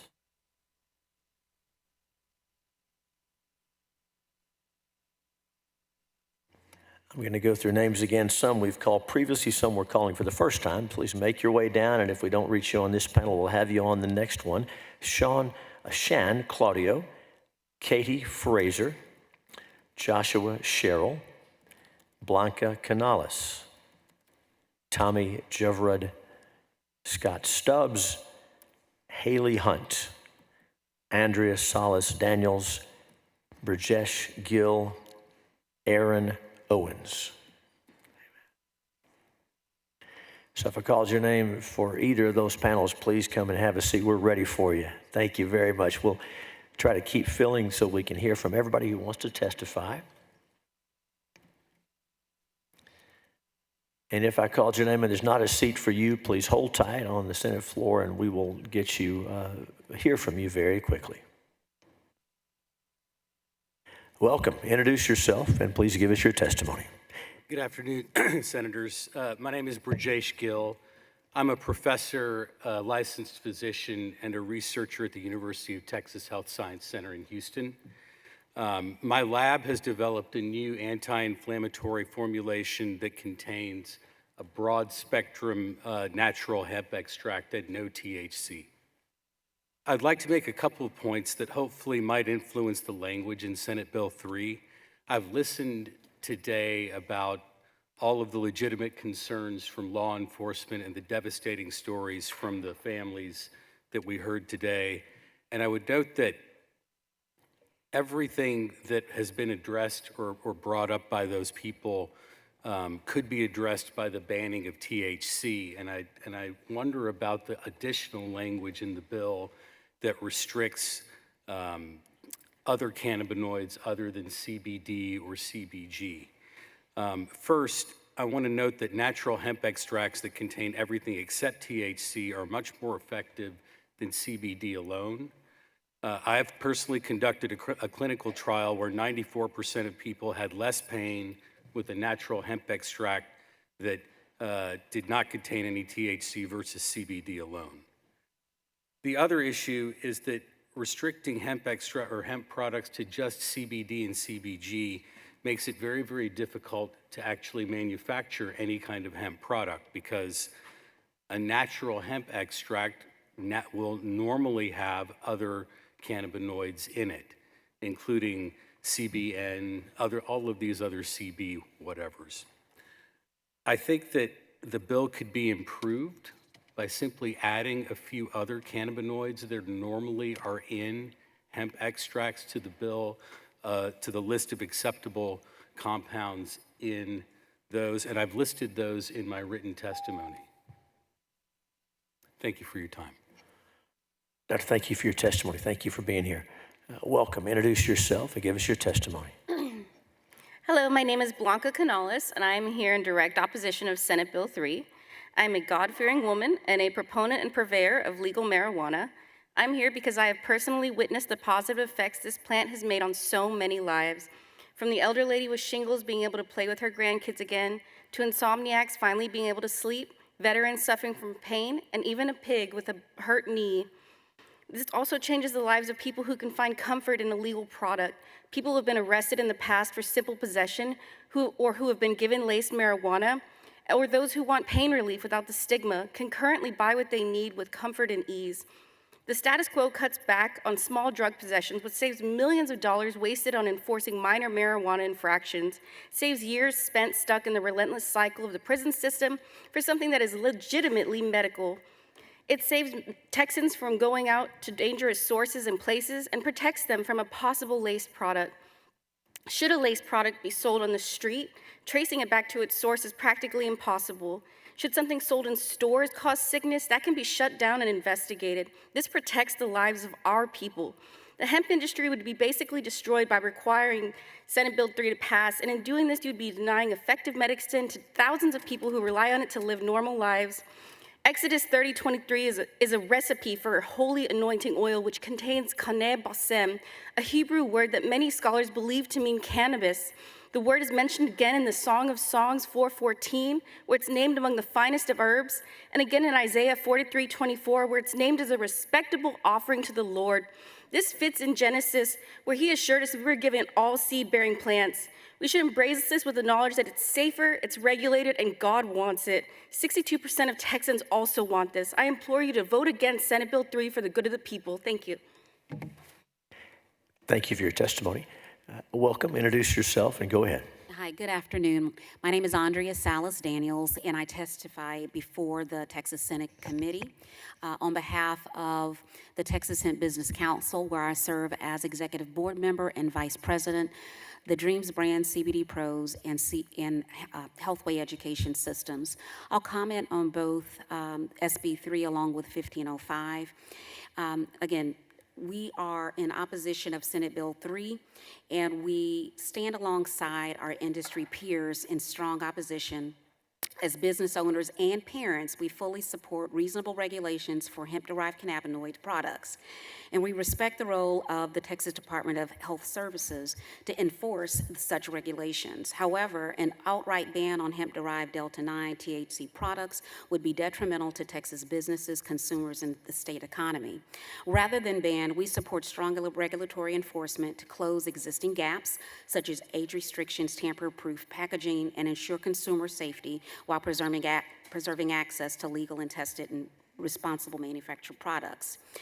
The 2018 Farm Bill permits hemp-derived products containing up to 0.3% Delta-9 THC, a standard in which Texas has already adopted. However, this bill does not recognize the full spectrum of the natural occurring cannabinoids in hemp, and as an industry, we advocate for regulations that reflect the science and economic realities of the market, rather than isolating such specific cannabinoids such as CBD or CBG. By banning legal hemp-derived products, we drive consumers toward the illicit markets. I think we've heard a lot of that already, where product safety cannot be guaranteed. A prohibition approach would weaken regulation and enforcements rather than strengthen it. Again, we agree that in the case of minors, that they shouldn't have access to these products. However, the appropriate response is responsible for regulations. I've included some information on paths to actually educate our youth school administration, along with state agencies, on how to engage in that. When it comes to Senate Bill 1505, there was a recent study that was conducted last year that was provided to the state in guidance on how to improve the program. Education is key. The lack of that is where we end up here in opposition to one another about what should be safe and available to the public. We should have the right to choose and allow us an opportunity to sit at the table with you to find solutions and not look at us as the problem. So we certainly thank you for your time, and I'm welcome any questions. Thanks for your testimony. Welcome, introduce yourself, and go ahead. Mr. Chairman and members of the committee, thank you for the opportunity to speak today. My name is Haley Hunt, and I am testifying against Senate Bill 3. I'm a mother of 3, a nurse, a business owner of House of Jane, a boutique hemp dispensary in Dripping Springs, and an executive board member of the Texas Hemp Coalition. I've been a certified medical cannabis care nurse since 2022, and since 2019, I have operated a legal, fully compliant hemp dispensary that has served thousands of Texans looking for safe, effective alternatives to pharmaceuticals. I am not here to oppose regulation. I support responsible regulation. What I oppose is the elimination of an industry that has helped countless people, especially those who have not found relief through traditional medicine. Every day, I work with real Texans with real needs. Mothers looking for low-dose THC options to ease anxiety without impairing their ability to care for their children. Veterans with PTSD who find relief in non-addictive plant-based options. Seniors who are prescribed a dozen medications experiencing side effects like dizziness, confusion, and loss of appetite, seeking a safer, natural alternative to improve their quality of life. Texans dealing with chronic pain, sleep disorders, and debilitating conditions who finally experience relief through legal tested products. As a nurse, I believe in education, patient safety, and compliance. That's why we already follow strict industry standards, which is full panel lab testing for safety and potency, no marketing to minors, sales restricted to 21 plus, and child-resistant packaging. But eliminating this industry will not eliminate demand. Instead, it will drive consumers toward dangerous, unregulated alternatives where no one is checking for contaminants or potency. Beyond health, this industry supports small businesses and thousands of Texas jobs. Thank you for your time. And thank you for your testimony. Thanks for being here. Welcome, introduce yourself, go ahead. My name is Tommy Juvrud. I come to you before you today as a wife of a combat veteran whose life has been vastly improved by hemp consumable products. I also come to you as a mother. I too suffer from CPTSD and secondary PTSD. I suffered greatly from anxiety attacks, depression, and pain from a genetic disorder. Hemp consumable products have assisted greatly in our family, giving us the opportunity to live a happy, full, and productive life. Before we found hemp consumable products, we were effectively homebound from anxiety, side effects of medications. My husband would be awake maybe 3 hours to have quality time with me and my daughter. I tell you this to let you know that we want to spend time with our families. We want to spend time with our children and make memories with them, which we can now do. I understand the concern for children. All parents worry about our children. We as parents and caregivers must take steps to keep our children safe around firearms and swimming pools and all that could potentially harm them. Safety measures apply to hemp consumables also. It is about access. If we can be responsible adults when it comes to these injury prevention areas, then we can keep our kids from being hurt. As a parent, if my child misuses something, I don't immediately take it away. I explain the need to use things properly and how they can be injured. This is why I support regulation on hemp consumable products, not a ban.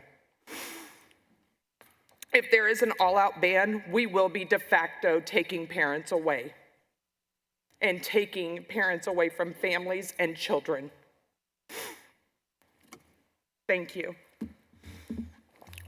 Thank you for your testimony. Any questions for these witnesses?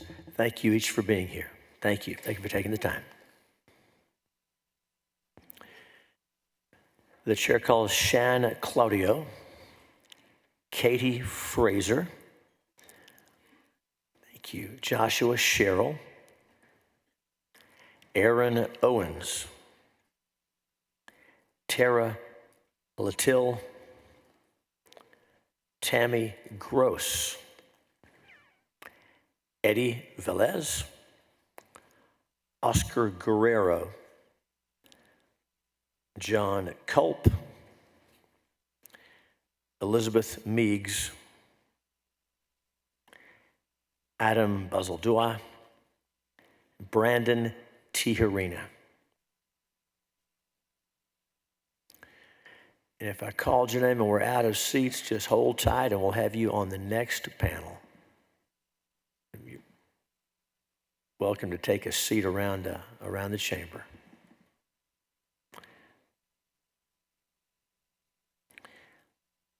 Just to make sure that folks are getting prepared to testify, and some of the names I'm going to call are already seated here. That's okay, but we're going to be looking for Brandon Tijerina, Adam Bazaldua, Elizabeth Meigs, John Culp, Oscar Guerrero, Eddie Velez, Tammy Gross, Tara Latil, Aaron Owens, Joshua Sherrill, Katie Fraser, Shan Claudio.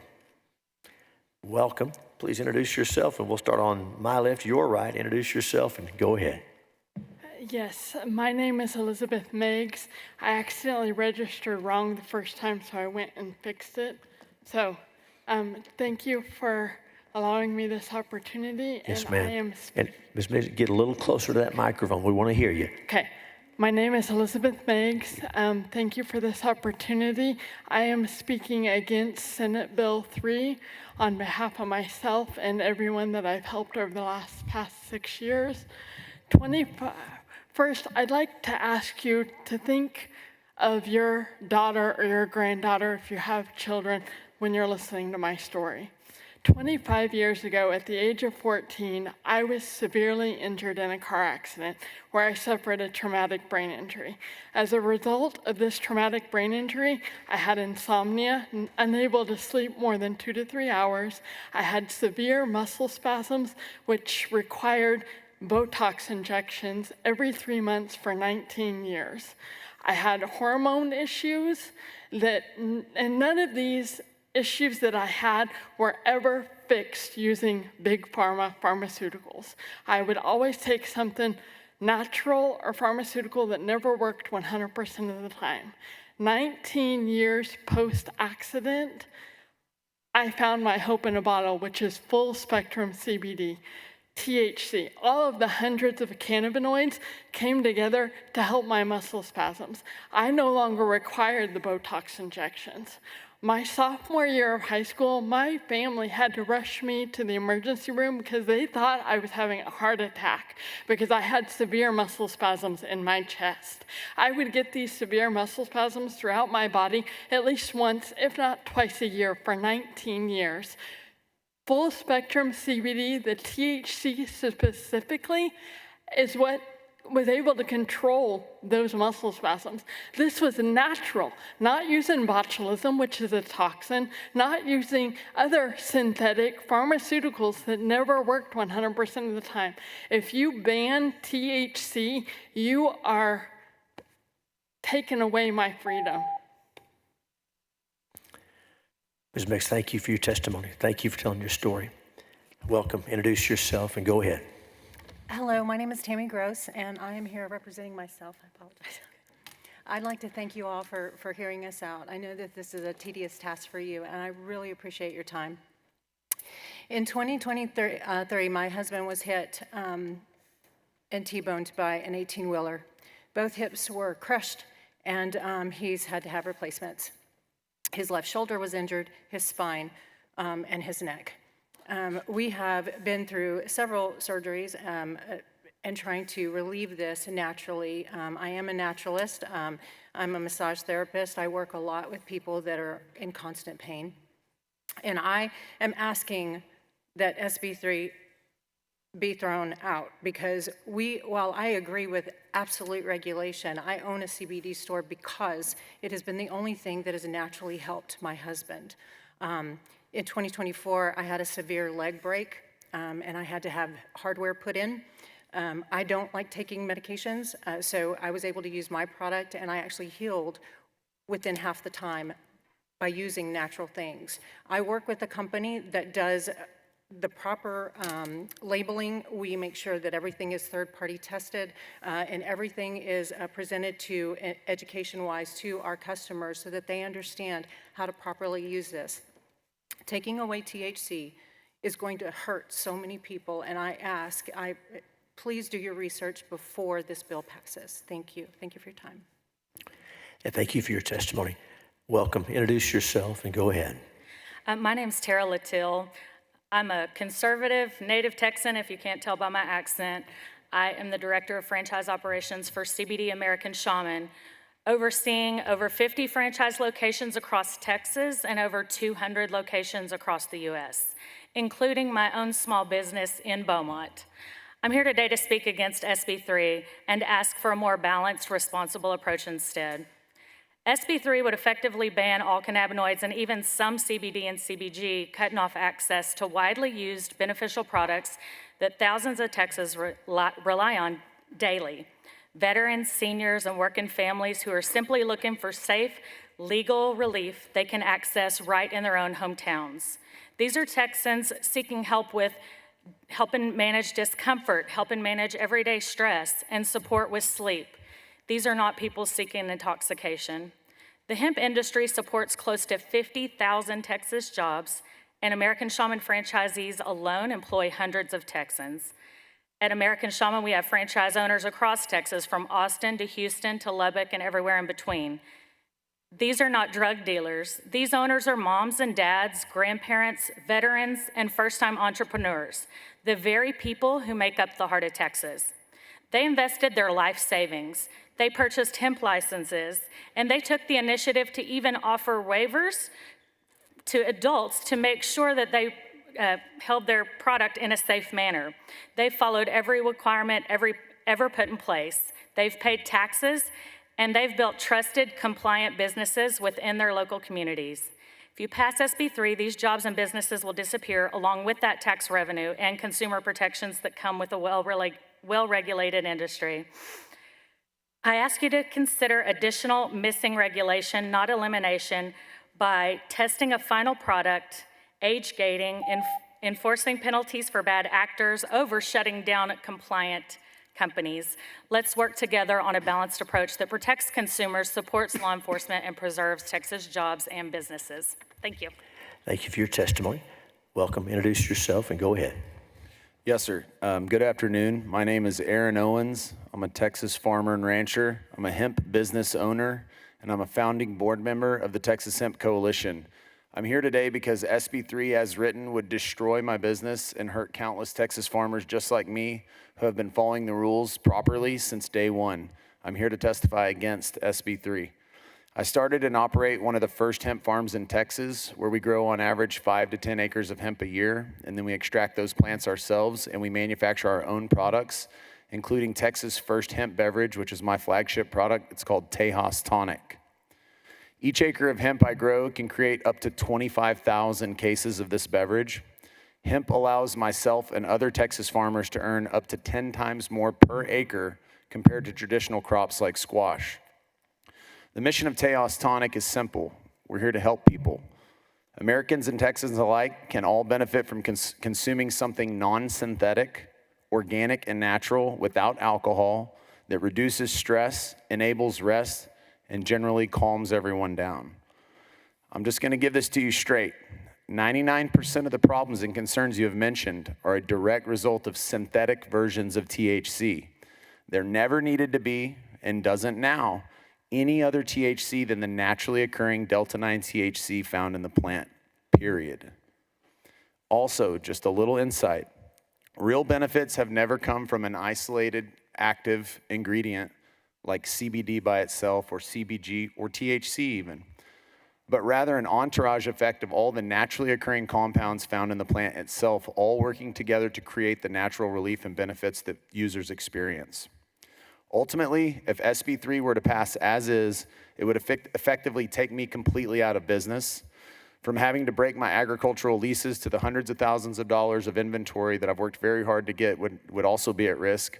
My future and my life's work would be taken away from me, and all of this after putting my best foot forward and playing by the rules as a good actor. There are many brands like Tejas Tonic that make compliant full-spectrum, non-synthetic products, and I just ask that y'all consider us good actors and really dive into the difference between natural and synthetic before you make your final decision. Thank you very much. Thank you for your testimony. Welcome, introduce yourself, and go ahead. Thank you. Chairman and members of the committee, my name is Eddie Velez, and I'm the president of the Texas Hemp Coalition, and we are against Senate Bill 3. I own and operate Oak Cliff Cultivators and Ease Up, which is in Dallas, Texas. I'm a Marine Corps veteran, a hemp farmer, and a retail store owner, and I'm proud to say we're a family and veteran-owned from Texas. We focus on quality products while educating our customers. Let me begin with, I grow CBG and CBD, and you cannot grow CBD and CBG without having THC. THC will have to be removed and extracted, thus creating increased manufacturing costs on us as a manufacturer, and the cost will be going back to the consumer. This is not fair, not reasonable, and not how Texans should treat responsible business owners. We follow the rules, we follow the regulations. SB 3 would take legal cannabinoids and full spectrum from thousands of responsible veterans, parents, and hardworking Texans who rely on hemp-derived cannabinoids and full spectrum products. I sympathize with parents in the room negatively affected by THC. Let me be clear, I fully support banning marketing against children. I have 2 kids of my own, I understand that. The consequences of SB 3 would be devastating for small businesses. Thousands of jobs would be lost, even in my community. Small business owners like myself would be forced to break leases.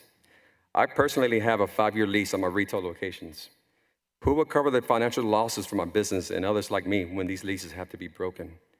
Many small business owners have put their entire life savings into these operations and will face massive debts and legal battles just to walk away from spaces we can no longer use. Texas don't want a ban. We want fair policies that protect consumers, prevent underage access, and allow responsible businesses to thrive. I urge this committee to vote against SB 3. Thank you for your time. And thank you for your testimony. Any questions for these witnesses? I thank each of you for being here. Thank you very much. The chair calls Oscar Guerrero, John Culp, Adam Bazaldua, Brandon Tijerina. Also we'll be looking for Gary Brandt, Ingrid Trim, Joe Mitchell, Wyatt LaRue, Darby Spears, Absar Ali. Again, I'm going to go through the whole list. Many folks are already seated, but want to make sure we have plenty of opportunities. Oscar Guerrero, John Culp, Adam Bazaldua, Brandon Tijerina, Gary Brandt, Ingrid Trim, Jao Mitchell, Wyatt LaRue, Darby Spears, Absar Ali. And if I called your name and you're not seated, stay close and we'll have you on the very next panel. So thank each of you for being here.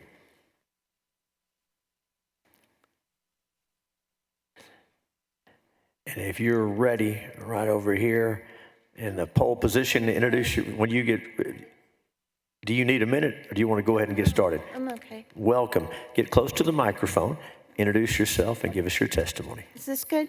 Yes, ma'am. Okay, yeah, it is. Thank you for hearing my concerns today. My name is Darby Spears. I live in Tyler, Texas. I've had epilepsy since I was 10 years old. This is my personal experience on how I know for a fact marijuana is an absolute trigger for my grand mal seizures. My last seizure was on January 2nd, 1998. Every January 2nd, I would be happy and proud of myself that my seizures had stopped. I was so very happy. On November 19th, 2009, a friend and I walked up to a doorway and there was a hint of marijuana smoke. I woke up on my bed with my throat raw and hurting. I had a terrible idea of what had happened because I woke up somewhere else and time had passed. I was weak and sore, so I stayed on my bed. When I asked what had happened, he said I had a bad seizure, and I started to cry and shaking my head, no. So that I could tell my doctor, I asked my friend to write down what he had seen. Word for word, this is what he wrote. She went down hard, collapsed. She hit her head. Her eyes rolled back into her head, all the way back. She started shaking all over. Her eyebrows went up to her hairline. She started drooling green and yellow. She couldn't breathe. She was choking. I had to save her life using CPR. It's November 19th, 2009, which happened to be my birthday. I was bruised all over. My throat was raw and sore. I felt the back of my throat with my finger, and it was all swollen up like a party balloon, all twisted up and lumpy, an allergic reaction. Walking places, riding with friends, public transportation are the only ways I will ever be able to get around. I don't want to die from marijuana. Being around someone who's just smoked it or vaped it, or approaching someone from around the corner while I'm at a city bus stop, just one little whiff is all it takes to bring on a grand mal seizure. I could have a seizure and fall into the street. Epilepsy is no joke, and I am terrified that I could die if marijuana is legalized. I do not want to leave this life that way. If it really can help those in pain from cancer, etc., then it should be regulated just like any other narcotic. We live in one of the largest countries in the world. Let us not follow the crowd and legalize it just because the rest of the world will, or one day soon. Big Pharma would probably love for you to legalize it, as would smoke shops. But for those who cannot be around it, you would be sentencing them to a very restricted life. Thankfully, smoking is not allowed in most public places, and you cannot smoke within 20 feet of businesses. So what if one of those unlucky folks walks up on a marijuana smoker? Secondhand smoke is one thing, but a secondhand high is something completely different and something I never want to experience again. You, ladies and gentlemen, have the power in your hands to forbid marijuana usage or legalize it. Consider those like myself. I know at least 20 others, and now I know there are more like me, who will suffer the most from those freely smoking or vaping. One man has heart attacks when exposed. And about those two, are not around marijuana smoke and therefore do not know that they could be allergic to it or worse. Again, thank you for listening. Thank you, Ms. Spears. Thank you for your testimony. Welcome. Introduce yourself and go ahead. Thank you, Mr. Chairman. Good afternoon. My name's good afternoon, Chairman and members of the committee. My name is Adam Basil. I serve as District 7 Council Member and the Deputy Mayor Pro Tem for the City of Dallas. In accordance with the city's legislative program, I am here testifying in opposition to Senate Bill 3, which would effectively ban all hemp products in the state of Texas. I do appreciate the intention of this bill, especially when it comes to ensuring youth safety and to preventing dangerous or untested products flying under the radar. However, a total ban on these products misses the mark for 3 reasons. It sacrifices potential tax revenues generated by a well-regulated market, stifles business across the state, and infringes upon people's freedoms to make responsible decisions for themselves. First, this bill will drive sale of these products underground rather than create a market which benefits businesses, local governments, and taxpayers alike. Dallas adopted a position to support the development of legislation that brings a robust, well-regulated hemp and THC market to Texas, which would generate tax revenue without increasing the property tax burden on our residents. This bill sacrifices any progress towards that end by creating many challenges to businesses that try to do things the right way while eliminating hemp products as a source of tax revenue. Second, this bill may stifle a burgeoning industry and cause many Texans to lose their jobs, their small businesses to close, and manufacturing to leave our state. Rather than stifle this industry, we should be looking for ways to foster it in a safe way that emphasizes medical research findings and safe testing. The introduction of numerous criminal offenses related to the possession of sale of non-compliant products poses a risk of over-penalizing those who might inadvertently fall foul of these complex regulations. With the extensive labeling and packaging rules, the potential for misunderstanding and accidental non-compliance is substantial, which could unfairly penalize well-intentioned businesses. Third, this bill infringes on the personal freedoms of a responsible adult. We do not have these conversations around alcohol, an intoxicant that plays a part in many tragic situations across our state, including one of the leading causes of death. We respect an individual's right to enjoy a glass of wine with dinner or a beer at the Cowboys game. Why should a responsible adult not be afforded the same choice and trust when it comes to a substance derived from hemp, which is even safer? It is important that we continue to fine-tune regulations and ensure the safety of minors and to prevent untested substances from coming to the market without proper vetting. This bill goes far beyond what it should. It eliminates the market without generating taxes or implementing reasonable regulations, negatively impacting personal freedoms, and damages Texas's business-friendly reputation. For these reasons, I ask you to reconsider Senate Bill 3 and oppose its passage as written. Thank you for your time today, and I'm pleased to answer any questions. Thank you, Mayor. Thanks for your testimony. Welcome. Introduce yourself and go ahead.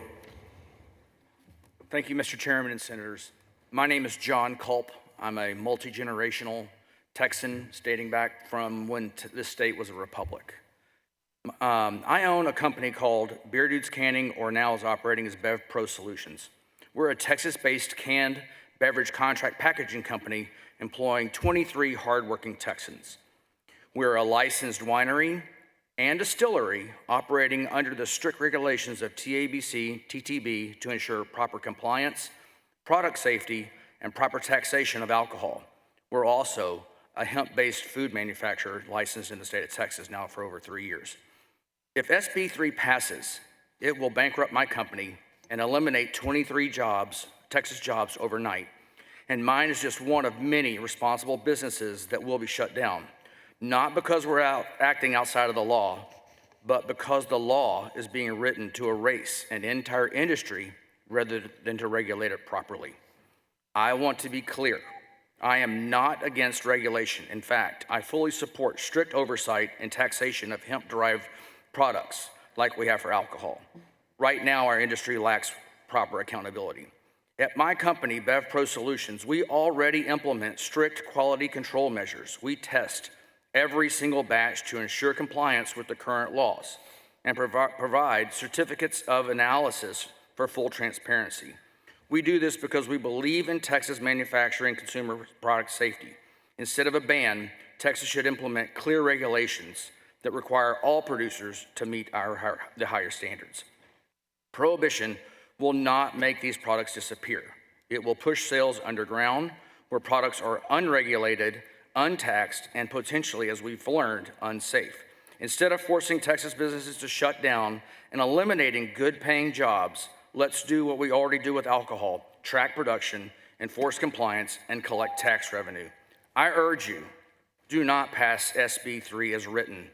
Instead, let's work together to create a safe, regulated, taxable hemp industry in Texas that protects both consumers and businesses. And I'm willing to take any questions. Thank you for your testimony. Welcome. Introduce yourself and go ahead. My name is Ingrid Trim. I'm from, Keller, Texas. I tend to write out in poetry, so this is my experience here. For 35 years, I've lived with pain, but managed to stand to rise again until the year when fate was cruel and surgery stole what strength once ruled. Now walls remain to brace my core. Each step, each breath ends an endless war. They see me smile, yet they do not know the agony that will grow. A doctor helped, but laws took hold. His hands were tied, his heart grew cold. One by one, doors closed their way. I searched, I begged, no one would stay. With medicine gone, what could I do? The streets, the dark, I had no clue. Or to end it all, just drift to sleep, for no pain no longer cuts so deep. Some whispered, try the streets instead, with poison pills that leave men dead. Despair had wrapped around my chest, as hopeless as days denied me rest. Then someone whispered, try this instead, Delta 8, a thread to tread. Not for a hide, not to an escape, but just to live, to heal, to wait. It gave me strength and saw me strew until a doctor helped me come through. For 6 long months, it was my key to cling to hope, to still be me. Yet now they seek to take away the chance that saved my life that day. They claim they act to keep us safe, yet push us towards a darker fate. I ask you now, just pause, just feel.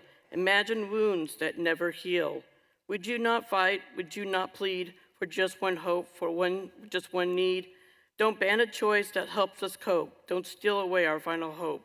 Let's control, let freedom stand. Our lives should not be in your hands. Also, so that some misconceptions and stuff. A lot of the laws that there are enough pain management options. Lawmakers often assume that patients have other legal avenues for pain relief. That's simply not true. Due to restrictive laws, many doctors are now too afraid to prescribe pain medication. I lived this reality for 6 months. When my doctor dropped me, there was no other provider who would take me. Many pain patients are being abandoned.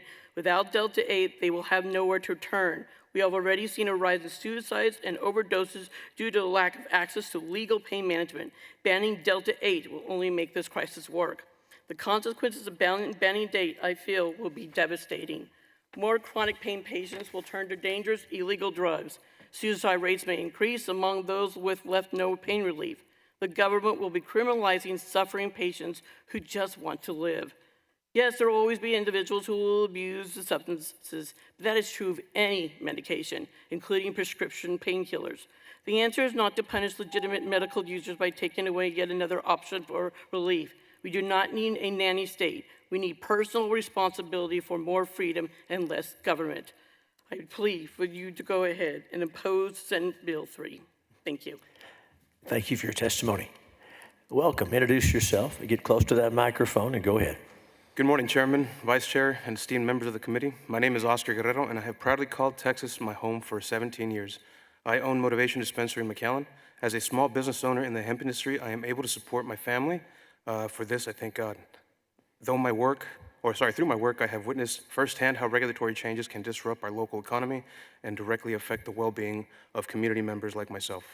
For example, with just the news of Senate Bill 3, some owners are no longer ordering product or clients have expressed their plans their plans to purchase through illegal alternatives. I am here today to express my opposition on Senate Bill 3, or to Senate Bill 3. While the intent behind SB 3 may be to protect public health, its approach risks causing significant unintended harm. By proposing an outright ban on all consumable forms of THC, this bill will push many Texans toward unregulated and potentially unsafe products. Instead of creating a safer environment, it could drive consumers to unmonitored markets where the quality and safety of products are not guaranteed, ultimately undetermining the very objective of protecting public health. Moreover, this legislation could have a severe economic impact on our communities. Local businesses that have responsibly invested in producing and regulating safe THC products face the prospect of shutting down, leading to job losses and reduced tax revenues. For instance, I, along with other small business owners, have invested thousands into our business. This impact would ripple through our local economy, affecting not only business owners, but also the border community that depends on these jobs where I live. I believe that rather than implementing a blanket ban, states should adopt enhanced regulatory measures such as stricter age limits, mandatory child-proof packaging, ID scanners, and/or continuous quality assurance protocols that protect public health while sustaining our local business. In conclusion, I respectfully urge this committee to vote against Senate Bill 3. As someone who lives and works in this community every day, I can attest that policies which blend safety with responsible regulation are essential for our future. Let's treat this like alcohol. Thank you for your time and for your opportunity to testify. I'm happy to answer any questions you have. Thank you for your testimony. Senators, any questions for these witnesses? Thank each one of you for being here. Thanks for taking the time. The chair calls Brandon Tijerina, Gary Brandt, Jao Mitchell, Wyatt LaRue, Absar Ali.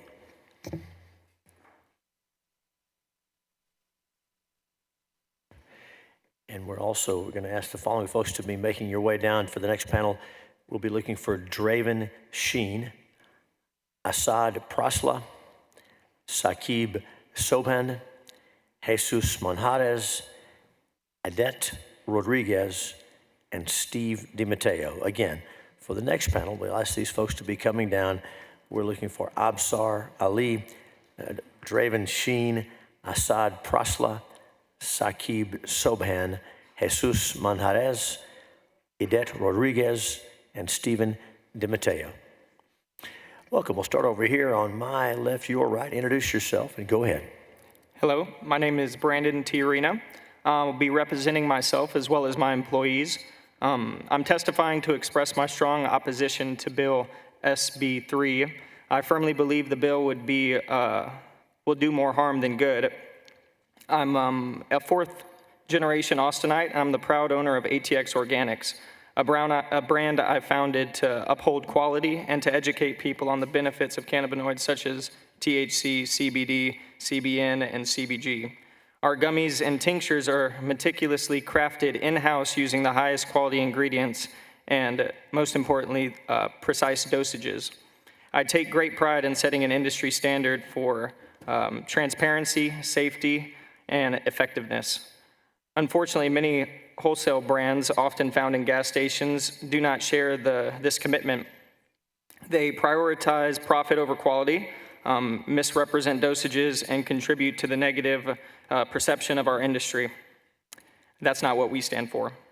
The countless written and verbal testimonials we've received from customers who have benefited from our products inspires us to continue our mission. However, if SB 3 were to pass, it would completely halt our progress and negatively impact the daily lives of individuals who rely on these products. This bill will not only jeopardize access to safe, effective cannabinoid-based alternatives, but also eliminate jobs and essential benefits like healthcare that's provided to my employees. The hemp industry offers countless individuals a natural alternative healing option to prescription medications that often cause more harm than good. Instead of outright restriction, I believe we should work together to establish sensible regulations that ensure product safety, transparency, and accessibility without dismantling an industry that helps so many. I urge you to reconsider the implications of SB3 and to seek a balanced solution that protects consumers, small businesses, and the integrity of this industry. Thank you. Thank you for your testimony. Welcome. Introduce yourself and go ahead. Good afternoon. My name is Gary Brandt. I'm the owner of SunMed, your CBD store in Lakeway, Texas. 8 years ago in 2017, I was in a really bad car accident. I broke my back. I suffered permanent nerve damage and permanent brain damage, something that I will never, ever heal from. And in that time, I lived on painkillers, muscle relaxers, nerve blockers, anti-inflammatory medications. It was destroying my life. I had to file for disability because of my gut health. I couldn't even get out of bed with the migraines. I found products, full spectrum, and by the way, I was on the Texas Compassionate Care Act. The prescription alone costs more than the products cost on that program, and that program is an absolute failure. But onto that, SunMed helped me, and I opened a store in 2022, and since then I've created a health and wellness related business that is helping people find natural relief to all sorts of issues.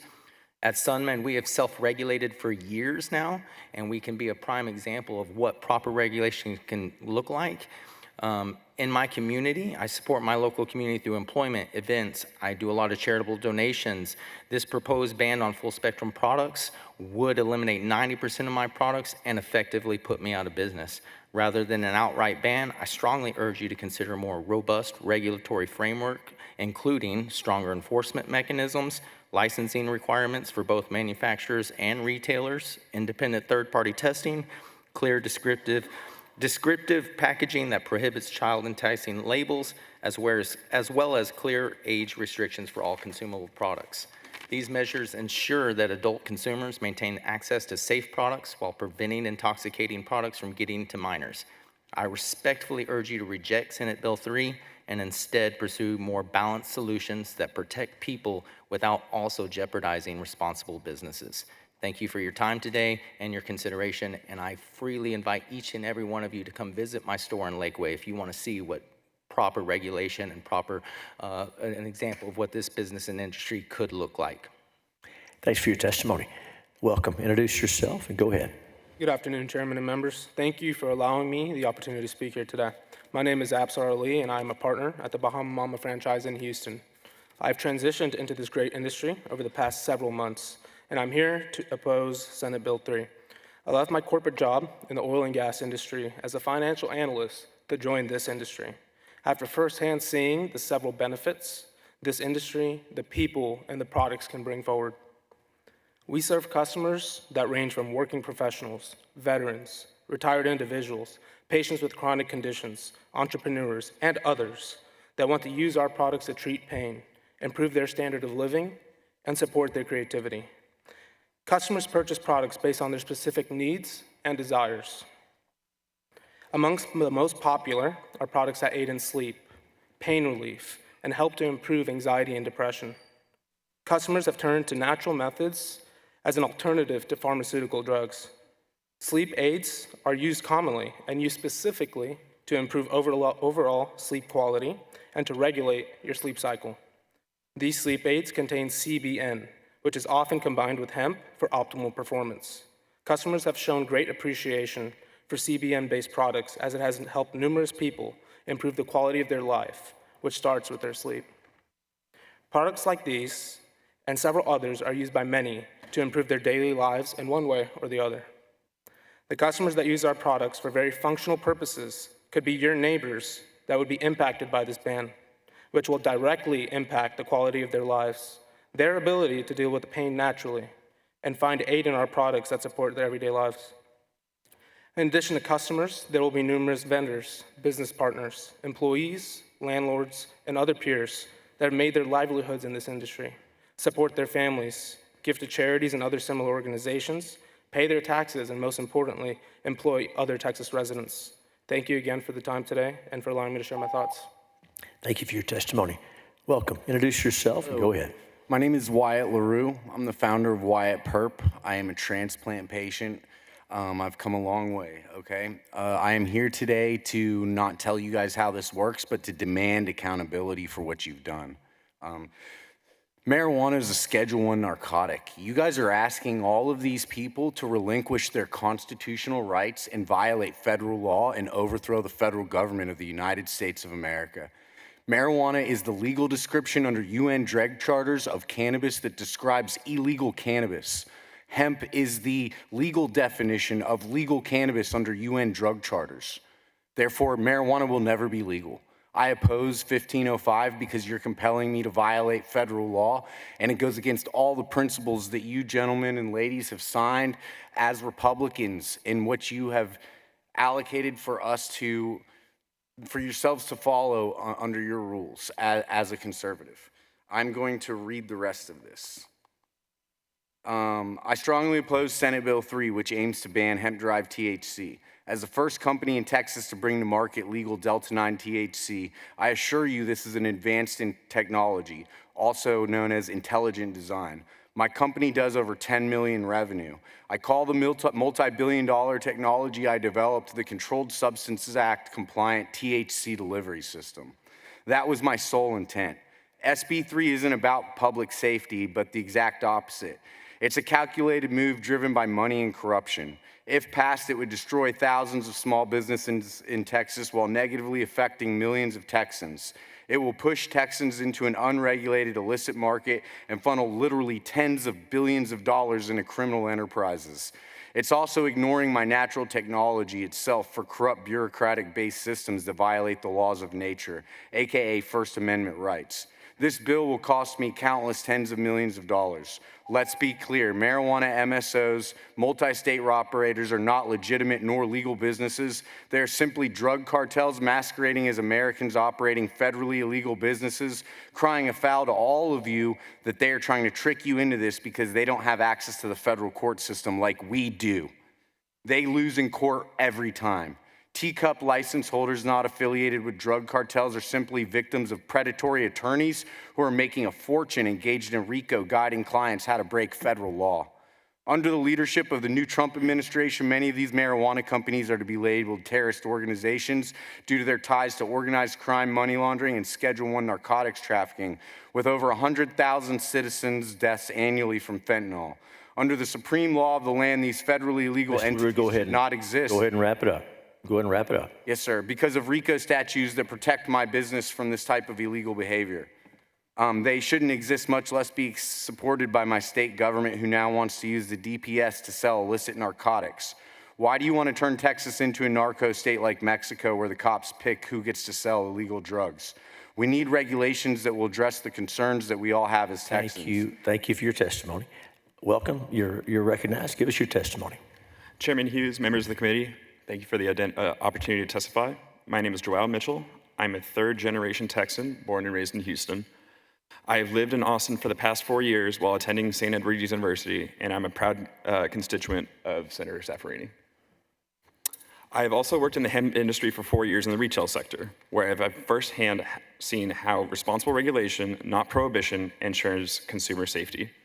I agree with many provisions in SB 3 that protect public health, such as banning sales to minors, requiring child-resistant packaging, and improving labeling transparency.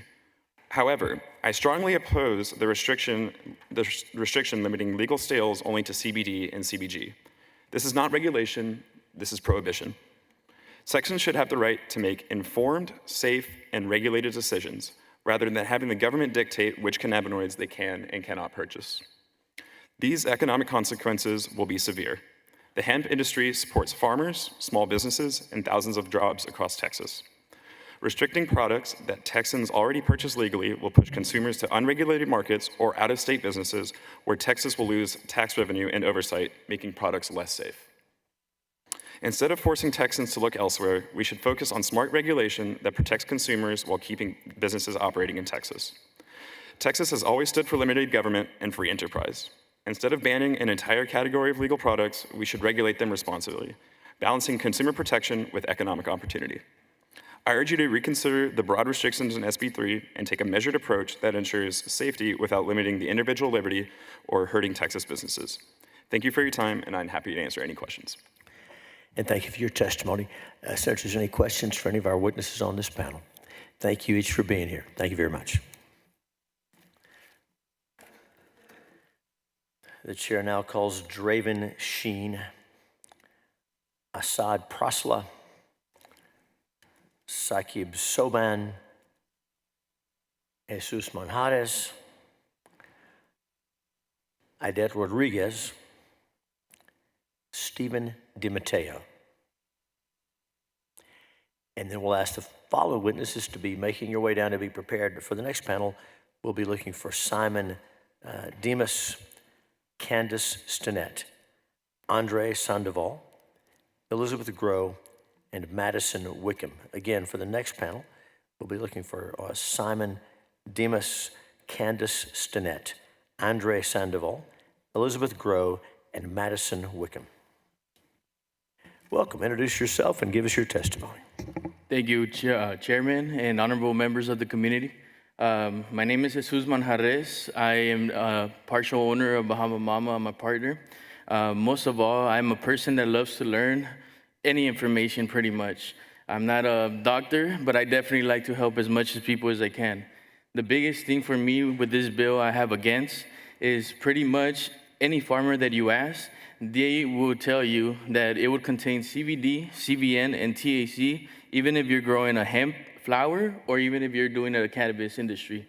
So no matter what, this actual bill is saying that ultimately this right here, false or fake synthesized marijuana, it would not allow this to actually comply with that. So that's one thing that I want to point out. Another thing is most of my customers that come to me, they have no expectations pretty much. But for me personally, I like to learn about the cannabinoids that work differently with each person. And as we've seen before, there's a lot of different cannabinoids in the marijuana plant. But for example, CBD, CBN, and THC, if you only comply with those and if you strictly stick with organic, then that's what we all want. We all want to help each other and stay away from synthetic. So ultimately, these actual bans would completely take that off and continue to synthesize more CBNs, more CBDs, and anything else. Another thing that I wanted to bring up is one of my customers, Jenny, Jonathan, Ethan. These customers 9 years ago, their son had a traumatic head injury that caused epilepsy every other day or every day.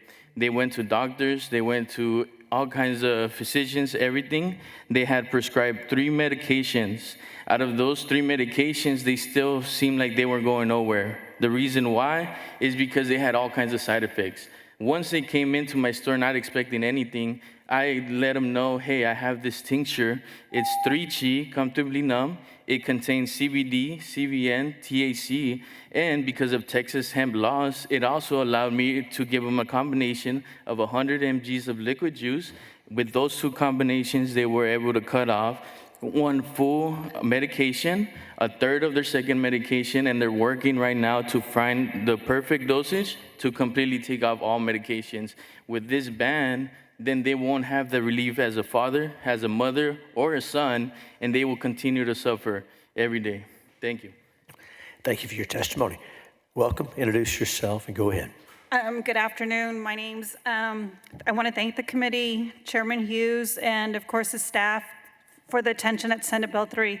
My name's Idet Rodriguez. I'm a proud military wife of a 23-year retired veteran who served our country and now struggles with PTSD. My husband and I are proud parents of 4 amazing children, raising from age 25 to 16. However, over the past 3 years, our family has endured heartbreak and unimaginable pain. Our oldest son started vaping Delta 8s, Delta 9s, THC when he went off to college. What seemed a seemingly harmless habit led to his first psychotic break. He became paranoid, delusional, and suffered severe hallucinations, believing the Illuminati and the CIA were following him. He withdrew from school, lost track of reality, and his mental state continued to deteriorate. He would stay up all night with the lights on, stare into space for hours. He would hear voices, believing they were angels or even God. He stopped recognizing our home as a safe place, claiming it was a center for devil worship. He attempted to destroy it. At one point, he reached out to a neighbor asking for money so he could flee to Russia. Despite multiple hospitalizations, emergency room visits, 6 treatment facilities, we were repeatedly told different things. Sometimes that it was cannabis-induced psychosis, other times it was he just needed rehab, but never receiving the right level of care. His condition became so severe that he attempted suicide March of 2024. It was then that they only performed a genetic test that was finally performed, revealing that clozapine was the only medication compatible with his DNA to help break his psychosis. Unfortunately, by then, his prolonged psychosis had developed into full schizophrenia, a lifelong disability.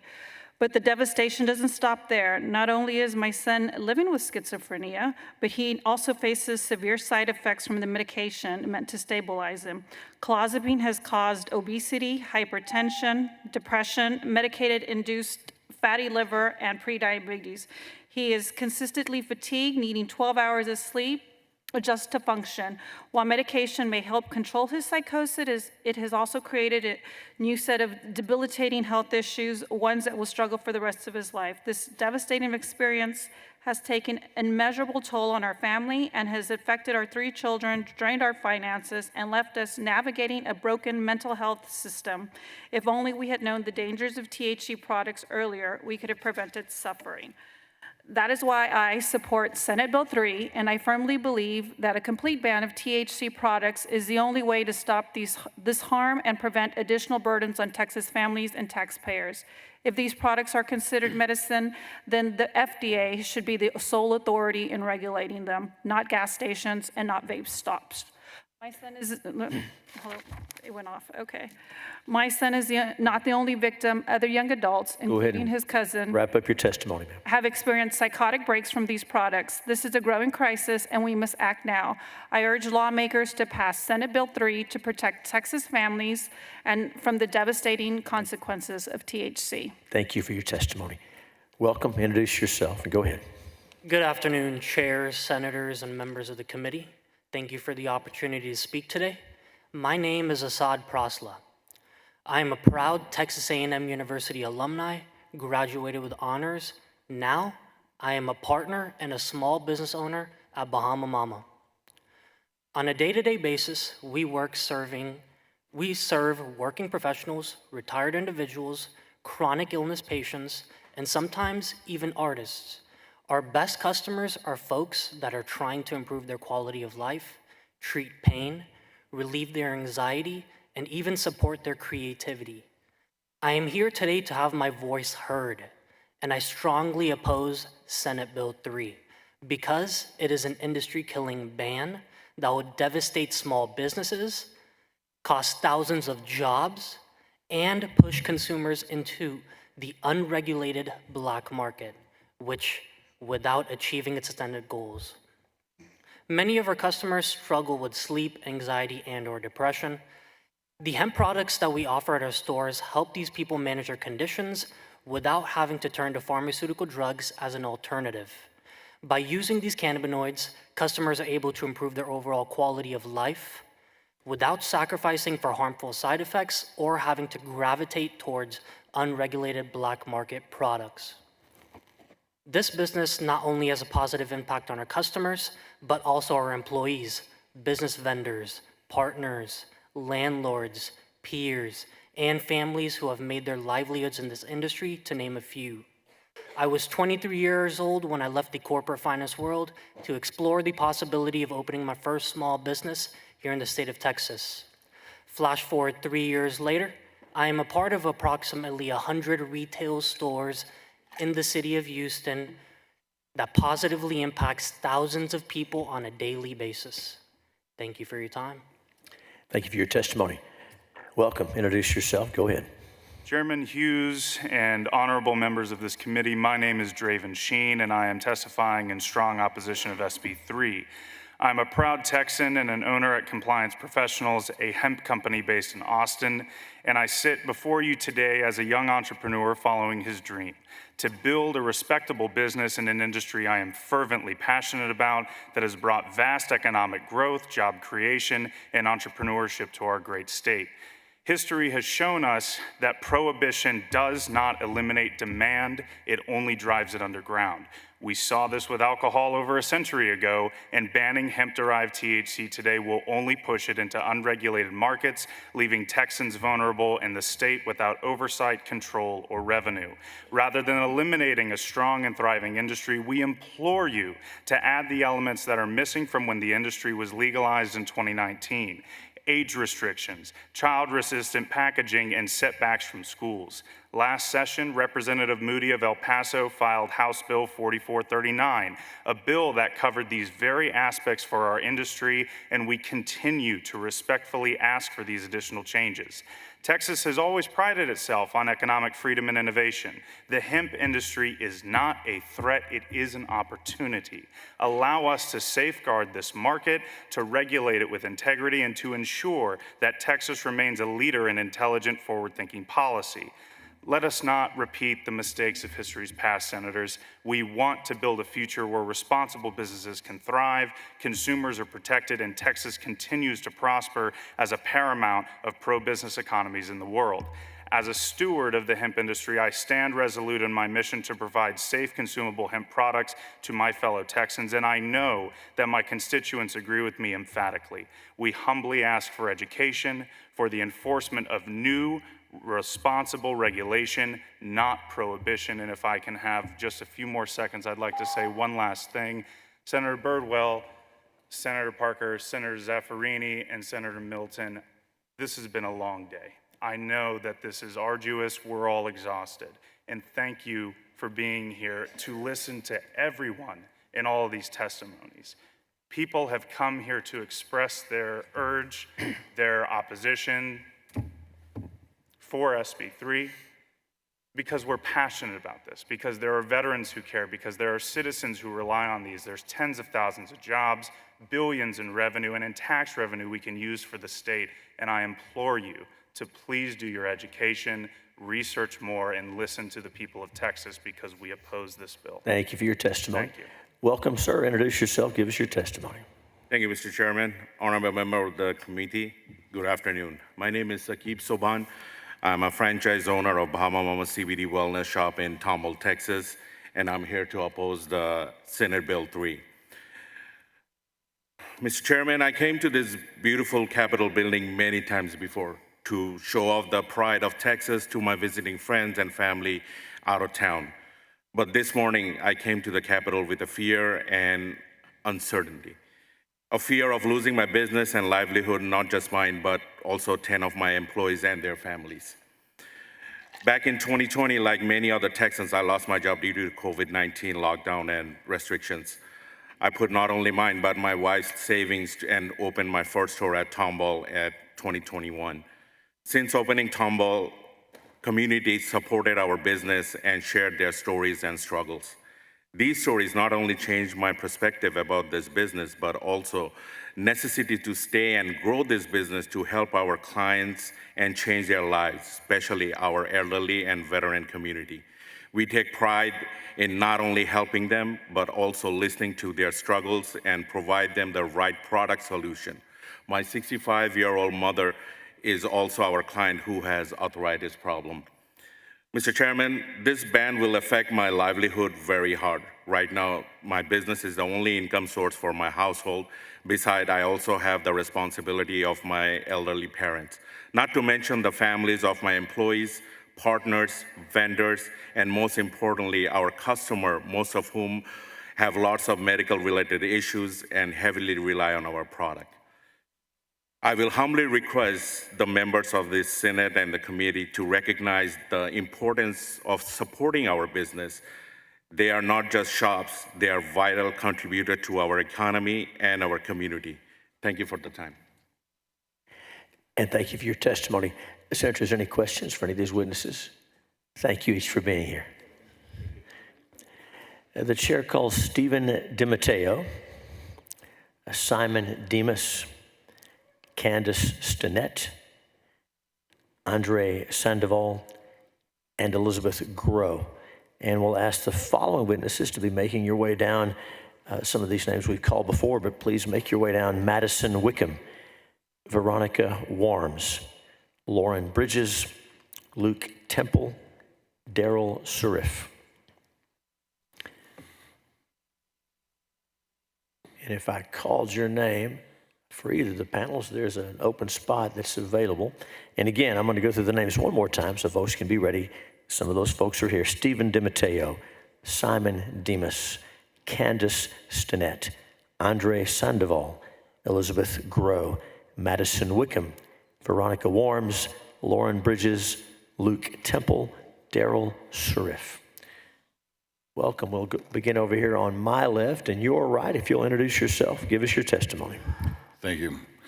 Honorable members and esteemed representatives, thank you for this opportunity. My name is Stephen DiMatteo, and I speak today in opposition of SB 3. Based on over 25 years of personal experience and for being a small business owner in the hemp industry.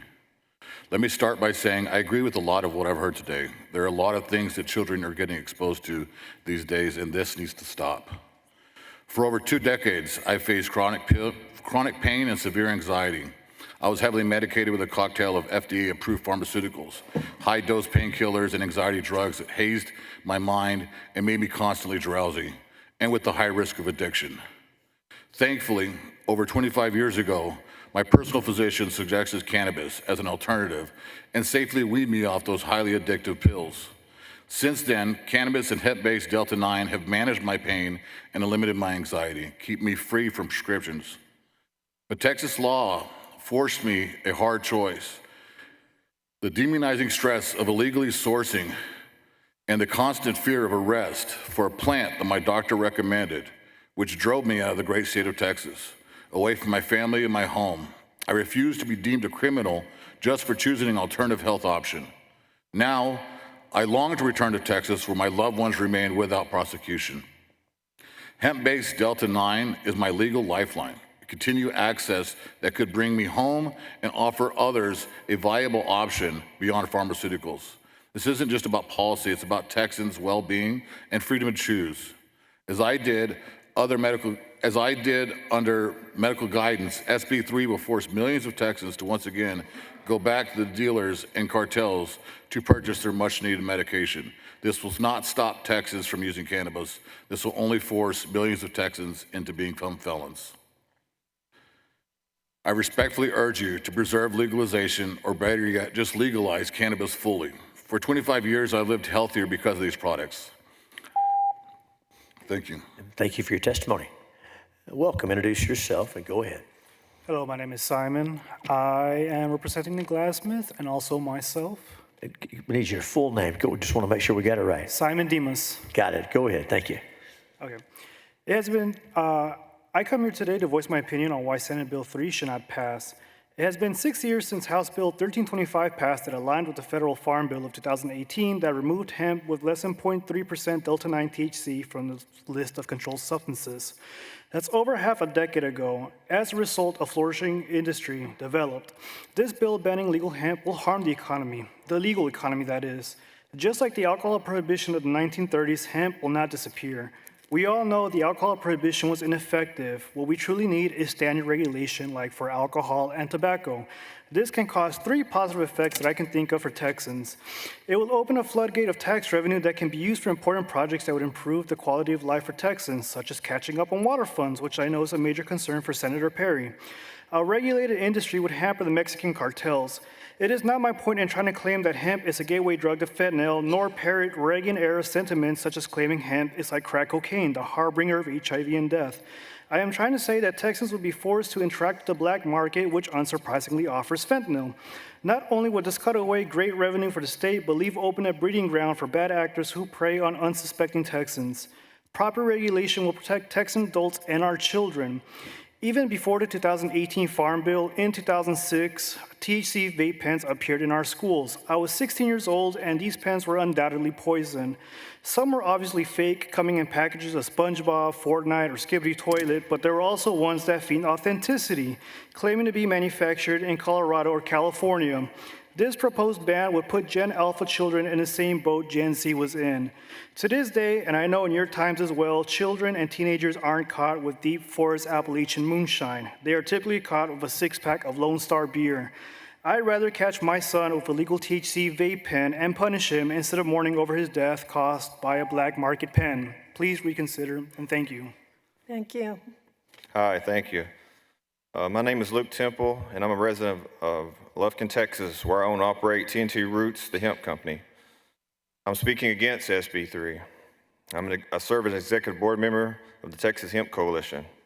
Since passing of the 2018 Farm Bill, I've seen firsthand how our full-spectrum tinctures and products help individuals regulate blood pressure, manage insomnia, depression, and anxiety, and even transition off addictive narcotics. I am passionate about the potential of hemp, not only for the medicinal use, but also for its industrial and economic impact. However, I firmly believe in the need for stricter regulations to ensure safety, especially regarding product packaging, retail accountability, and the prevention of unregulated sales like in gas stations and vape shops. As a father, safety is my top priority, which is why I ensure all of my products meet high-quality standards from cultivation to manufacturing. This commitment includes using child-resistant packaging to prevent unintended access and enhance customer safety. I have invested significant time, effort, and financial resources into ensuring all our products are properly regulated and meet the highest safety standards. I strongly believe that all business in this industry should be held at the same lawful requirements to protect consumers and maintain integrity of the market. Thank you for your time and for consideration for responsible regulations that protect both consumers and the future of this hemp industry. Thank you. Thank you. Ma'am. Hi there. Candace Dennett, owner of Emerald Organics, Fort Worth, Texas, and board member with the Texas Hemp Coalition, speaking against Senate Bill 3. Safeguarding peace where we live and work is the goal. Last summer, we implemented a security team for our retail store. Valuing contributing to the job growth in Texas, we registered and was issued our private business with internal security staff license with the Department of Public Safety's TOPS program, Texas Online Private Security. In addition to our 8 employees, Emerald Organics currently employs 3 state of Texas licensed security officers. 2 of those have obtained their level 2 security officer certification after being hired with us, and one of our gentlemen came in with a level 3 certification. Now, security professionals are not currently required, but we are committed to helping the hemp industry in Texas be a thriving one with safety at its core. With our visibly secure retail environment, our staff, our customers, and our business neighbors voice regularly how safe and how confident they feel when walking around and inside our store. As a gatekeeper, our security team detects and turns away anyone under the age of 21. We make it clear that we are protecting our youth. We are an adult use only market. An all-out ban would be devastating to the people that we serve every day. Emerald Organics security team transcended from the higher standards as our foundation, child-resistant packaging, marketing to adults, and with premium regulated ingredients in all of our products. Access control, public safety, decreasing crime, and protecting our community. We can do this. Sensible regulation is the answer while sticking with the current federal hemp law. Again, respectively, we are against Senate Bill 3. Thank you for your time. Thank you. Good afternoon, Chair and members of the Senate Committee. My name is Liz Groh, and I'm here to testify against Senate Bill 3. I live in New Braunfels, Texas, in Donna Campbell's district. I'm a mother, a proud Texan, a business owner, and a teacup patient. I run a media company called Grow House Media that serves the legal Texas hemp industry and also the cannabis industry nationally. This industry, the hemp industry in Texas, we've seen it grown over the past 6 years. It provides jobs, generates tax revenue, and supports hardworking families across our state. Good, hardworking families with values just like you and me. If SB 3 passes, my company could go under, along with countless others, as you've heard today. I don't understand why we wouldn't, as Texans, work to regulate this booming legal industry while also propping up the teacup program, the medical marijuana program. We're talking about two different things. Both programs need to be regulated, need to be kept out of the hands of children, need not to be marketed to children, and so Texans can enjoy their freedoms. Bans have never worked. Then they won't work here. What SB3 will do, however, is devastate Texas businesses, eliminate jobs in agriculture, processing, manufacturing, and retail, and put families in further financial jeopardy in these hard times. Texas hemp businesses that operate legally under both federal and state laws. To rip that away is not just economically reckless, I believe it is un-Texan. The financial consequences will be severe. This industry generates tax revenue, licensing fees, and economic growth, money that funds schools, infrastructure, and local communities. SB 3 does not protect Texas, it harms it. It kills jobs, crushes businesses, and fuels an unregulated black market. Now I urge this community to reject SB 3 and stand with Texas entrepreneurs, farmers, and families. Thank you. Thank you for your testimony. Senators, any questions for these witnesses? Thank you each for being here. You're excused. Thank you.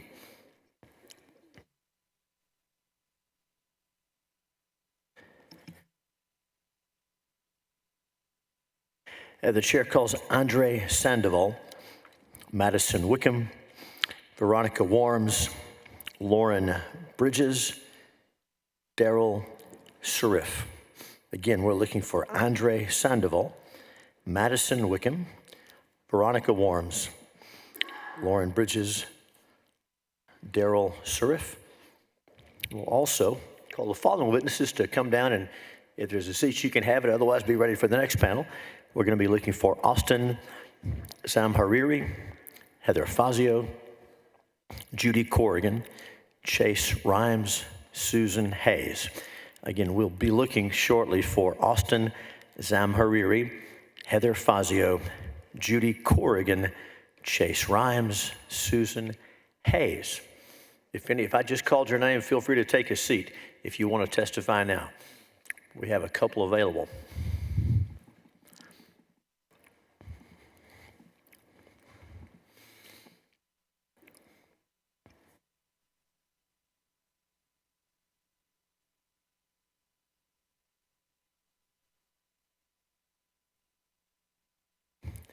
And the chair calls Mary Taylor.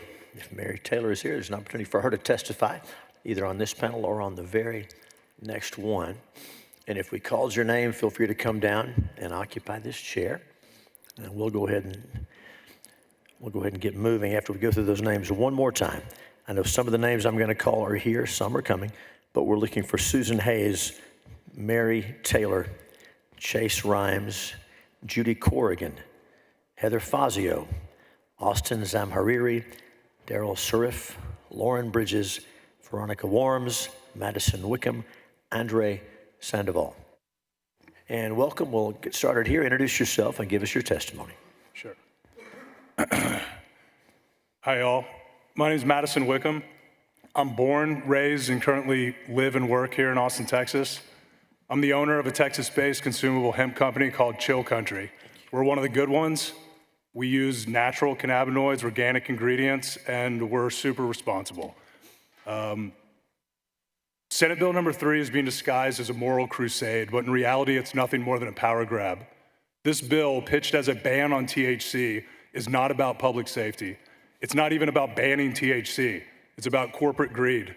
This bill is authored by the company Texas Original and a few other, I guess one other, medical marijuana business who is attempting to rig the system in their favor. They have a cozy little monopoly under the compassionate use program, and now they're attempting to use the legislature to crush their competition and keep everyday Texans from having access to legal, safe, natural alternatives.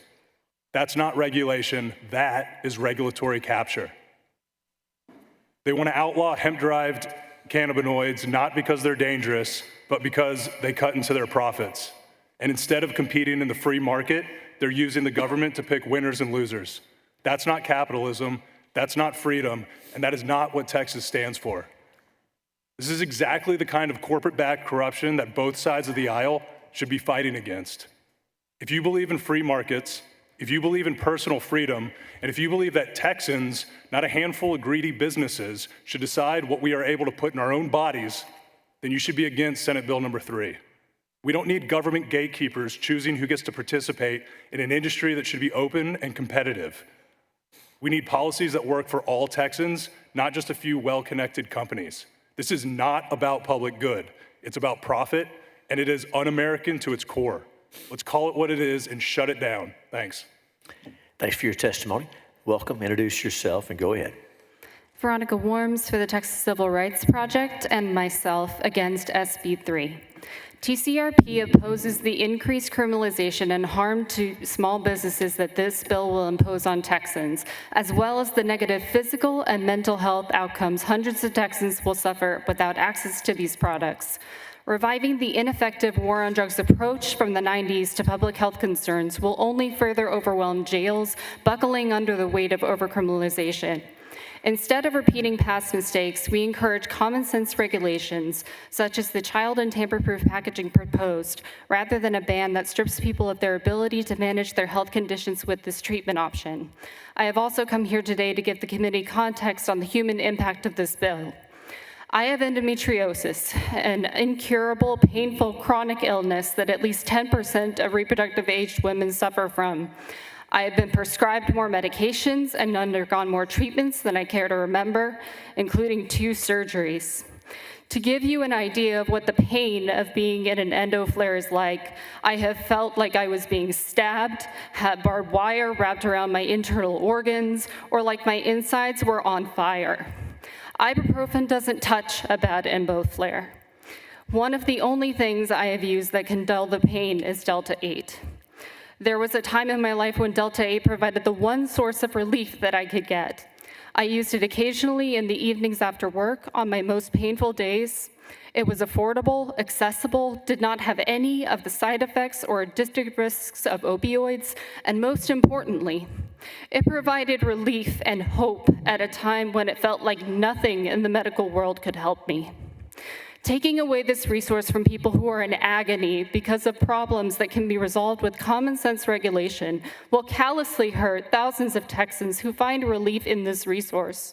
I urge the committee to have compassion for those who are getting real relief from these products and to resolve their concerns with regulation rather than outright bans and criminalization. Thank you. Thank you for your testimony. Welcome. Introduce yourself and give us your testimony. Hello, Senators. My name is Lauren Bridges, and I'm a lifelong Texan, and I oppose SB 3. My desire for knowledge about cannabis and hemp led to me getting a degree in biochemistry and cannabis science and operations from St. Louis University. I'm also a teacup patient and have helped many friends and neighbors learn how to access the program. But due to the limitations of the program, I made the decision to open a small hemp and wellness boutique specializing in full-spectrum products in Longview, Texas. My specific area of study was full-spectrum hemp formulations and historic landrace African cultivars that are traditionally higher in the cannabinoid THCV. I strongly oppose SB 3 because it will eliminate my access to full-spectrum, cultivar-specific products, restricting consumer choice and harming small businesses that are capable and willing to supply that variety. I personally have replaced 3 pharmaceutical medications that had horrible side effects with a single full-spectrum hemp product that I cannot get on the teacup program due to it being a single cultivar of hemp. It's solventlessly extracted, and the teacup licensed organizations here don't currently produce it. Many Texans, including veterans, mothers, and cancer patients, rely on many different varieties of hemp for their diseases and discomfort. While I encourage eligible Texans to apply for the Texas Compassionate Use Program, it is severely limited, even under the expansions talked about in SB 1505. Texas deserve cultivar-specific, full-spectrum options, not a one-size-fits-all approach from a handful of licensed providers. Scientific research shows that cannabinoids like CBD and CBG are significantly more effective when paired with a small amount of THC, due to what people are calling the entourage effect. And it's not just CBD and CBG, there are dozens of other beneficial cannabinoids like THCV, CBC, and CBN that have incredible potential for wellness. I urge you to reject SB3 and support a fair regulatory framework that preserves access to responsible adults, protects small businesses, and keeps this industry in Texas where it belongs. Thank you for your testimony. I know it's a long drive. Thank you for being here. Welcome. Introduce yourself. Go ahead. Thank you, committee. My name is Chase Rhymes. Get a little closer to the microphone so we can hear you. Yeah. My name is Chase Rhymes. I'm from Houston, Texas. I'm a native Texan, went to the University of Texas, and about as Texan as they get.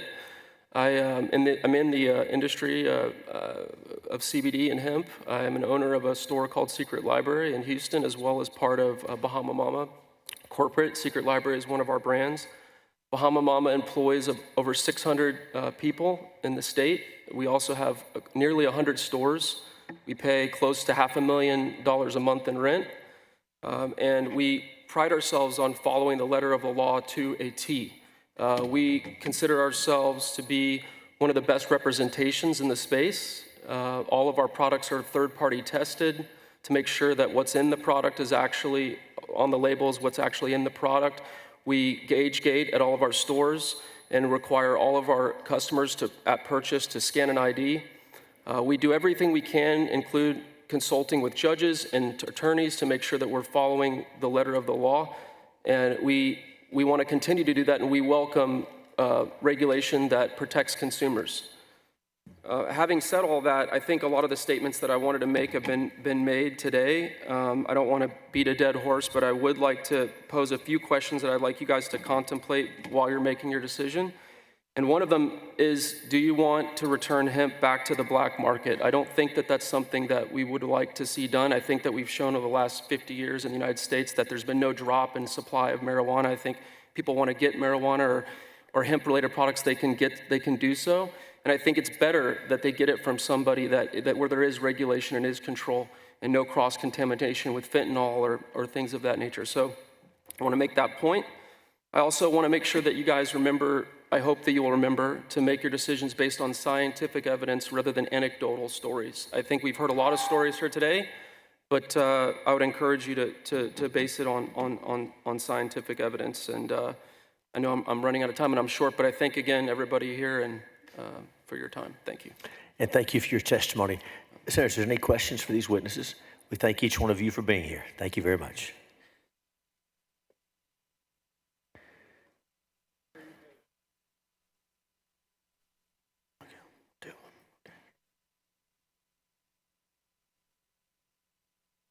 The chair calls Andre Sandoval, Daryl Sarif, Austin Samhariri, Heather Fazio, Judy Corrigan, Mary Taylor, David Nasser, Rhiannon Yard, Tyrus Summer, Landon Bearden, Mark Kraus, Irene Chowdhury, and Susan Hayes.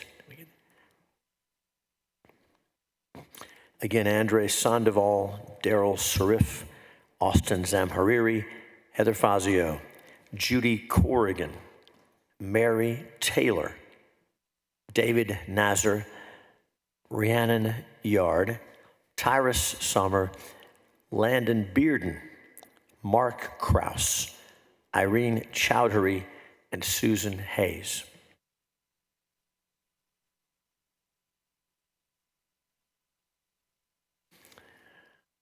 If I called your name and you make your way down to the chamber during this testimony, we have an extra seat for one more witness on this panel. We'll get underway. On my left and your right, introduce yourself and give us your testimony. Welcome. Thank you, Mr. Chairman, and fellow committee members for considering this important topic. My name is Daryush Austin Zamhariri. I'm the Executive Director of the Texas Cannabis Collective, and we are in opposition to the bill. I want to start by saying, while we are in opposition to SB 3 in its current format, there are pieces of this legislation that we do support, such as age restrictions, packaging and testing standards, and strong protections for selling to minors. However, if this bill were to go into effect, it would create the largest hemp-derived THC black market in the country, on top of the already existing largest marijuana black market in the country. It does nothing to solve this issue outside of adding strict penalties for manufacturing, distribution, and possession, which we also oppose. In regards to possession, penalties for possessing hemp cannabis products runs counter to the mandate of President Trump when he stated, "I believe it is time to end needless arrests and incarcerations of adults for small amounts of marijuana for personal use. We must also implement smart regulations while providing access for adults to safe, tested product." Penalty for possessing hemp cannabis products runs counter to the wishes of Governor Abbott in his multiple endorsements of reducing penalties for cannabis possession.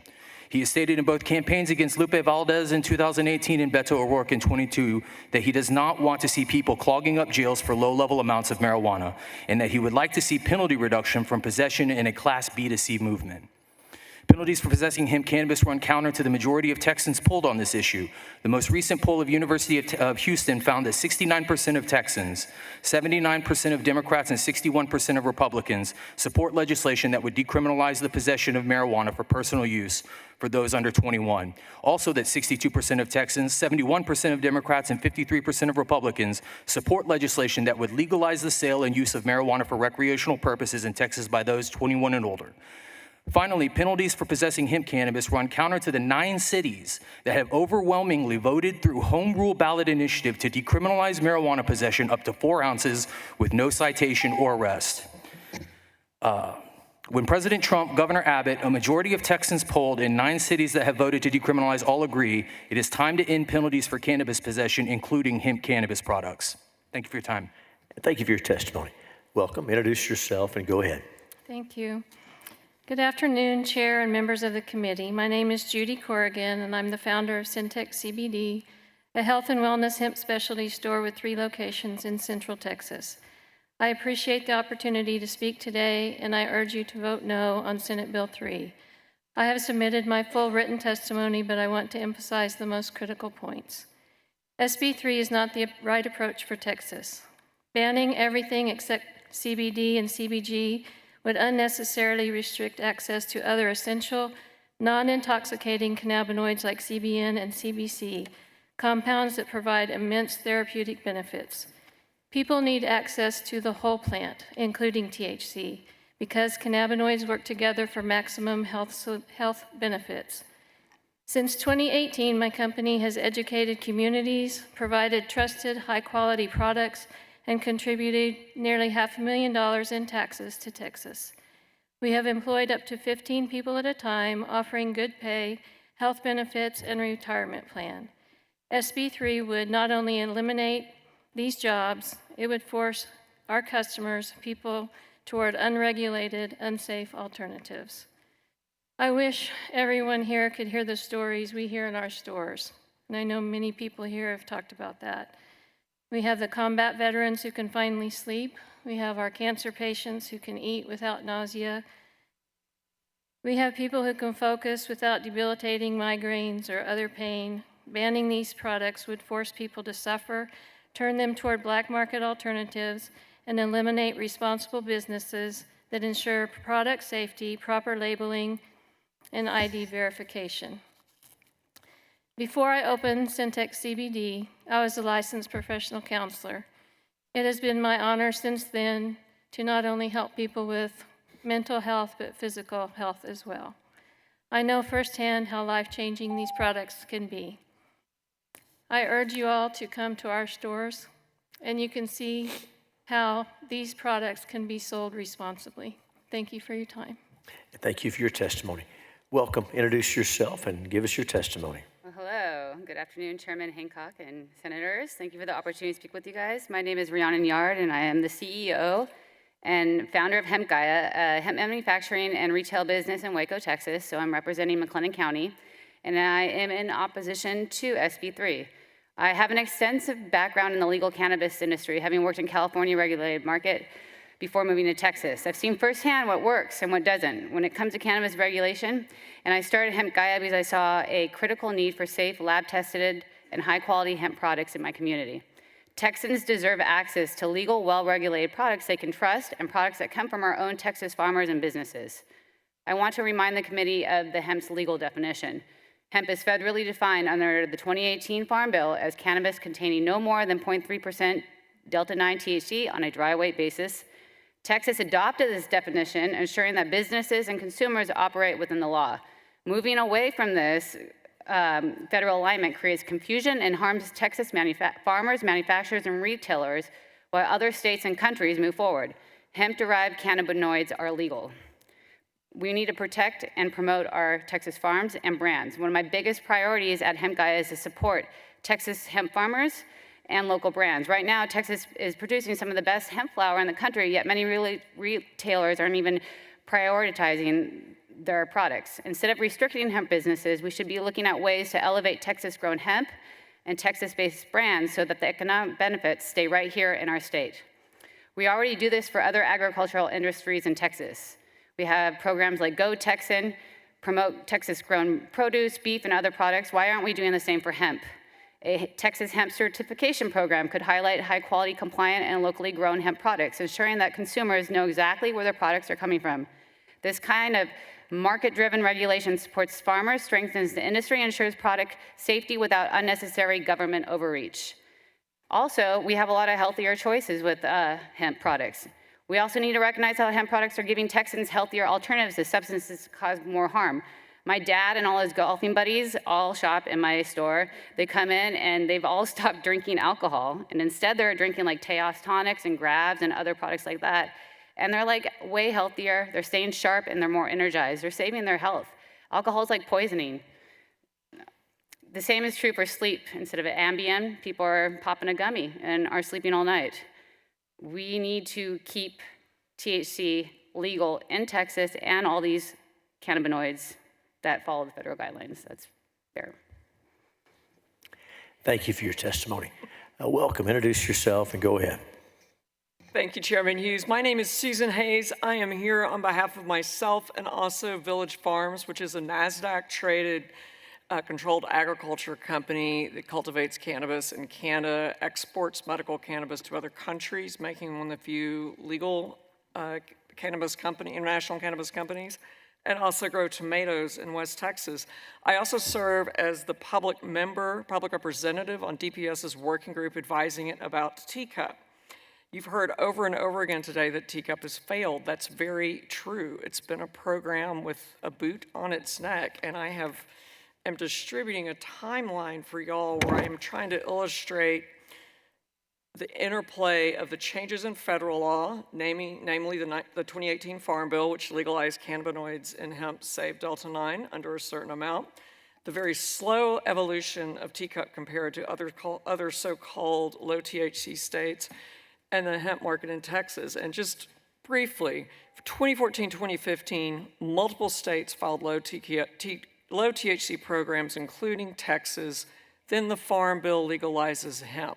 Those other low THC states have moved to a comprehensive medical program, some to legalization. And if you take any big picture thing from what you've heard in all the testimony today, there's a lot of people in Texas who use these products and want to use them. There has to be a place for people to go. If SB3 passes without a place for all these patients to go, you're going to be causing a lot of problems in an unenforceable law. So I speak in support of 1505. The bill still needs some improvement. The cap on medicine at 5 milligrams is too low for many patients. And it also doesn't allow the physicians to practice medicine. Texas is unique in some bad ways with its program. One is it requires a specialist to prescribe. No other state does that. That means rural Texans have less access to it. And I'm about out of time. Senator Betancourt, you had a question earlier about testing and DPS. Did you get that answer? Because I think I can answer it for you. Mr. Chairman, we'll wait till the end. Okay, We'll come back to that sorry, at the end. I shouldn't have gotten ahead. I forgot I had someone on my left. All right. Thanks, and we'll come back to questions. Welcome, introduce yourself. Go ahead. Thank you. My name is Mark Krause, committee. I am a fellow of the American Institute of Chemists. I provide expert testimony in hemp judicial proceedings. In addition to Texas, I am currently working in 12 states, 5 federal courts. Texas, as you've heard beginning this morning, is in the midst of a crisis. It's a crisis that was brought about primarily due to the failure of adequate regulation back 3 years ago, which caused the state of Texas to get sued and led to what I call legislation by judicial action, which leads to very unintended consequences. Right now, the state is flooded with what is literally marijuana. It is being labeled by unscrupulous out-of-state operators as hemp-derived. It is not hemp-derived. It is in every gas station. It is in every CBD store. It is in anywhere that you can buy a hemp product, and it is illegal. But the state of Texas is not enforcing the laws it's written. We have the regulations in place to take care of this problem. As I pointed out in the special session, we actually have a very good set of regulations. What we don't have is any enforcement at all. So after the special session, what was the response that we got? Well, we got SB 3. SB 3 is a de facto ban on all cannabinoids. Yes, it's couched in terms of CBD and CBG are legal, but the analytical and production requirements to meet the criteria in SB 3 are way beyond our ability as chemists today. We do not have the technology to either produce CBD and CBG to that purity, nor do we have the technology to analyze it to that purity. We are asking for purity of 1,000 times what FDA requires from their most stringent level. I urge you to vote against SB 3. We don't need ban, we need enforcement. By the way, I am in favor of 1505 with one caveat. Have 1505 meet the same stringent purity requirements as SB 3. Thank you for your time. Thank you for your testimony. Senator Betancourt, you're recognized. Thank you, Mr. Chairman. Could you go ahead and answer my question earlier? Yes, I would. I will. I'll let you take a shot at it too. I think your question was about the difference between testing in the private market versus within law enforcement. Well, there was a gradation between the state, but start with the private, and because there's a AgriLife number and a testing and a. Yeah, and the current system in Texas is labs that test hemp products just register with TDA. And law enforcement, and this is under the 1325, the prior law enforcement can go mystery shop and test things, so can DISHs. The standard in any other state with the cannabis program, be it medical, legal, whatever, is third-party independent testing of finished products by batch and consumer access to that information. And we have built into the hemp law here a QR code that will link to a COA. And as some others have mentioned, I think a problem we have is lack of enforcement. On the law enforcement side, even though that line between hemp and marijuana is 0.3 delta 9, law enforcement treats 1% as the line. Why? As I understand it, because they don't have the testing precision. If a state does not have a good testing game, and that includes testing the testers, making sure things are accurate, there is a problem with lab fraud in the cannabis industry nationwide, and some excellent data on that coming out by some researchers. If you're interested, I could get it for you. Mm-hmm. What confounds the private industry is why it is so hard for law enforcement to test potency and kinds of cannabinoids, because that is standard in any other state. For example, Nevada requires full spectrum testing of products. So if you buy a product in Nevada, you can see what cannabinoids are in it, how much of each, and what terpenes are in it, which are also medicinal, and how much of each. It's not hard if you have the equipment and the professionals to run that equipment to do that level of testing. So I think part of what the prior witness may have been getting at is private lab testing ought to be the first round, but law enforcement can come in behind, but if they have the tools. I personally, as an individual, from having spoken to some of our crime labs, am a bit terrified about how short-funded they are to be able to handle not cannabis, but fentanyl and the other things that are out there on the street. Which, it was Sheila that was actually testifying. She said that there was an AgriLife testing capability, so that she's claimed, but y'all are saying no. Texas A&M AgriLife conducts research, but they're not testing for the private market, to my knowledge. What happens is private labs. I hadn't heard that either, but if you've got a backed up crime lab scenario without the right equipment, then it was, kind of welcome idea that there was another testing source, but, okay. I'm going to augment her answer just slightly. Okay, go ahead. Okay. The reason that and we're talking primarily about the Corpus Christi DPS lab, the reason that the lab truncates at 1% is because there's what is called measurement error in every measurement. That measurement error, when you go to court, doesn't really play, as I'm sure Chairman can explain, that does not play well in court. So what they've done is put their lower limit of what they will prosecute at something that they can defend in court, which is approximately 1%. What I was referring to in here is that the requirements in SB3 are for us to test to all cannabinoids other than CBD or CBG to 1 part per million. Those methods, not only do the methods not exist, the technology itself does not exist for us to do that. We would have to have literally a factor of 100 improvement in our ability to detect to be able to meet the requirements of SB3. The AgriLife, Texas A&M not only isn't in the commercial testing business, they literally farm out testing. For example, we do pesticide testing for Texas A&M. And they're using third parties. And they use third parties. Third-party labs. And there is a network of private laboratories in the state that could easily handle anybody's testing requirements that showed up. So, what you're basically saying is that you can handle 1 part in 10,000. You cannot handle 1 part in a million. Right. So FDA criteria is 1,000 parts per million of any single contaminant and 2,000 parts per million total. We can probably see 100 parts per million, but that's still 100 times what SB3 is requiring. We can't produce legally defendable data to support SB3 as it's written. Okay, so make sure I'm on the right math here. You can see 1,000 to 2,000 parts per million. Easily, we can see probably call it 100 per cannabinoid. Right, I put 100 down as like the lower. You can put 100 down. Right. So most laboratories report down to about 500. You can push that and get down to about 100 per cannabinoid. But trying to go below that when you're dealing with a pure cannabinoid is extremely difficult. Now, is that standard a pure cannabinoid, or is it a multiple of all the cannabinoids? Well, no. So that would be if I have 99% CBD. Okay.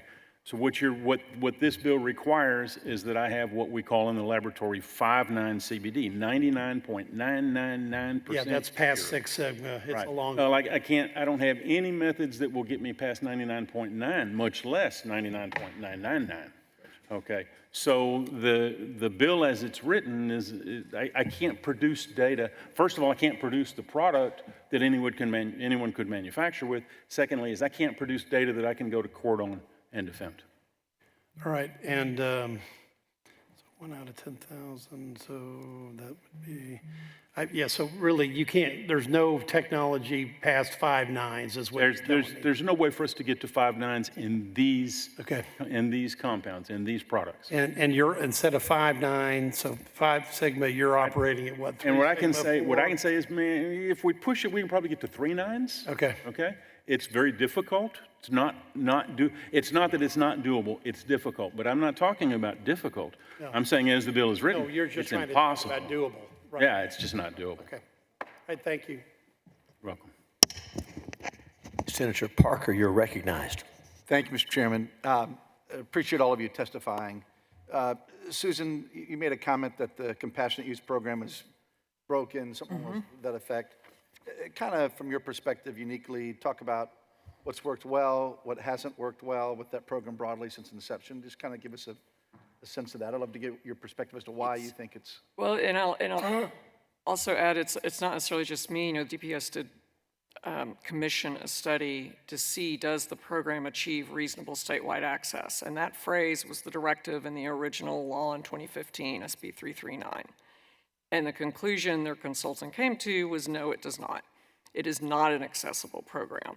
It's not been accessible because of the limited number of licensees. They've been kept to one location. They're all in the Central Texas area.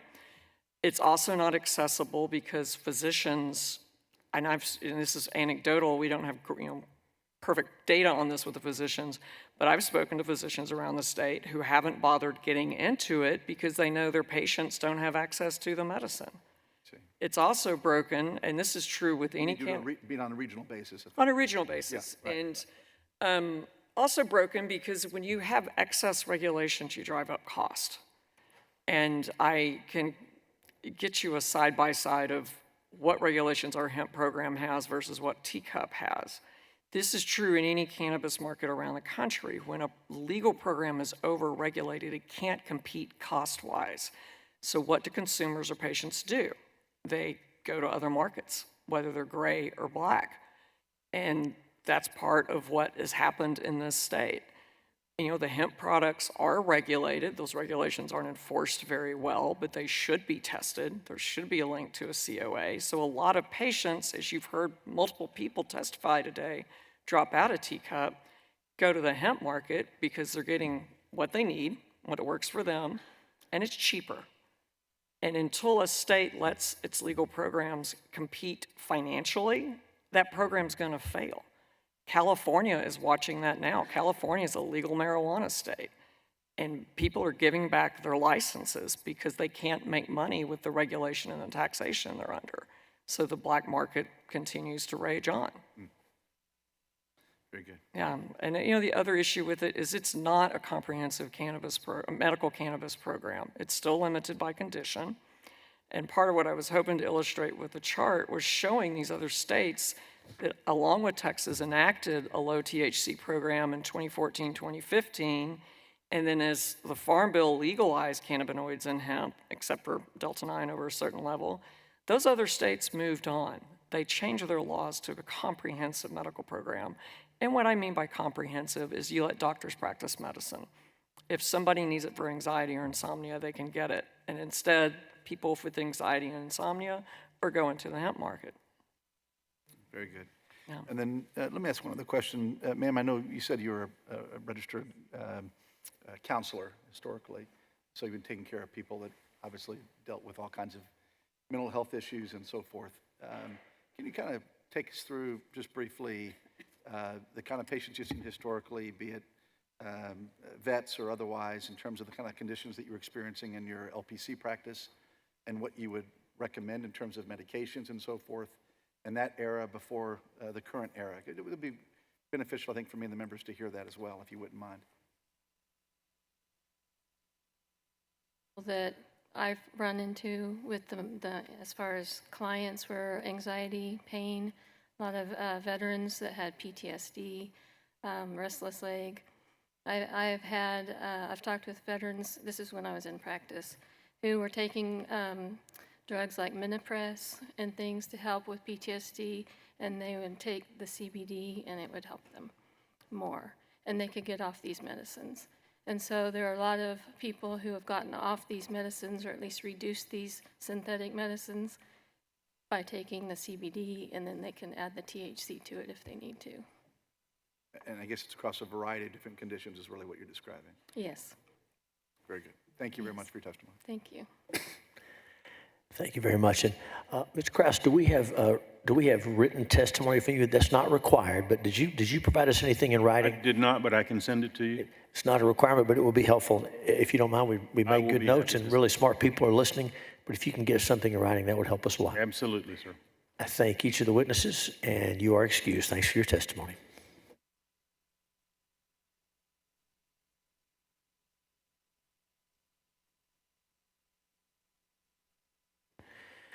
The chair now calls Heather Fazio, Mary Taylor, David Nasser, Tyra Sommer, Landon Bearden,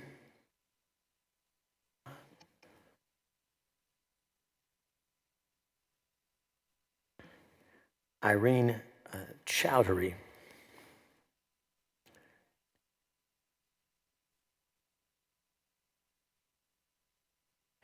and the chair also calls Philip Snow, John Elmore, Wakar Ali, Christopher Lynch, Morgan Roberts, Patty Quincy.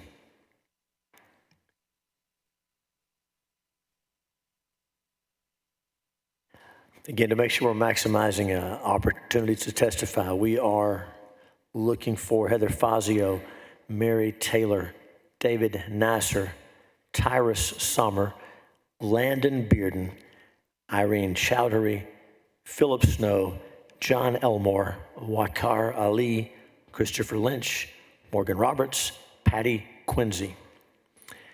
Welcome to each of you. We'll start on my left, your right. Introduce yourself and give us your testimony. All right, thank you, sir. My name is Tyrus Sommer, and I'm one of the owners of Bahama Mama 1960, a small but thriving business offering a wide variety of hemp-derived THC products. I'm here today to oppose SB 3. At Bahama Mama, our mission is to provide a natural wellness solution to a diverse range of customers, from veterans and business professionals to retirees and young adults. We help those struggling with anxiety, depression, and PTSD find relief without the need for prescription drugs. Hemp-derived THC, more particularly Delta-9, has been life-changing for our customers.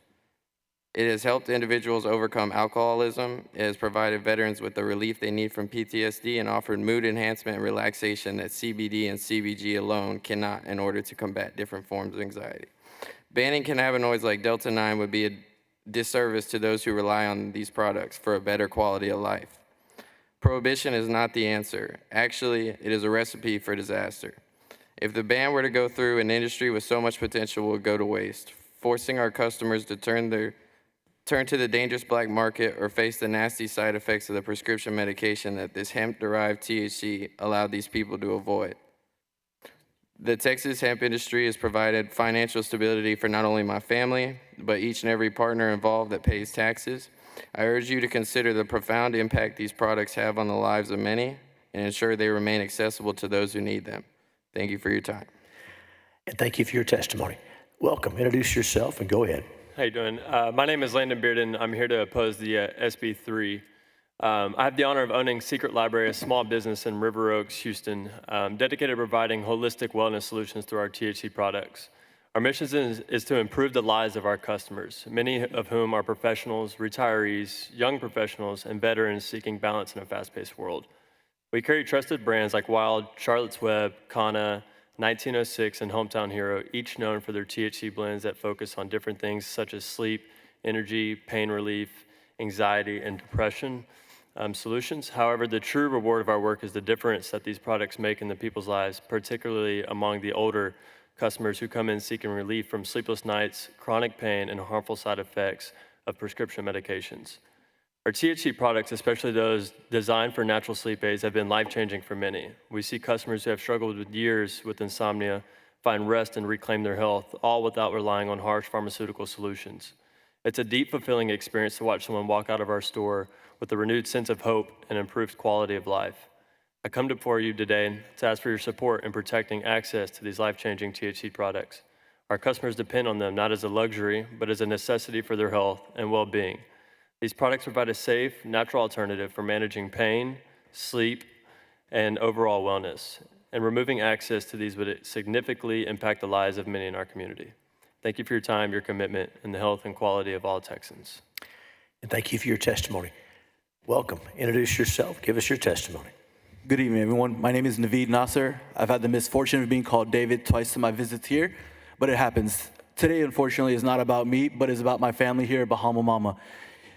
Bahama Mama was founded in 2021, right after the pandemic, when businesses were reeling, but we took the risk in an industry that we saw needed a little bit of change. Bahama Mama was built from the ground up, self-funded, no banks, no loans, just hard work and a belief and a commitment to serving our customers. That belief has grown us into a network of over 180,000 retail square foot all across the state of Texas, between three metropolises of Houston, Austin, and Dallas, within our 7 encompassing brands. Between all of our brands, we work with 40+ different landlords, 75% of them of which are private owners. But today, our business, the entire Texas hemp industry and the wellness industry is under threat.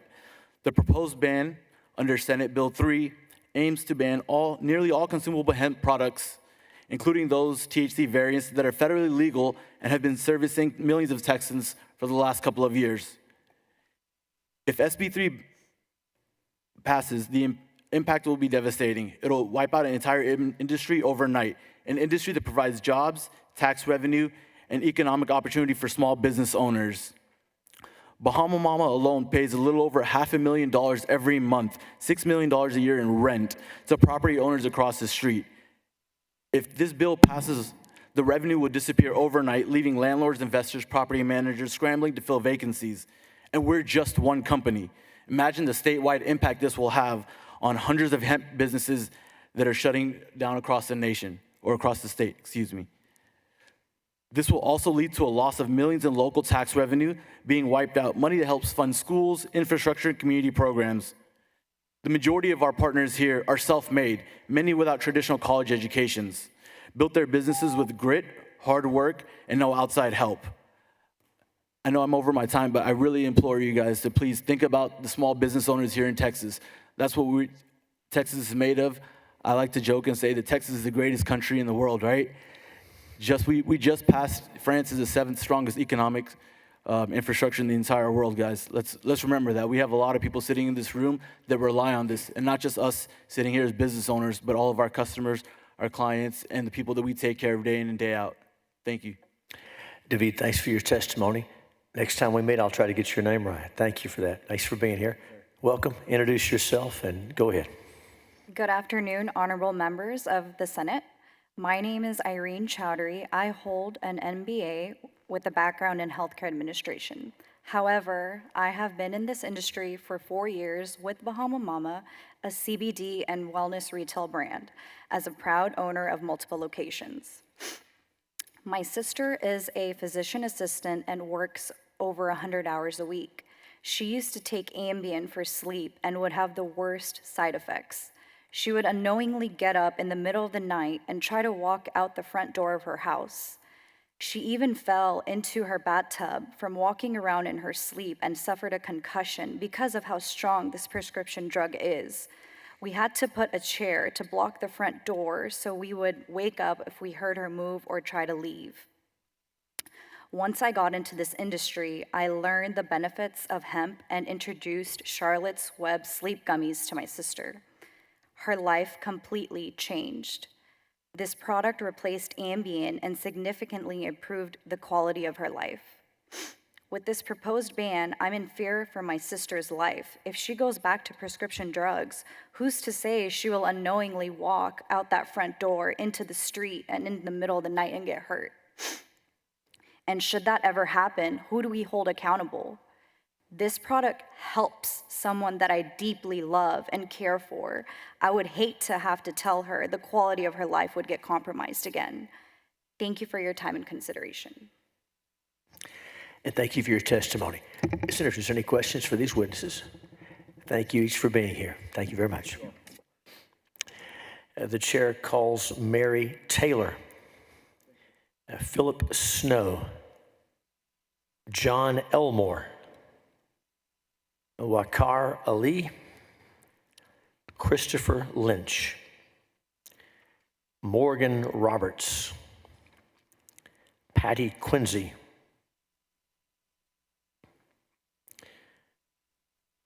looking for Mary Taylor, Philip Snow, John Elmore, Wakar Ali, Christopher Lynch, Morgan Roberts, Patty Quincy. And so I'm going to ask a few more people to make their way down to the Senate floor to be prepared to testify. We're going to be looking for Jeanette McKenzie, Elizabeth Johnson, Matthew Moore, Byron McCown, Reagan Heddens. Again, Jeanette McKenzie, Elizabeth Johnson, Matthew Moore, Byron McCown, Reagan Heddens. Very well. Welcome, introduce yourself, give us your testimony. Thank you, Mr. Chairman. Honorable members of the Senate, thank you for the opportunity to speak today. My name is John Elmore, and I'm here to strongly oppose SB 3. This bill would shut down an $8 billion Texas industry, eliminate thousands of jobs, and take away a safe legal option that many Texans rely on for relief. For 6 years, I've seen firsthand how these products change lives. Veterans, cancer patients, people suffering from chronic pain, etc., have turned to hemp THC products when nothing else works. Families have told me, "You saved my loved one's life." I've had people break down in tears, hugging me and telling me these products gave them hope and healing when everything else failed. I give all glory to God for that. He created this plant to bring relief to those who are suffering, and I believe we should approach this issue with compassion. Similar to an earlier testimony, many of my customers are referred by Texas doctors who believe in these products so strongly that they risk their own medical licenses to suggest them as an alternative to pharmaceutical drugs. That should tell us something. I have a customer with multiple sclerosis who struggles to see and walk. They've tried medical marijuana, even in the smallest doses, but claimed the effects were too strong. A hemp THC routine is the only thing that gives her the ability to function properly. SB 3 would take that freedom away from her and countless others. Let's be clear, prohibition has never worked. If your goal is public safety, the answer is responsible regulation, not criminalization. Keep these products legal, enforce strict age restrictions, and hold bad actors accountable. But please don't punish responsible businesses and the thousands of Texans who depend on them. I urge you to vote no on SB 3. This also, lastly, wasn't part of my testimony, but I'd like to touch on the spice reference earlier. The decade-old ban, it did not get rid of spice. Spice is very prevalent throughout our city. It's more dangerous than ever, and it's one of the biggest epidemics amongst Austin's homeless community. Similarly, passing SB 3 will only negatively impact our state. If passed, this ban will indubitably have horrible consequences. Thank you for your time. May God bless Texas. Thank you for your testimony. Welcome. Introduce yourself and go ahead. And I'll just say this. That testimony that is within the time is the most memorable. It tells us that you really got it tied and prepared and hit us hard with it. So keep that in mind as you go ahead. Good afternoon, honorable members. Thank you for hearing my testimony today concerning mine and my customer's experience. My name is Wakarli. We opened Secret Libraries, CBD Vape, and Wellness in 2022 because of the very loud and clear demand of hemp-derived products. As we're building out our store in Houston, Texas, many of our surrounding business interests were peaked, and we quickly gained traction in our neighborhood. From the salon that neighbors my shop, we received referrals from my elderly who came in with roller sets, capes, looking for CBDism, 10,000 mg roll-on pain muscle salve, unable to sit still during their hair appointments due to sciatica, arthritis. This product has CBD, CBG, as well as Delta 8 and Delta 9. Eliminating hemp-derived products in Texas would directly affect my ability to care for my family, my employees, their families, and to continue contributing to this wonderful state's economy. Thank you for your time. Thank you for your testimony. Welcome. Introduce yourself and go ahead. Thank you, Mr. Chairman and honorable members of the committee. As a U.S. Army veteran with PTSD, I count on THC products every day to maintain my mental stability when additional medications have failed. We need your name. My name is Morgan Roberts. Go ahead, thanks. As a U.S. Navy veteran who struggled with PTSD, difficulty sleeping, and anxiety, THC has been instrumental in reducing my anxiety and other PTSD symptoms when nothing else has helped the way that THC has. My name is Morgan Roberts, and these are just a couple examples of what customers tell me about their experiences with THC products.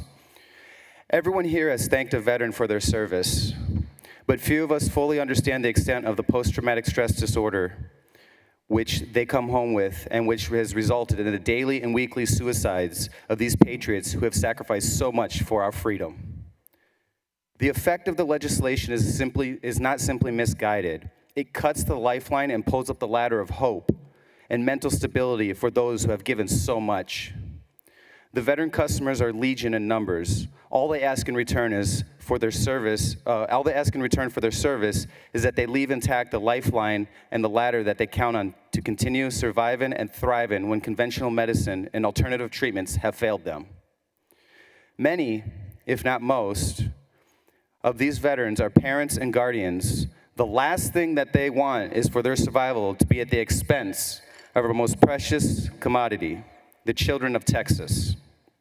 These customers who are also veterans tell me to urge this committee, this Senate, and this legislature to devise a solution which protects Texas children while preserving their access to the THC products which permit them to maintain and enhance their productivity as veterans and citizens of this great state. Thank you. Thanks for your testimony.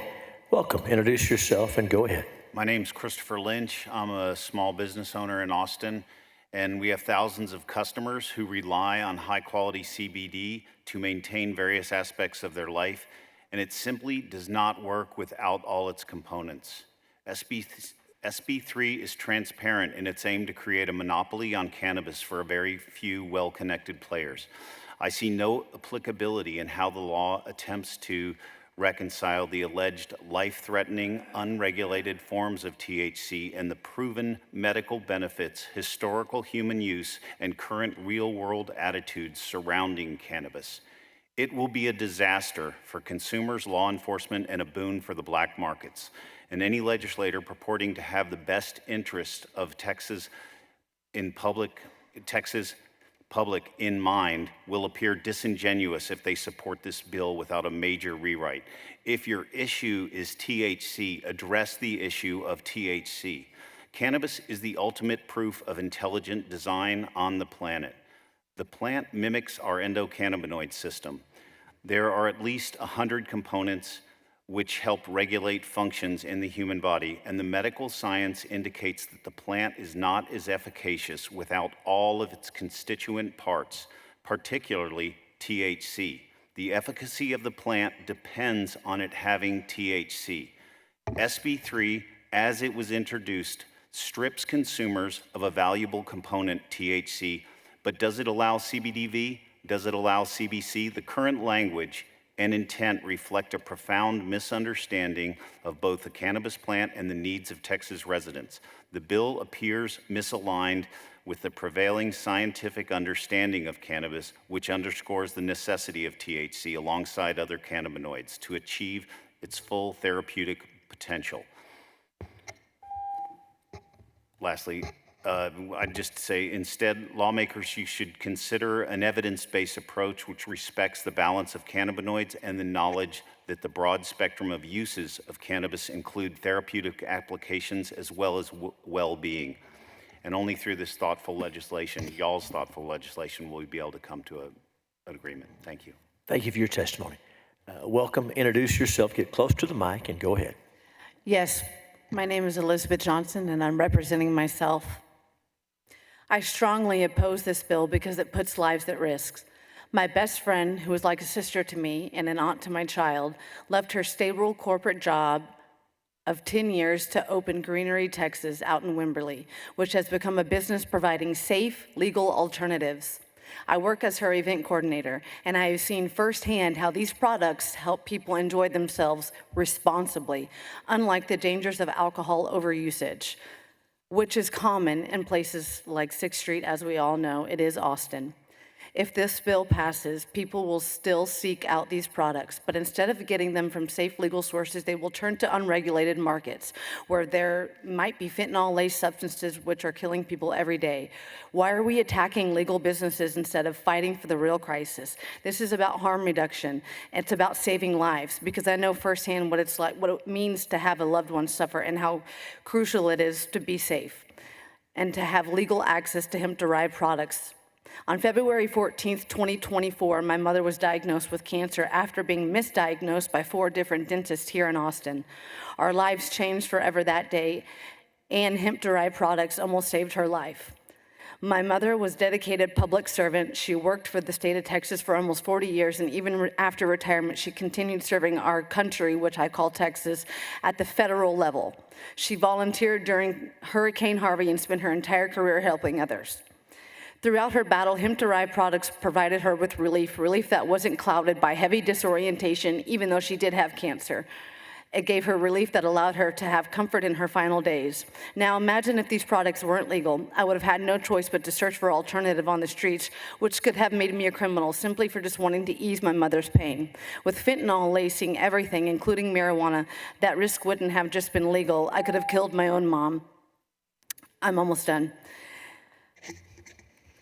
My mother went to heaven September 14, 2024. Now I can't help but think about our children, young and older, who might experiment with different products. If legal regulated hemp options are taken away, they may turn to illegal sources. And in 2025, that means a real risk of fentanyl poisoning. Fentanyl is now killing more people than homicides and car accidents combined, among other things. If we ban safe alternatives, we are forcing people toward danger instead of against or away. This is bigger than one person. It's about the sick, the suffering, and our future generations. I urge you to think about this in your family, your parents, your children, if they were in pain.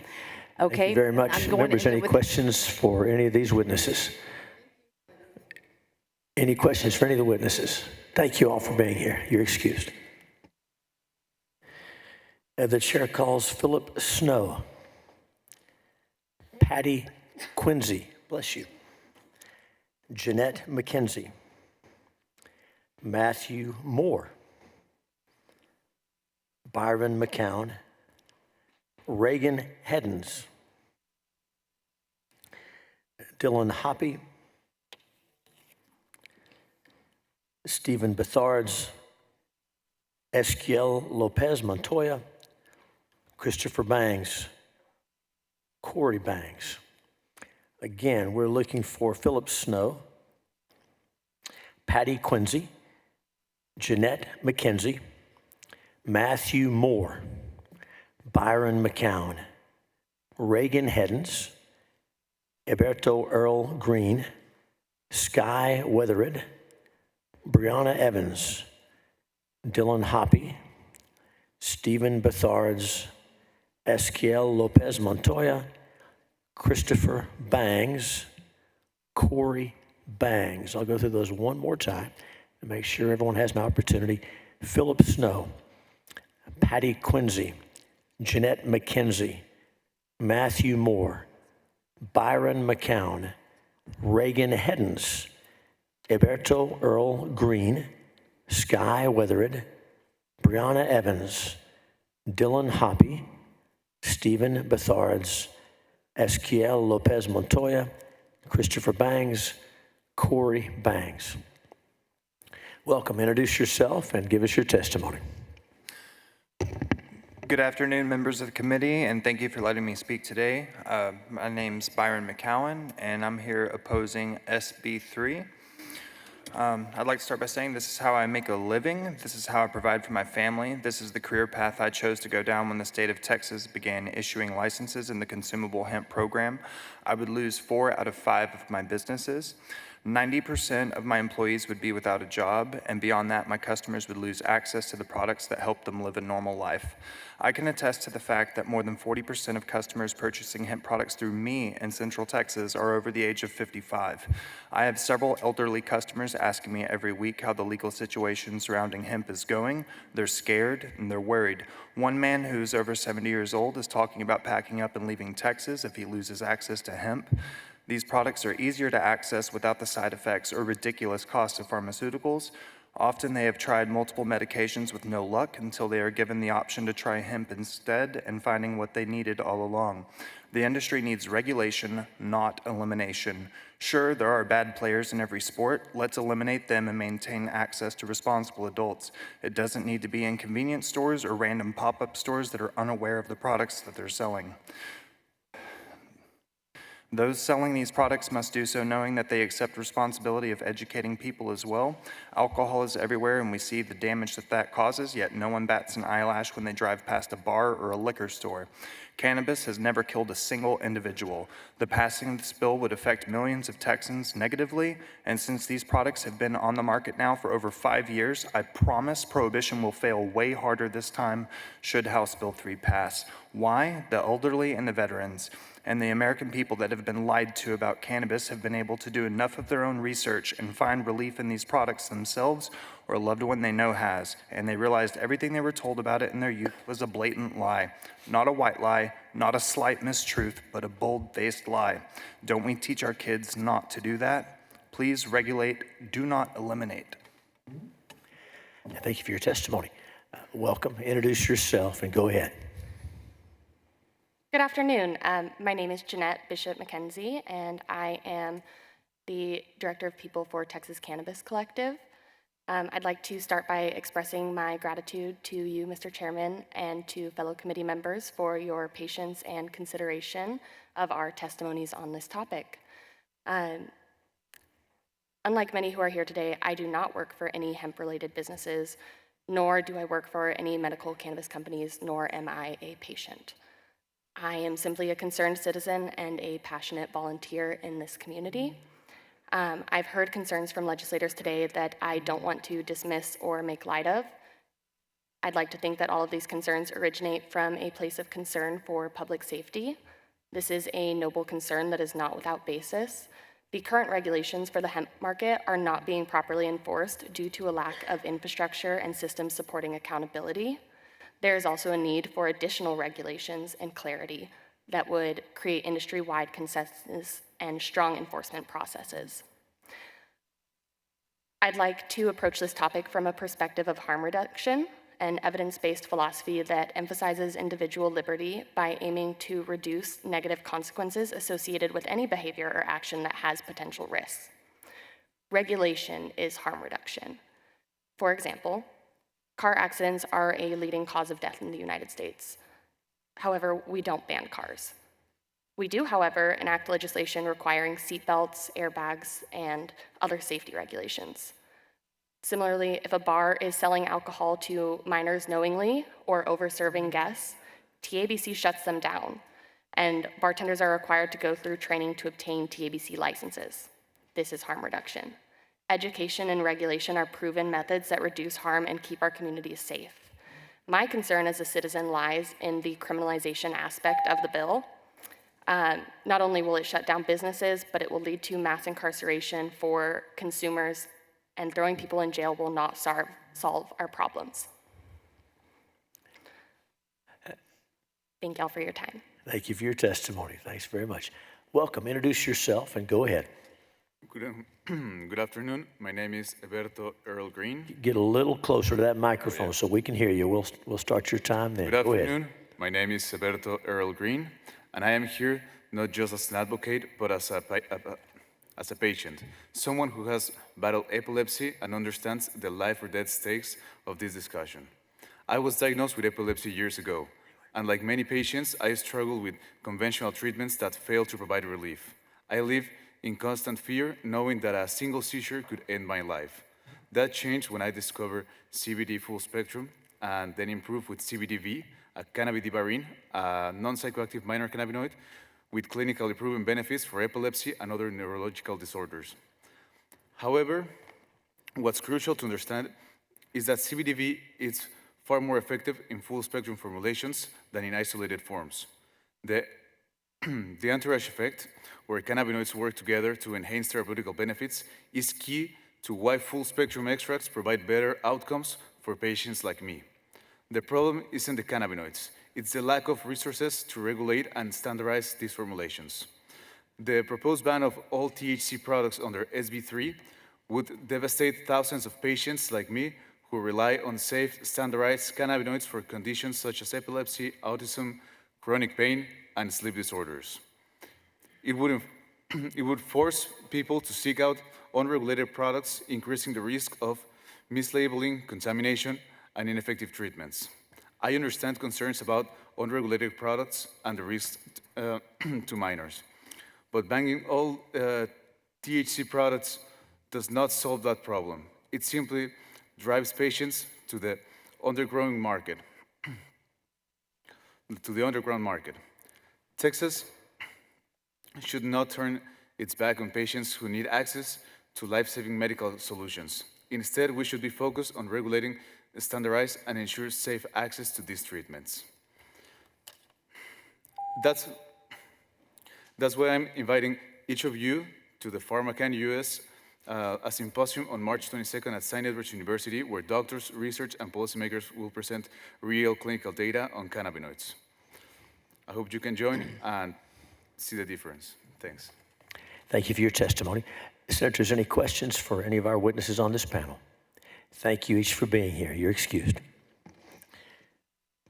The chair now calls Matthew Moore, Reagan Heddens, Dylan Hoppy, Stephen Bethards, Esquiel Lopez Montoya, Christopher Bangs, Corey Bangs.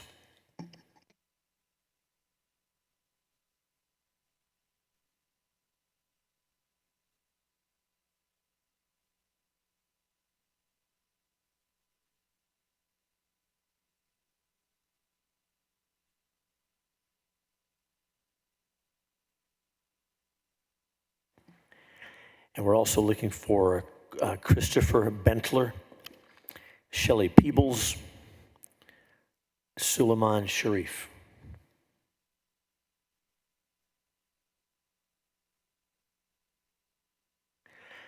Chair calls Sky Weathered, Brianna Evans.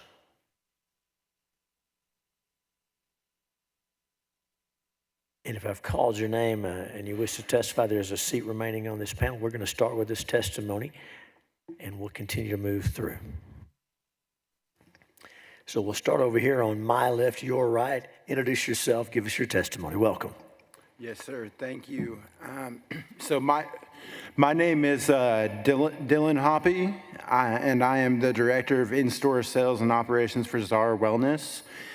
We are a veteran-owned wellness company focused on the medicinal benefits of hemp for individuals dealing with physical and mental ailments like PTSD, depression, anxiety, and insomnia. We have provided approximately $5 million in discounts to veterans across Texas in honor of Czar's Mission 22, which is a 22% daily discount that we offer to veterans to help combat the very sad statistic that 22 veterans take their own lives every single day in this country. We third-party lab test all of our products to ensure safety. We age verify all clients to prevent sales to anyone under the age of 21. Along with our use of child protective packaging for our products. We also provide a paper guide with safe and proper dosing instructions to support our clients on their canotherapy journey and to make sure that they know when to take their products and when is the appropriate time to take their products. I have witnessed firsthand how this alternative option to pharmaceuticals has been life-saving for so many of our clients.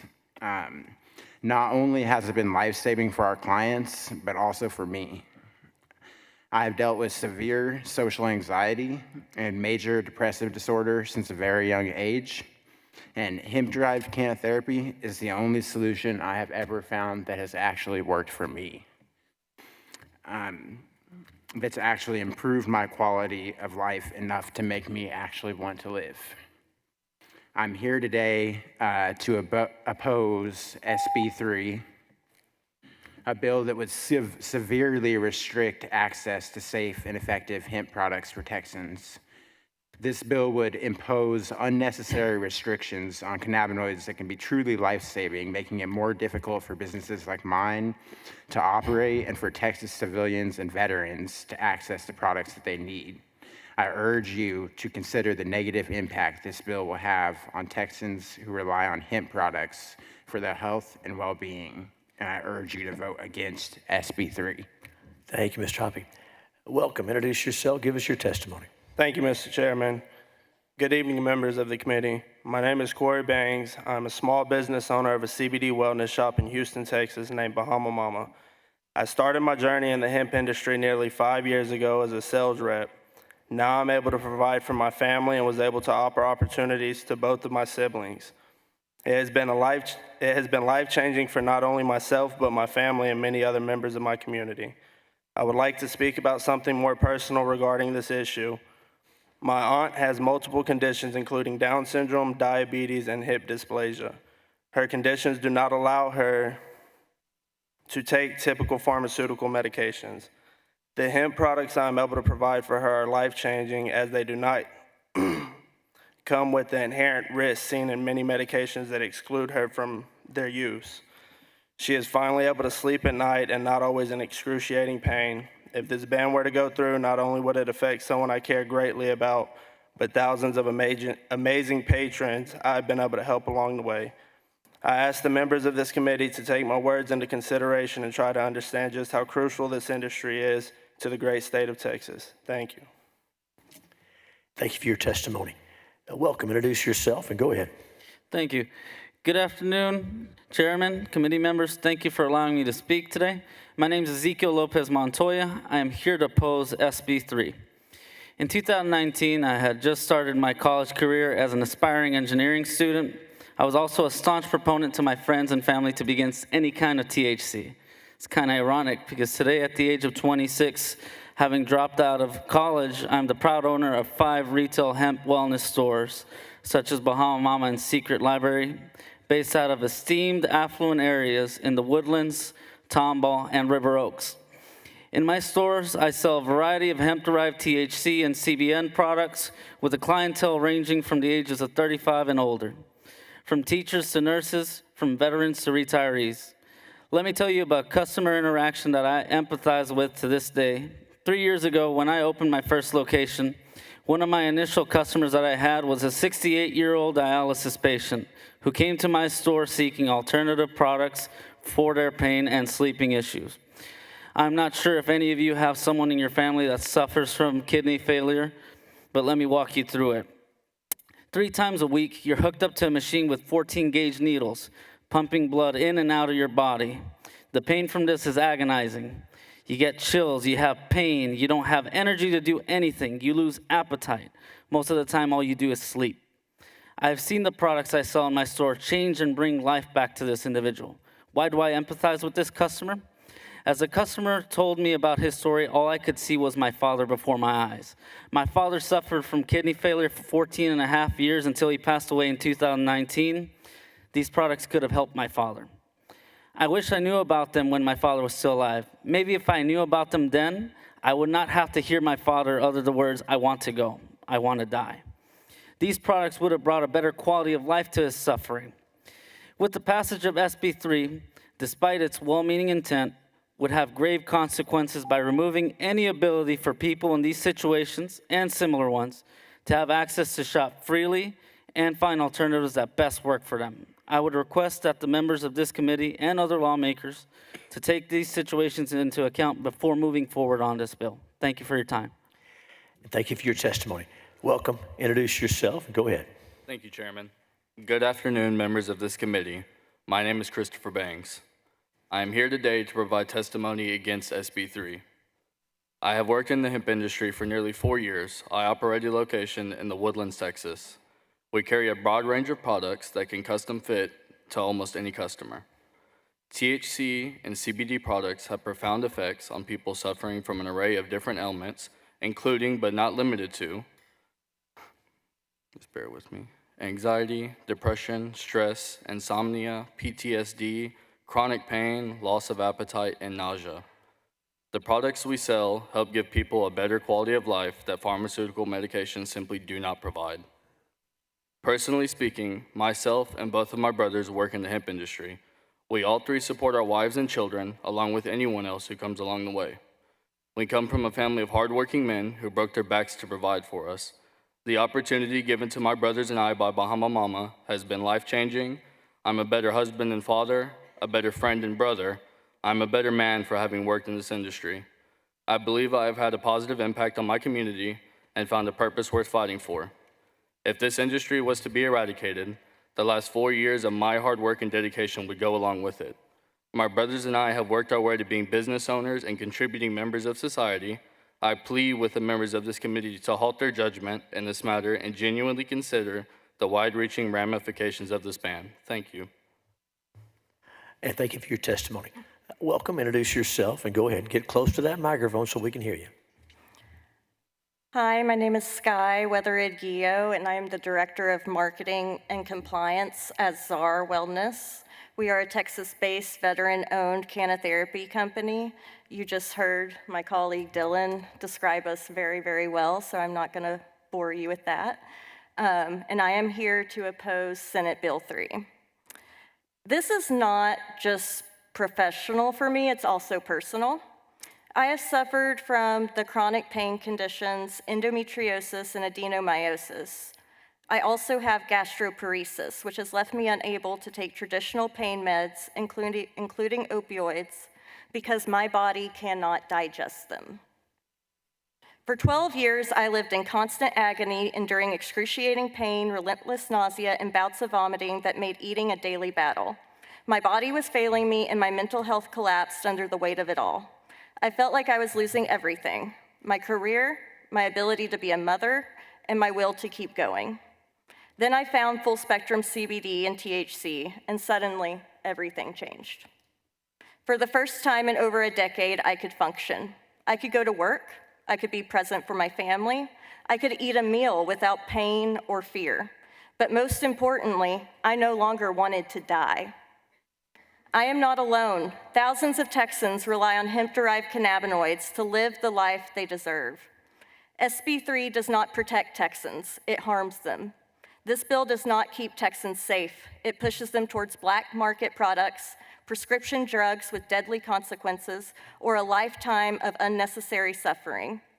The answer isn't bans. The answer is responsible regulation, something ZAR Wellness already implements every single day, including restricting our products to those 21 years old or older, using child-resistant compliant packaging to ensure safety, and we rigorously test our products to maintain quality and transparency. Regulation, not prohibition, is what actually helps keep communities safe. SB 3 is an attack on veterans, patients, small businesses, and everyday Texans like me who rely on these products for our health, our well-being, and in many cases, our ability to live a normal life. I urge you, please reject fear-driven policies, reject misinformation, because we heard a lot of that here today, and reject Senate Bill 3. The people of Texas deserve better. Thank you. Thanks for your testimony. Senators, any questions for these witnesses? Thank you for being here. You're excused. Yes, sir. The chair calls Brianna Evans, Christopher Bentler, Suleiman Sharif, Shelley Peebles.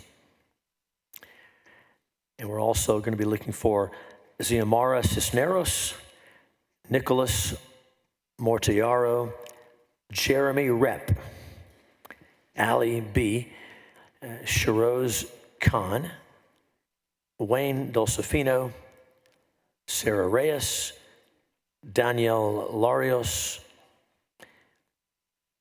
and we'll call again Brianna Evans, Christopher Bentler, Shelley Peebles, Xiomara Cisneros, Nicholas Mortillaro, Jeremiah Rep, Shiroz Khan, Wayne Dolcefino, Sarah Reyes, Daniel Larios, Suleiman Sharif. And I'll say for those who have registered to testify on this bill, if you're in the gallery, you should be making your way down to the Senate floor as we are coming to the close of testimony on this bill. So if you're registered to testify on the bill and in the gallery, make your way down to the Senate floor and we'll be reaching you very quickly. And so with that, we're going to start over here on my left, your right. Welcome, introduce yourself, give us your testimony. Chairman and members of this committee, thank you for the opportunity to speak today. My name is Sarah Reyes. I'm the Youth Justice Policy Director for the Texas Center for Justice and Equity. I'm here to express my opposition to Senate Bill 3, particularly in regards to provisions that would criminalize THC and nearly all other THC, such as Delta 8 and Delta 9. While I understand there may be concerns about regulation and safety of these substances, I strongly believe that criminalizing them is an unnecessary and harmful step. Instead of doubling down on a failed approach of criminalization, we should be focusing on regulating these substances, sellers, and manufacturers in a way that protect public health and ensure safety. We understand and share the concerns regarding youth access to THC products, and it is crucial that we take steps to protect youth from harm. However, if one of the intents of this bill is to protect youth, criminalization of adult use and possession is not the solution. Instead, we should focus on age restrictions, proper labeling, education, and enforcement of regulations to ensure that these products are only accessible to those who are of legal age. Just as we regulate alcohol and tobacco to protect youth, we can create a system for regulating THC as well. I also want to emphasize that if you were listening to the youth share their stories here earlier, they really brought to light that there's an obvious need for robust and comprehensive substance use in schools that don't just teach abstinence. We know our youth are using substances and they're curious. It is what I'm sure a lot of folks in this room did as a youth as well, and this needs to be addressed through education and resources that help to get to the context of the youth usage and not criminalization. Instead of criminalizing these substances, I urge this committee to focus on establishing a clear and robust regulatory framework. By regulating THC, we can ensure these products are tested for safety, properly labeled, and distributed through legal and controlled channels. Manufacturer and seller regulations would allow us to protect consumers from potentially harmful and mislabeled products while also ensuring that we maintain a fair and balanced approach and respect personal freedom and choices. I believe that criminalizing any THC products more is a step backwards. I urge this committee to oppose Senate Bill 3 and work towards a more reasonable approach that emphasizes regulation over criminalization. Thank you. Thank you for your testimony. Welcome. Introduce yourself. Go ahead. Thank you. My name is Shelley Peebles. I'm a native Texan, born and raised right here in Austin. I am a devoted single mother of 2 amazing children. Today I come before you to voice my opposition to Senate Bill 3. This legislation, while perhaps well-intentioned, could have dire consequences for consumers such as myself, who rely on these compounds for their health and well-being. My personal journey and story is long but not uncommon. After being diagnosed with various health issues, visiting countless doctors, and taking massive amounts of narcotics that did not do anything for my relief, I ventured to CBD, and I discovered a cannabinoid called THCV. And there is research that backs up the fact that what I experienced was weight loss, and I was no longer in need of diabetes medication. I had pain relief that I hadn't seen in years. I slept very well, which helped my body heal. This bill would prohibit me from being able to access this medicine legally for myself. Personally, I would like to not be a felon. I aspire to not be criminalized for trying to find medication that solves what ailments I have. So after discovering the health benefits of cannabis and researching it further, I decided to become certified in cannabis. And I took a deep dive in educating myself on this plant and its benefits. I would encourage every single one of you to do the same. I want you to remember that these cannabinoids all work together, just as we all need to work together to come up with a better solution for citizens of Texas. Thank you. And thank you for your testimony. Welcome. Introduce yourself and go ahead. Esteemed members of the committee, my name is Brianna Evans. I am here before you today to express my strong opposition to SB 3. I believe this bill represents a step backward in our approach to hemp-derived cannabis regulation, and I urge you to reconsider its passage. Firstly, this bill severely restricts the types of cannabinoids that can be present in consumable hemp products, limiting them to only CBD and CBG. This is a significant oversight, as research suggests that other cannabinoids such as CBN and THCV also offer potential therapeutic benefits and are also non-psychoactive. By limiting the availability of these compounds, we would be denying clients access to potentially life-changing treatments. Furthermore, this bill creates several new criminal offenses related to the possession, sale, and distribution of consumable hemp products. These harsh penalties are disproportionate to the potential harm caused by these products and could have a devastating impact on individuals and communities. These new offenses that would be added are not about the safety of the community. They are about prosecuting as many people as possible without taking the time to test products, like stated by previous speakers. On a personal level, I can attest to the transformative power of hemp-derived cannabis. As someone who has struggled with anxiety, depression, and sleeplessness, I have found that cannabis provides me with much-needed relief. It also has served as a healthier alternative to alcohol, allowing me to reduce my intake and improve my overall well-being. I would like to remind everyone that alcohol is responsible for many deaths every day, while it would take over 1,500 pounds of THC to be ingested at one time for an overdose. In conclusion, I urge you to reject SB 3 and instead focus on developing a more comprehensive and compassionate approach to hemp-derived cannabis regulation. We must prioritize consumer access, education, and harm reduction over punitive measures that do more harm than good. I also want to encourage everyone to do their own research. There have been numerous false statements shared continuously by some who are speaking on behalf of this bill, as well as a clear lack of knowledge on the subject. I'd also like to repeat that there are multiple NCBI and PubMed articles on the benefits and positives of CBD, CBG, THC, and CBN. Thank you. Thanks for your testimony. Welcome. Introduce yourself and go ahead. My name's Chris Bentler. I've been here before. We're back with DeVega CBD. We work very closely with the VFW. We're actually proud sponsors on a national level. We're trying to help veterans with their pain, PTSD, anxiety, sleep issues, to name a few. We're all about, we've testified multiple times here. It's all about finding the right, it's not taking away, it's not prohibition. It is doing the right things. It's taking a lot of bad players off of this market. I brought some things. We have a thing that looks exactly like a Reese's peanut butter bar called Reefers. It's 1,000 milligrams. If a child got into this box and the little bag that it's in, which is not child-proof, that's where we start seeing kids go to the ER. Then I have a bottle here of 1,500 milligrams of CBD, THC product. That's 1,000 milligrams each gummy. That's another problem. If one of our children got a hold of even one of those, we're back to the ER, and then we're talking about the pediatricians. I have our bottle. We're not flashy or anything else. We look like a medicine. We are a medicine. It would have taken 50 of our bottles. If you stacked them up, it's 18 feet tall to equal one bottle here. We're not letting children get a hold of this. We're not letting anybody have problems. It's all about let's just do the right things and keep this legal. Thank you for your testimony. Senator Betancourt, you're recognized. Just to go over the math with you, okay? You had a 15,000 milligram. 15,000 milligrams, that's 1,000 milligrams of gummy.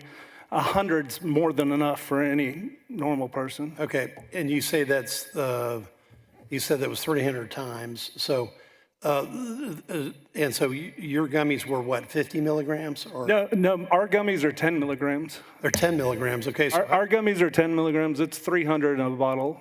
There's okay, 30. 300 in a bottle. Oh, I see, I've got you. Okay, sorry. Which if I stack these bottles, it would be 18 feet tall. No, I'm trying to follow just for this one bottle. Make sure. Yes, that's sir. a tremendous amount of fit. That's unbelievable. A ridiculous amount. And this is why we're here. This is why we're talking.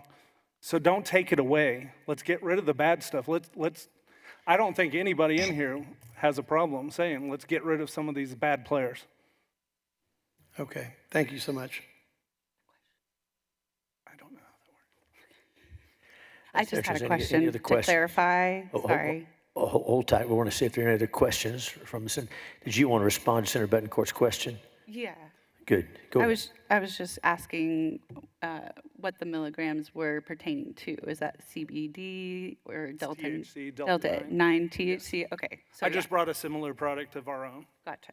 We handle all kinds. I mean, you're not going to take everything away from us. We have multiple lines, but this would be you would take a big thing away from a lot of the veterans. Like John Jowers, who was here in this chair with his dog, he said close to 10,000. The number is actually 9,480 pills that we got him off of. Along with Hometown Heroes over here, that's where we started. And that's how we helped him.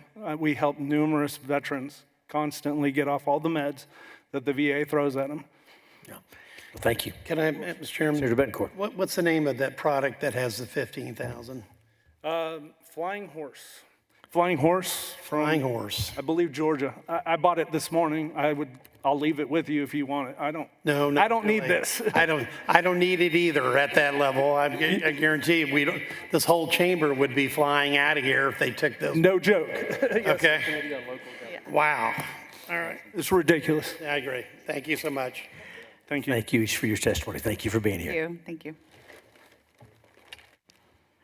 The chair now calls Xiomara Cisneros, Nicholas Montiaro, Jeremiah Rep, Shiroz Khan, Wayne Dolcefino, Daniel Larios, Kyle Wise, Adriano Mongioli, Cindy Castilla.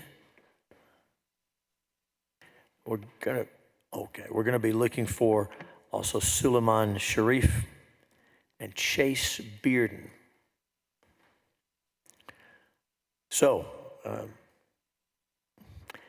if I call your name, there's not a seat, we'll have one for you in just a moment. We're looking for Xiomara Cisneros, Nicholas Mortiaro, Jeremiah Rep, Shiroz Khan, Mr. Dolcefino has left, Daniel Larios, Kyle Wise, Adriano Mongioli, Cindy Castilla, Jacob Hinkle, Suleiman Sharif, and Chase Bearden. And I'll say again, if you're wishing to testify on this bill, please make your way to the Senate floor because we are getting to the end of the witnesses who've registered.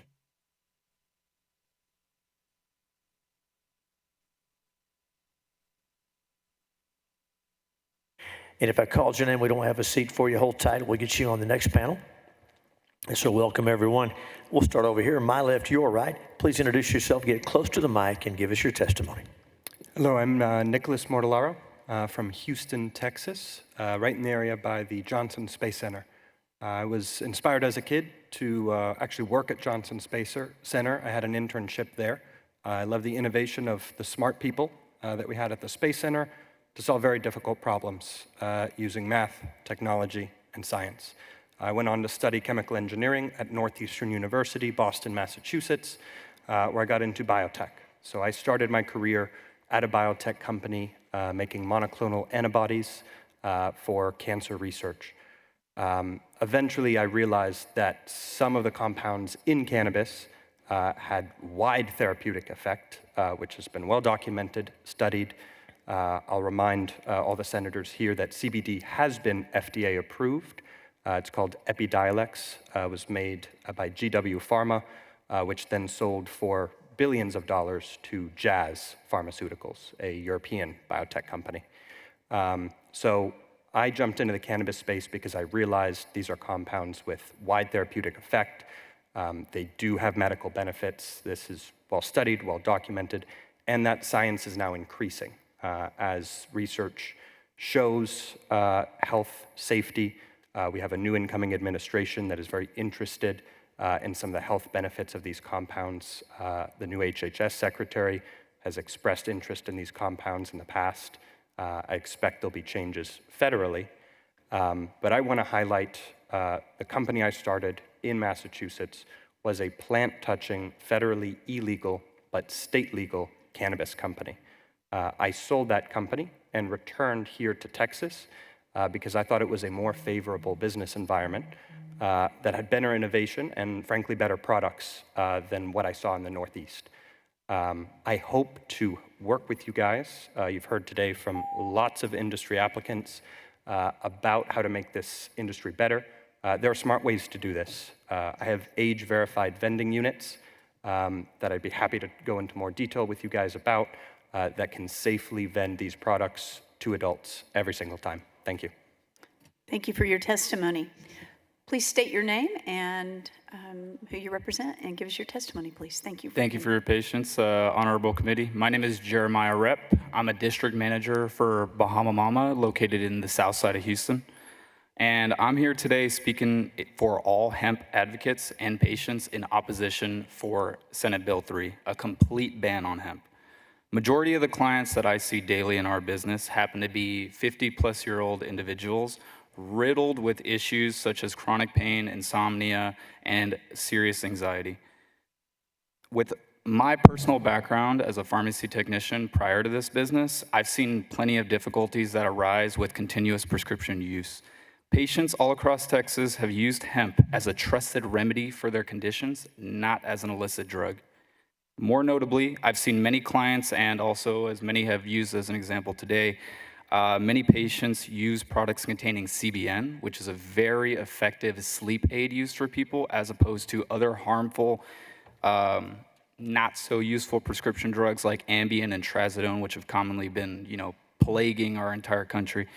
As well, I would also like to notate that I've had many different clients that I've helped out using THCV, specifically a low-potency cannabinoid. It's found to be helpful in appetite suppression, which is really big for all of the, high diabetic population that we have here, especially in Texas. Plenty of people are stuck on metformin or they're pushed onto Ozempic. Once they get off, they're trying to look for other alternatives, keep their weight down, but this is still a naturally occurring remedy. The general public these days is doing more research on their options to improve their quality of life. In my closing statement, I'd like to state that the hemp industry has ballooned into about 60,000 odd jobs in the state of Texas.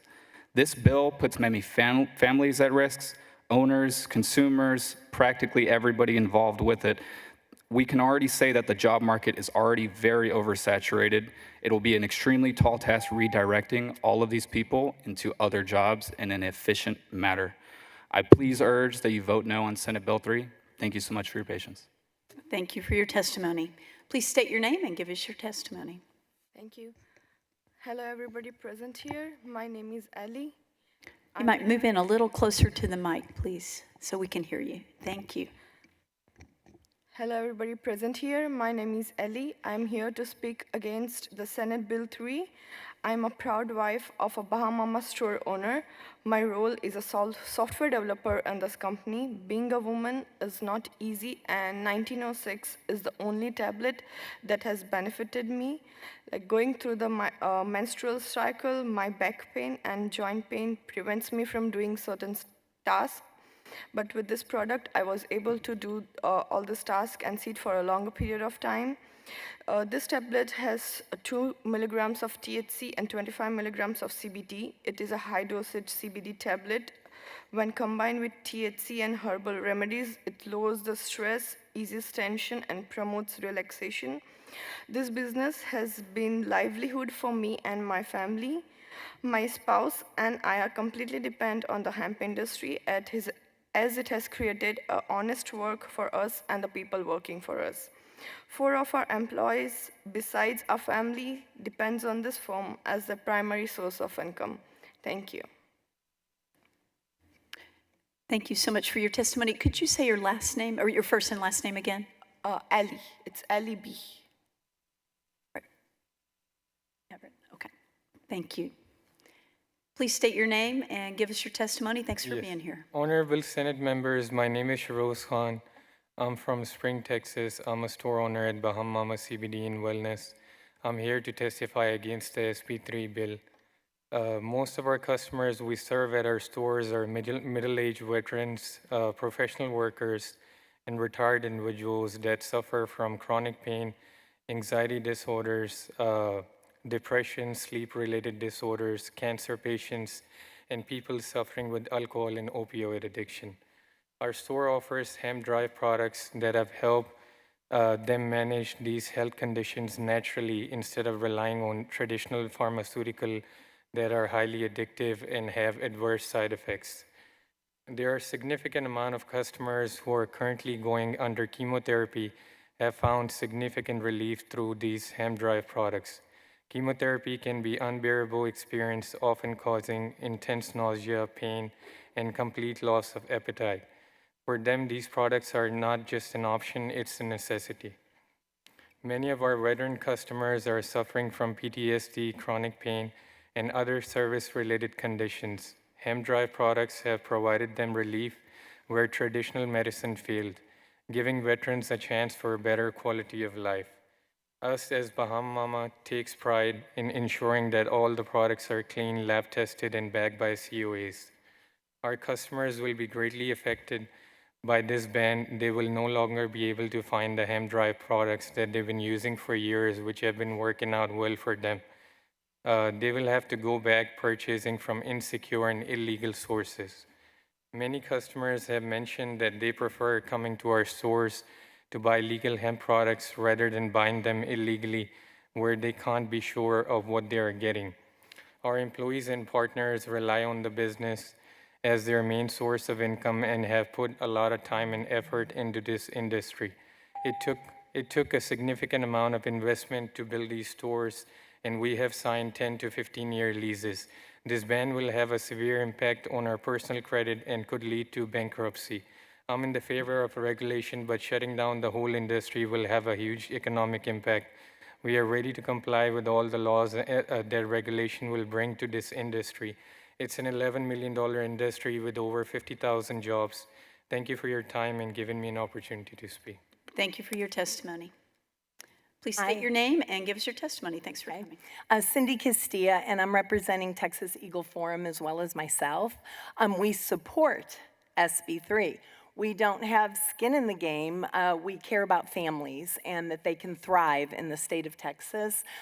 We don't own a shop. We don't, there's not a reason that we're supporting it. We're looking at what's happening to our state. When hemp was going to come to Texas, we were told it was about great rope because it was a great product. We weren't told that they were going to create THC products that can break a brain. There's so much THC in some of these gummies I've found in Texas and Austin. I can go buy 40 milligram gummies, one. That's a brain breaker. Maybe not for everybody, but we know that you guys do bills to stop homelessness, school dropout rates.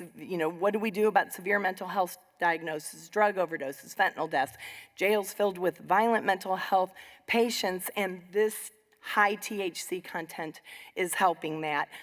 This industry did not behave, and they did not protect our citizens. A 2014 study of the VA found that veterans who use marijuana for PTSD ended up with greater drug use, greater alcohol use, and were more aggressive than those who either quit or didn't use it ever for their PSD. And those who used it and quit had the very best results. They came in elevated. In recent years, studies have proven that THC lowers a person's pain tolerance, which answers the question of why 70% of those addicted to fentanyl were first marijuana users. They may be losing their pain tolerance and need more and more and more, and that's how you go from a 5 milligram. 3 to 5 can give some people a high. And these advertisements that we see for this stuff are selling the high. They talk about medical, but they're selling the high. Thank you. Thank you for your testimony. Members, are there any questions for the witnesses? Senator Betancourt, you're recognized. You missed the prior testimony where there was a product called Flying Horse that had 15,000 milligrams.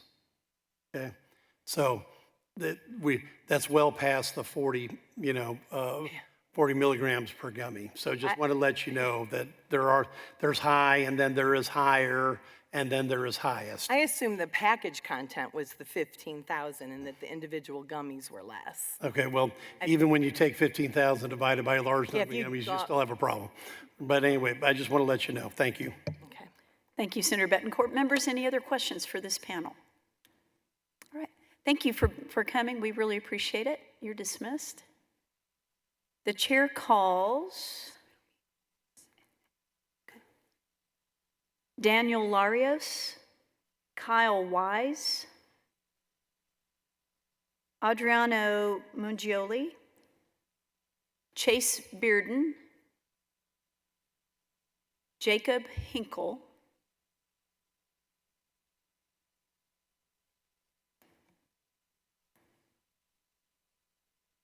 Daniel Larios, Kyle Wise, Adriano Mungioli, Chase Bearden, and Jacob Hinkle. Keep going. Devin Mitchell, Ivan Tibbetts, or Ivan Tibbetts. Okay. Great. Thank you all so much for coming. Appreciate your patience and staying around. We'll start on this side. My left, your right, and please state your name and give us your testimony. Thanks for being here. You have to lean, you may have to kind of lean into that mic. Thank you. Madam Chair, committee, first I want to say thank you to Senator Perry for moving forward with SB 1505. I've had the opportunity over what feels like the last decade to work on the Teacup program. Sorry, my name is Chase Beard. I'm with the Coalition of Texans with Disabilities, also representing myself as for the bill. Our organization has had the chance to work on this a long time, and we started it with parents coming to us, looking at seizures, and we've discussed over the years how the program could be better. We appreciate the work that's being done on it. One thing we do want to bring up and hope that Senator Perry will consider as we move forward, first is at least putting in some intent into it to make sure that when the new licensees do move quickly, it takes at least 6 months for a new licensee once they've gone through the process to ramp up. And the problem we saw the last time we expanded Teacup was a problem where there was too many people coming into the program, and the 3 current licensees couldn't handle that influx. So we want to make sure as this moves forward that we ensure that we can move quickly. I know DPS has worked on this and has licensees or has RFPs that have been out and others who have applied. So just making sure we could move quickly to get to that point. Thank you. Thank you for your testimony. Sir, would you state your name and give us your testimony? Thanks for being here. My name is Daniel Larios. I just want to take a moment to thank y'all. I know it takes quite a bit of mental stamina to do this. I underestimated how long this would run, but thank you for tuning in and staying present. My name is Daniel Larios. I'm a disabled veteran and opioid survivor and founder of Always Forward Pain Relief. Years ago, I blew out 2 discs in my neck from a tank accident back in Kuwait. I had 4 neck surgeries trying to piece myself back together over the course of 8 years. During that time, I battled PTSD, frequent debilitating migraines, IBS, and insomnia. The VA solution was always pills, pills, and more pills. As the patient, you become a pharmaceutical dartboard to the doctors. It was my own personal hell. I was worked up the opioid chain all the way to methadone, which, if you don't know, is prescribed to heroin addicts. I was sicker than ever and soon realized it was killing me. A quick Google search I expected to find WebMD, but instead I read blogs of loved ones describing the side effects of their dearly departed who were on methadone. It scared me, and I made the switch to medical marijuana in 2016 and never looked back. I fear my efforts to be concise severely limit my ability to express just how hard things were. After the switch, I gained a quality of life that I had long forgotten. I was able to leave half a dozen medications behind. I believe in it so much that I started Always Forward Pain Relief, an e-commerce store, trying to get these products to fellow veterans and first responders who would benefit from it as much as I have. Now, I know you may be thinking, well, that's what the medical program's for, but the medical program is laughably narrow, and it's failed. You've heard it a dozen times at least today. I've been in it, I left it, and I have no plans on going back, even with the changes. And as far as that bill goes, I am actually against it because I believe it doesn't go far enough. The requirements to have a prescription renewed multiple times a year alone are a barrier to entry because the cost to get those prescriptions adds up over time. And it should be 1 year renewal at least. But in the end, we also need dignity. We're tired of living in fear over the law over this. We all are. A ban would criminalize law-abiding citizens. America needs the need for greater regulation and enforcement and stringent standards. Thank you for your time. Thank you so much for your testimony. Thank you. Please state your name and give us your testimony. Thank you, Madam Speaker. My name is Ivan Tibbetts. I'm the owner of Dama Botanicals in South Austin. I'm a dual resident of Colorado and Texas. I've been in this industry since 2014. My father had the second license in the country to grow hemp. So I actually quit my full-time job of being a hot rod fabricator. I built cars for roughly $200,000 to $1 million.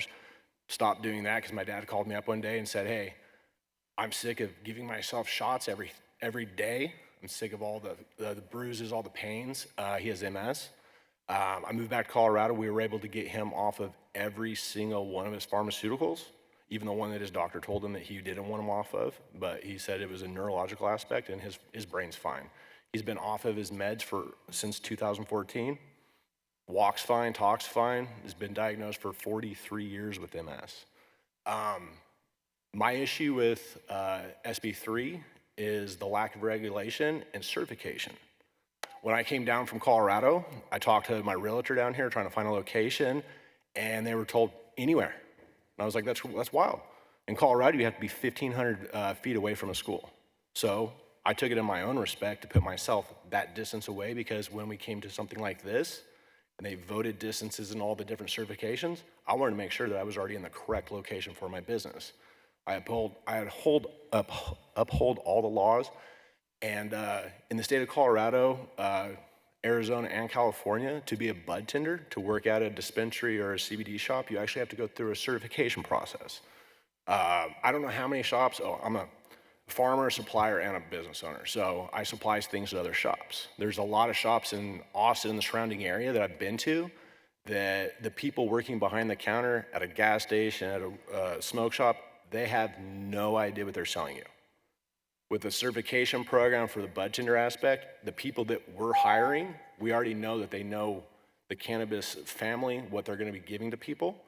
And then at that point, it's just the regulation aspect needs to match the certifications for the inside and the outside for our industry. Thank you. Thank you for your testimony.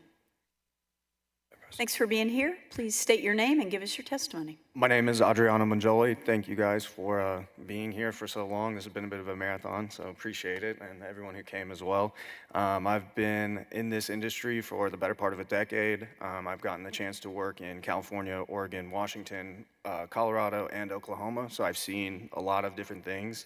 And I'm against SB3 because ultimately what that is a small group of large corporate interests weaponizing legislature and regulatory capture to create a monopoly.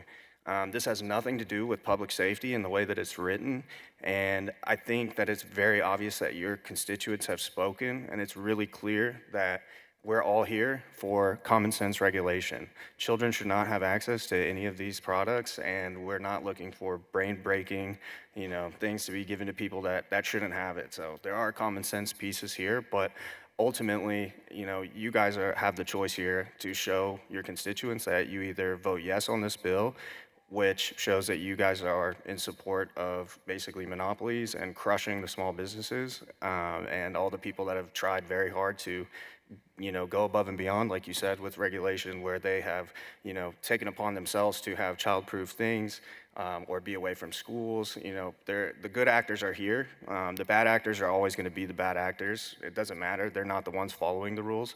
So I think that it's very important that you show your constituents that you're here to support their wishes, which is ultimately common sense regulation, not the outright ban of these substances. Thank you. Thank you for your testimony. Would you state your name and give us your testimony? Thanks for being here. Hi, thank you, Madam Chair Lady. Thank you, committee. My name is Devin Mitchell, and I'm a media manager of a local hemp company here in Austin, Texas. And I'm here as a concerned citizen who is originally from Canton, Texas, if anybody knows where that is. I've lived in Austin for 10 years in the district represented by Judith Sifrini currently, and I'm testifying on the impacts of hemp in our community and on the opinions that I hear from my fellow constituents every day because I want to implore you to vote no on SB3. To start, I would like to to tell you about my older sister. My sister was born on April 18th, 1996 in Athens, Texas, and she died on May 5th, 2024 in Canton, Texas from complications due to her stage 4 metastatic breast cancer. She was 28 years old. My sister qualified for the state's medical program, and nothing they provided for her was affordable enough to provide relief to be beneficial for her. Working in hemp, I was able to provide her with legal products to consume so that she would be able to find comfort during what is one of the most arduous tasks one can undergo, the task of preparing to die. My time here is limited. I would share with you about how my boss's dad was diagnosed with MS and was at one point taking over 9 medications, but now uses CBD and has to take none of them. Or about the many, many classical conservatives whom I know and grew up with who are beyond ready for Texas to lighten up when it comes to cannabis. People who are incredibly grateful to at least have a legal access, high quality hemp product. While Dan Patrick is saying that Texas's citizens are not ready for cannabis, all I hear those citizens say is that this legislature is not ready, and it is because they are afraid to lose lobbyist funding. I wonder if that fear feels similar to the fear that I felt when I lost my sister to pain before I lost her to cancer. THC thresholds are allowed in hemp products because CBD and CBG products would be all but impossible to create without those trace amounts. I share this with you to implore you to think about the everyday ramifications of the actions which you endeavor to undertake. By gutting our $6 billion industry, you aren't just affecting over 50,000 jobs, you're taking away the relief that people desperately need. We beg you to write regulations and create enforceable age gating policies. Those of us who are good operators in this industry are already self-policing, and I can guarantee you we hold ourselves to high standards. I implore you to listen to us when we come to speak to you, and I thank you for accepting this testimony today. We want to be law-abiding citizens, and I hope that you all will be a part of helping us do that. Thank you again for your consideration of all of our testimony. It is greatly appreciated. Thank you so much for your testimony. Members, are there any questions for this panel? About the age requirement? Hold on just a second. Yes, ma'am. So we only do that if the senators have a question. Senator Hall, did you have a question, or Senator Birdwell? Okay, all right, okay. And you're certainly free to follow up with any of the offices if you'd like to get them more information. Senator Betancourt. What is the answer to the question? The age, it seemed that 21 was arbitrary, and nobody could seem to come up with an answer other than it was alcohol and cigarettes, and that's what we're copying. We've heard a lot of tragic stories about young adults that have experienced psychosis, and that's a concern, and we're trying to weigh the best possible good. My understanding is the human brain isn't fully developed until 25. Okay.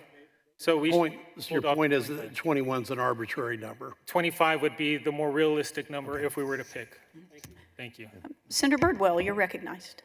No, I just wanted to say thank you because very much what you've already said was already the answer to the question. But for me, it was the conflict between, when you turn 18, you can raise that right hand, and I know where it's coming from. And so when you treat soldiers like children, that's how they behave. When you treat them like adults, they may disappoint you every once in a while, but when you treat them like children, they disappoint you every time. So, yes, sir.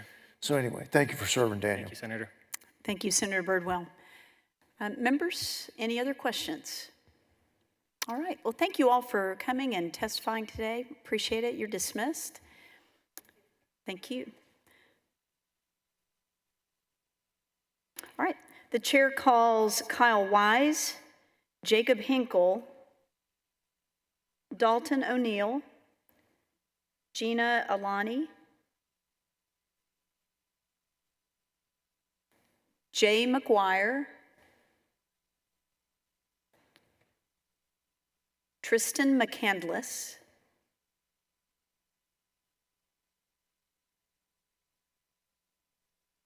Liz Case,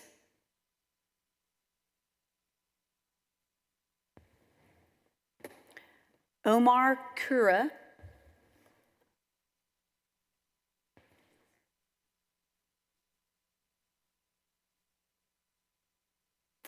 Dante Pineda.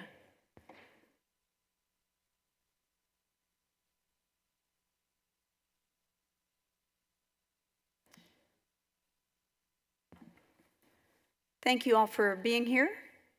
And we'll get started on my left, your right. And if you would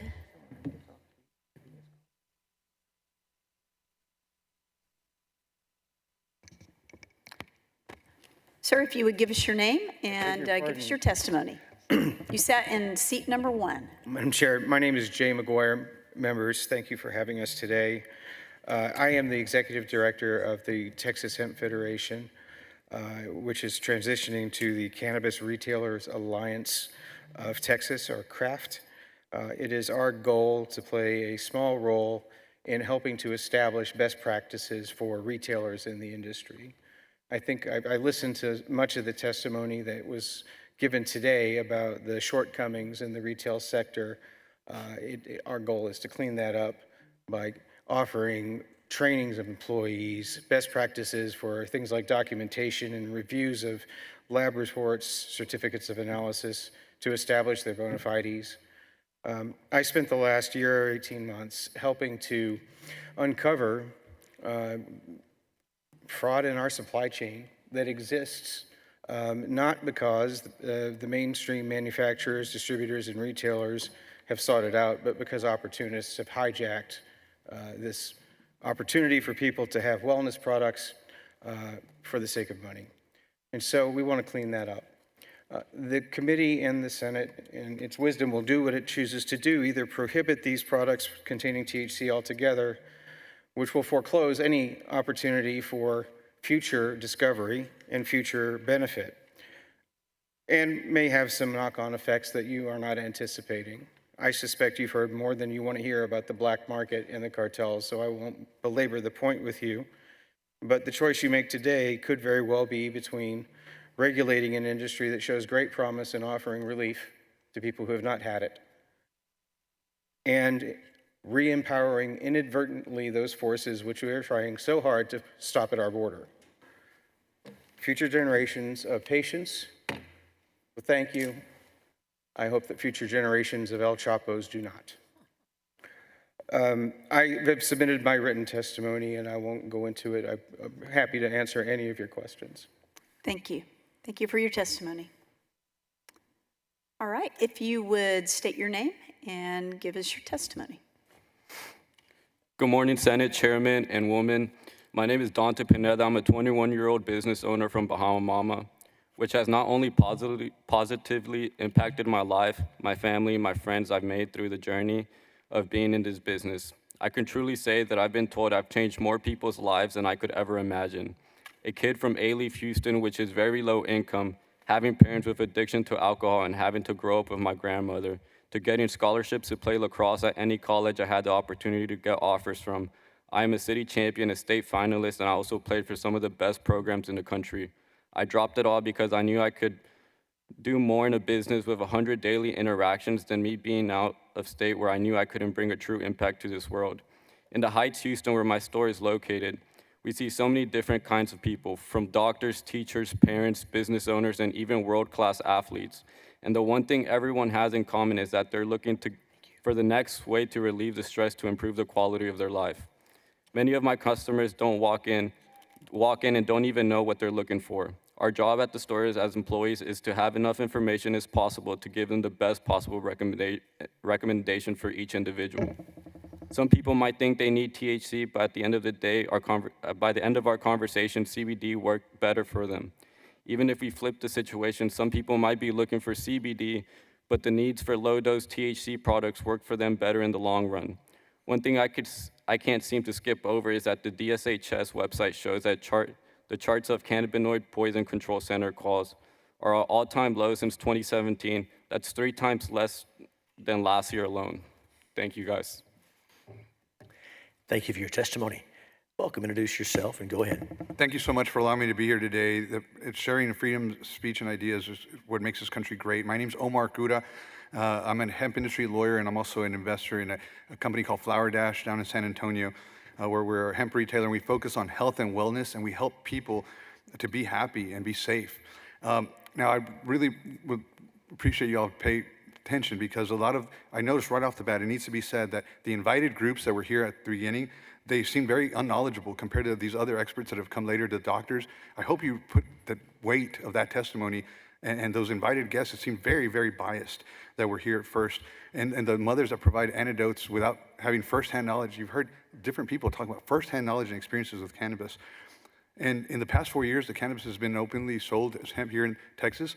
There have been no craziness, no mass murder, up in crime, nothing like that has happened. So it brings me to the point, my question to you guys is, what happened to free market capitalism? Aren't y'all Republicans? Why would y'all want more business, more government interference with business? I thought that was opposed to the Republican platform. And then it seems like hypocrisy, because you come to Austin and you smell it everywhere in the air. Is it that y'all want to have a separate set of rules for you and a different set of rules for all of us? It doesn't make any sense. And then these people calling hemp synthetic marijuana, that makes no sense either. Delta 8 may be synthetic, Delta 10 may be synthetic, but Delta 9 is a naturally occurring cannabinoid in hemp and in marijuana both. And so, again, why such a paternalistic, socialistic approach? Telling adults how to live their lives, how to make medical choices, doesn't make any sense. But if you need to regulate, which apparently some bad actors need regulation, then maybe age limiting, child-proof packaging, no gas station sales would be a great idea. Maybe doses, minimal 10 milligram dosage. But most Americans and even Christians support some kind of cannabis use. I brought 5 different scriptures. One lady mentioned and testified that cannabis is used in the Bible 5 times. I brought the scriptures, to share with everybody. If I can just finish my last point. The scriptures that I provided, they're, like I said, 5 times they appear in the Bible. And the Bible has been around for thousands of years, and so has cannabis. So my last point is that do not allow the medical marijuana industry to dictate the winners and losers and dump so much money into campaigns instead of doing the right thing for our Texans. Thank you. Thank you for your testimony. Welcome. Introduce yourself and give us your testimony. Good evening. My name is Liz Case. I'm in favor of both of the bills, and I'm a constituent of SD 28. Having been here all day, I've changed my testimony, given the fact that I don't want to tell you all things over again that you've heard all day long. But I was an educator in the classroom for over 10 years. In watching some of the testimony today, as I listened to the mothers that gave testimony, my heart broke for them, because I've seen that happen with some of my own students and some of my own kids' friends. My son lost 2 of his best friends, and I've got 4 grown children, and I am so thankful that this mess wasn't around when my kids were that age. We had enough problems with what was on the market when they were young. It was difficult enough to deal with my students and the challenges that they had. But I found it a little disconcerting, the reaction that was had by some of our friends that are here today. I don't think that these moms were put up to anything. I think they came to let us know what their stories are about, because that's a story that you don't want to experience, and it's something that you don't want to share. It's an embarrassment to have to do that. I've talked with many mothers from our school, and I had 2 of my son's best friends, moms, talk to me about their losses. It's something you never want to have to go through. I'm thankful for a bill like this for Senator Perry, that we've got something that will regulate this and get it out of the convenience stores so that our young people don't have these problems. Thank you for your testimony. Thank you for being here. Good evening. Welcome. Introduce yourself and give us your testimony. Good evening. Thank you so much, Chairman and members of the committee. My name is Gina Aliani, and I represent myself, Morning Dew Farms, and Happy Hemp Co. We are a fully integrated, federally and locally licensed hemp farmer, manufacturer, and retailer operating in Leander, Cedar Park, and Georgetown, Texas since 2021. For my family and our dedicated team, Hemp is more than just a business, it's a passion and a livelihood. We believe in its natural healing benefits and are committed to providing safe, consistent, and honest products that help Texans live healthier lives. Take Mr. George, an 85-year-old who hadn't slept through the night for over 30 years because of his PTSD. After using our hemp gummies, he now sleeps a full 8 hours, and that has been over 8 months consistent. Or Miss Donley, a 78-year-old who struggled with anxiety and pain for most of her life. She uses our CBD flower, balm, and gummies, giving her a natural alternative for relief. These are just two of over our 7,000 customers who rely on our products. If businesses like ours were shut down, Texans would lose access to safe, regulated hemp. Cannabinoids like THC, CBD, and CBG work together to enhance their benefits, helping with pain, inflammation, anxiety, and sleep disorders, as you've all heard all day. We support responsible regulation, including, like ours, child-resistant packaging, clear ingredient labeling, DEA-registered third-party lab testing, and a strict policy against sales to anyone under 21. Texans deserve access to well-regulated, safe hemp products, and we're committed to ensuring that. To strengthen public health and safety, I recommend comprehensive testing requirements, strict licensing and oversight, implementing strong licensing and regular inspections, and compliance checks. Public education, inform consumers about safe use, the importance of purchasing from licensing businesses. Ongoing public health monitoring, access the impact of legalization to guide future policy decisions.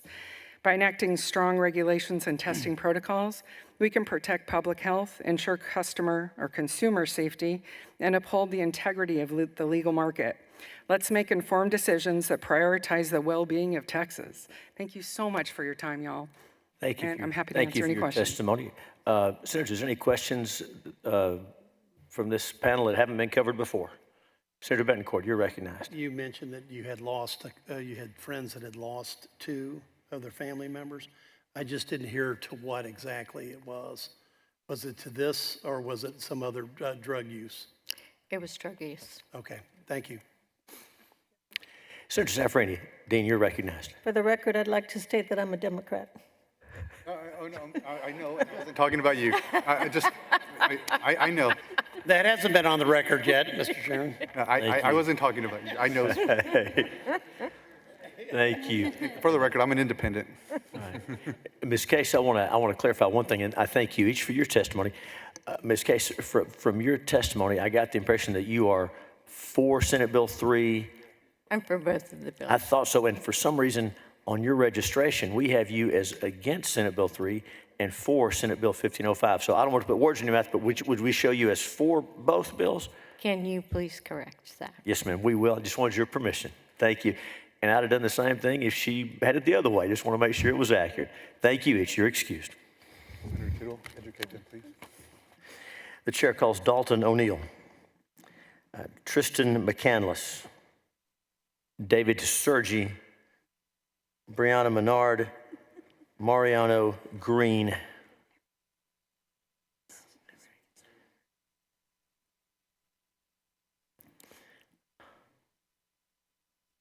Again, we are looking for Dalton O'Neill, Tristan McCandless, David Sergi, Brianna Menard, Mariano Green. And I'll ask if there's anyone present wishing to testify on, for, or against the bill, make your way down here and let us make sure we have you in the system. Very well. Make your way this way, and we'll just make sure we have all your information so we can hear your testimony. And without creating a disturbance, the first 2 to the table will testify right away. Without a breach of the peace, that is. Thank you very much. All right. We'll start over here. Welcome. Introduce yourself and give us your testimony. My name is David Sergi. I'm an attorney in San Marcos, Texas. I am also licensed in the state of California. And I'm sorry that I'm a little hoarse, but I was at the Texas Aggie Bar Association meeting over the weekend, and apparently I got rid of my voice while I was doing it. But I represent manufacturers and distributors, both in California and here. I'm involved in a law firm that reaches literally from Florida to New York to California. We represent folks in the hemp side of the industry, not the cannabis side. And I am here in opposition to Senate Bill 3 and am neutral on the other bill. My main issue is the horse is out of the barn. I was in Laredo, Texas the other day talking to an elected DA, talking about Senate Bill 3, and what I was told was real simple. Most of the border DAs oppose Senate Bill 3 because the horse is out of the barn. The gentleman I was talking to made the comment to me that if this passes, we're going to see drones full of gummies coming over from Mexico. And it just isn't going to work. We need to have thoughtful regulation.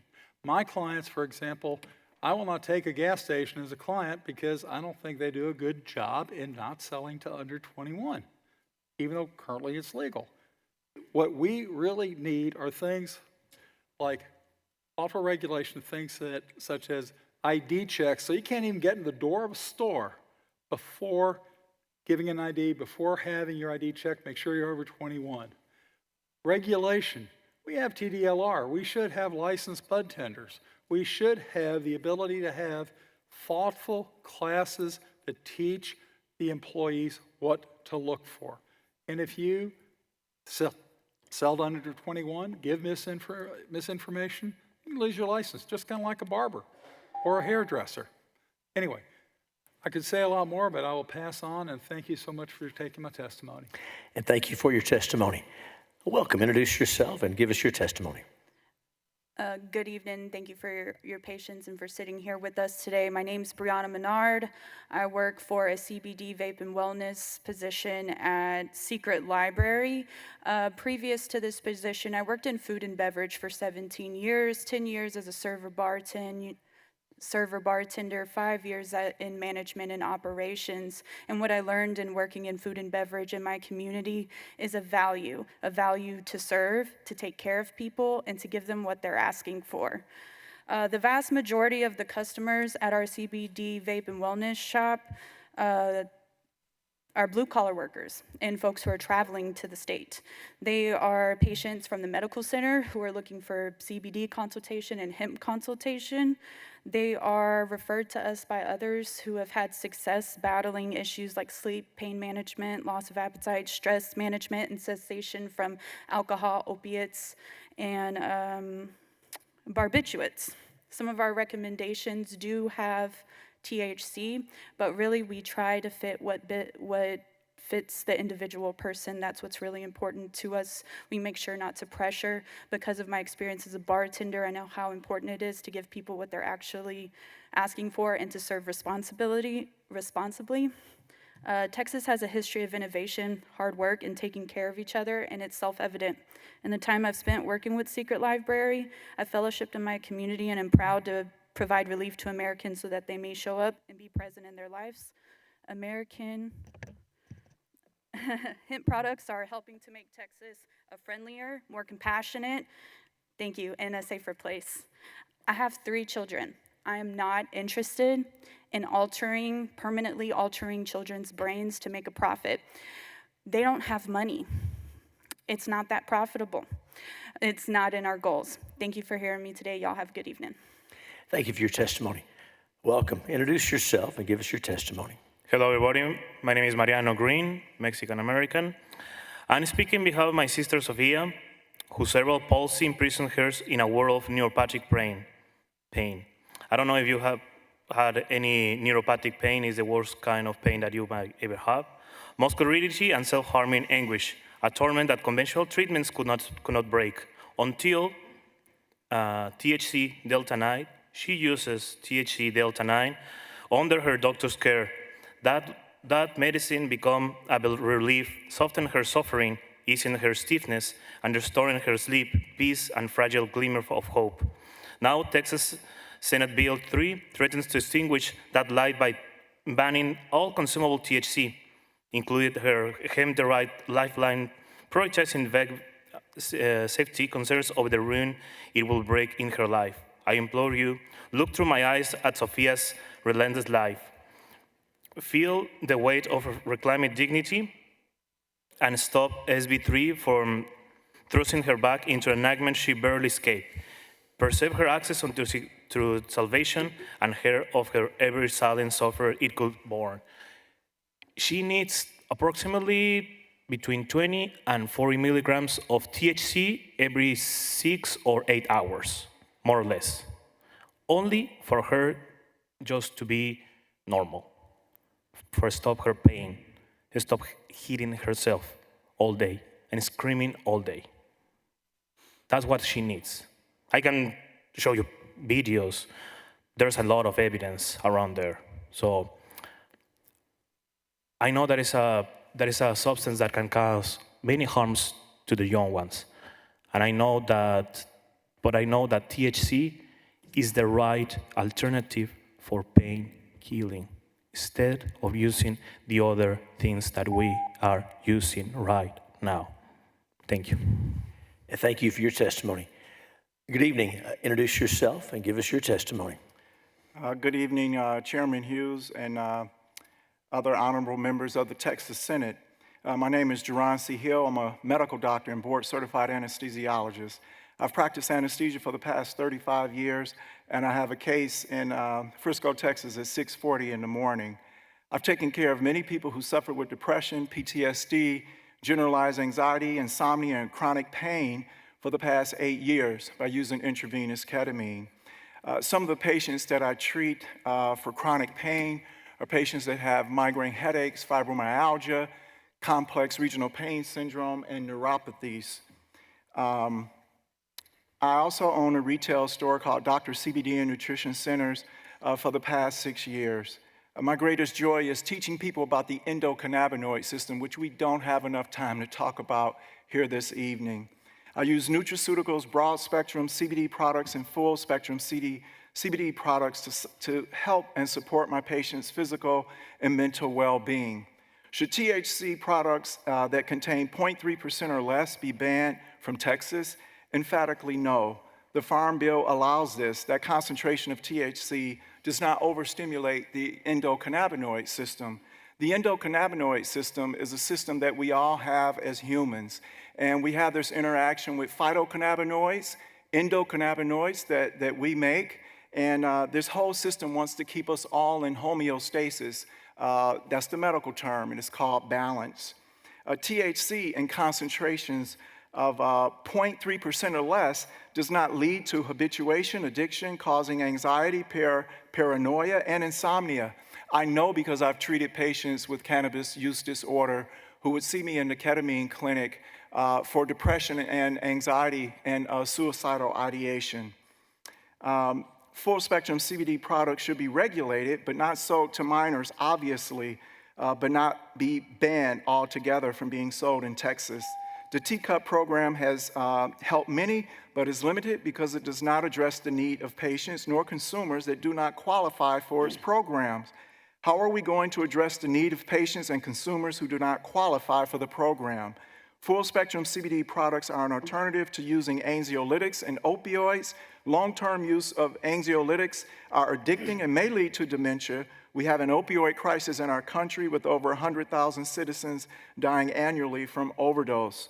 There are no case studies of full-spectrum CBD products causing respiratory depression. Wrap up this thought, okay? I'm going to wrap it up here, Senator. Doctor, wrap up this thought, okay?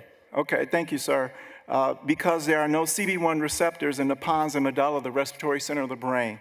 My last point, we have 100 million Americans that suffer from chronic pain, over 20 million suffer from depression, and 40 million suffer from anxiety. Approximately 30 million Americans suffer from insomnia. Why should they be denied the supportive help of full-spectrum phytocannabinoids in Texas? They should not. Thank you for your time and attention. Thank you for your testimony. Good evening. Welcome. Introduce yourself. Get close to that mic and give us your testimony. Yeah, absolutely. Good evening. My name's Casey Hallenberg. I live just north here in Williamson County. I'm a combat veteran. I served frontline infantry 2006, 2007. I'm of the first ever combat ready battalion in U.S. Army history. That's also the largest suicide rates in recorded American history post-World War II, just to give you a little insight. It's already been hit on multiple times, but an estimate 11 to 20% of veterans have experienced opioid misuse or dependence, 2 to 3 times higher than the general pop rate. 2020, over 6,100 veterans died from drug overdose, with opioids being a major contributor.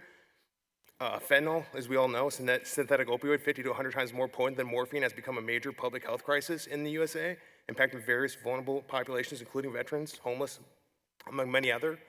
I'm opposed to Senate Bill 3 for the SAFE Act that we should have safe access to cannabinoids, whether it's THC or CBD. It should be full spectrum. I am opposed to synthetics. If you listen to all the mothers who had issues, it was always the synthetic Delta 8, Delta 9. It was not organic. I think we need to distinguish the difference between organics and synthetics. Also, I agree with the age limit of 21 and up. For reference too, just to give you a little insight, in New York where it was illegal, a girl had to go black market. Then she went to that dealer's house. He happened to have weighed out fentanyl. So when he weighed out that marijuana, there was residue of fentanyl, which she OD'd of. I can give you another example of Arizona where it was legal, where my buddy who was on the sheriff's department there 20 years gave me some insight, where the cartels are getting licensing for the legal dispensaries, but then on the back end they're having illegal grows that his sheriffs have to go into, where they're finding black mold that they're breathing in, and that's showing me if that's going to a legal dispensary, we definitely need to regulate with the testing. I know Texas A&M's got a great program, and I know they're expanding on their cannabis, and if the state doesn't have enough funding, maybe we can work on some partnerships and some community efforts to work together as Americans, hand in hand. And thank you so much for your time. In God we trust. God bless you all. And thank you for your testimony. Senators, any questions for these witnesses? And let me say, we have I know you've registered on our electronic system. We always verify that information. And can we get we're going to ask you to fill out a card. We want to make sure we have all your information so your testimony is correct. I'm sure you did it, but sometimes maybe that's what if you don't mind, we're going to get that card just so we have you in the system. We thank you each for your testimony, and you're excused.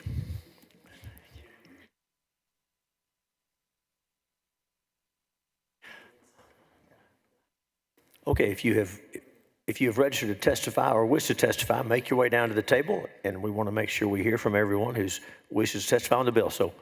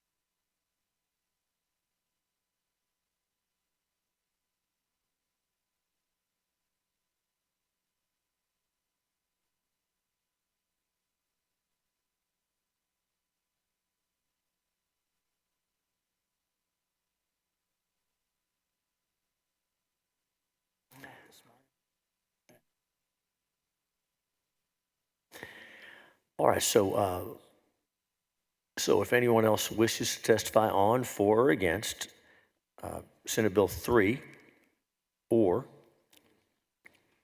Senate Bill 1505, please make your way down.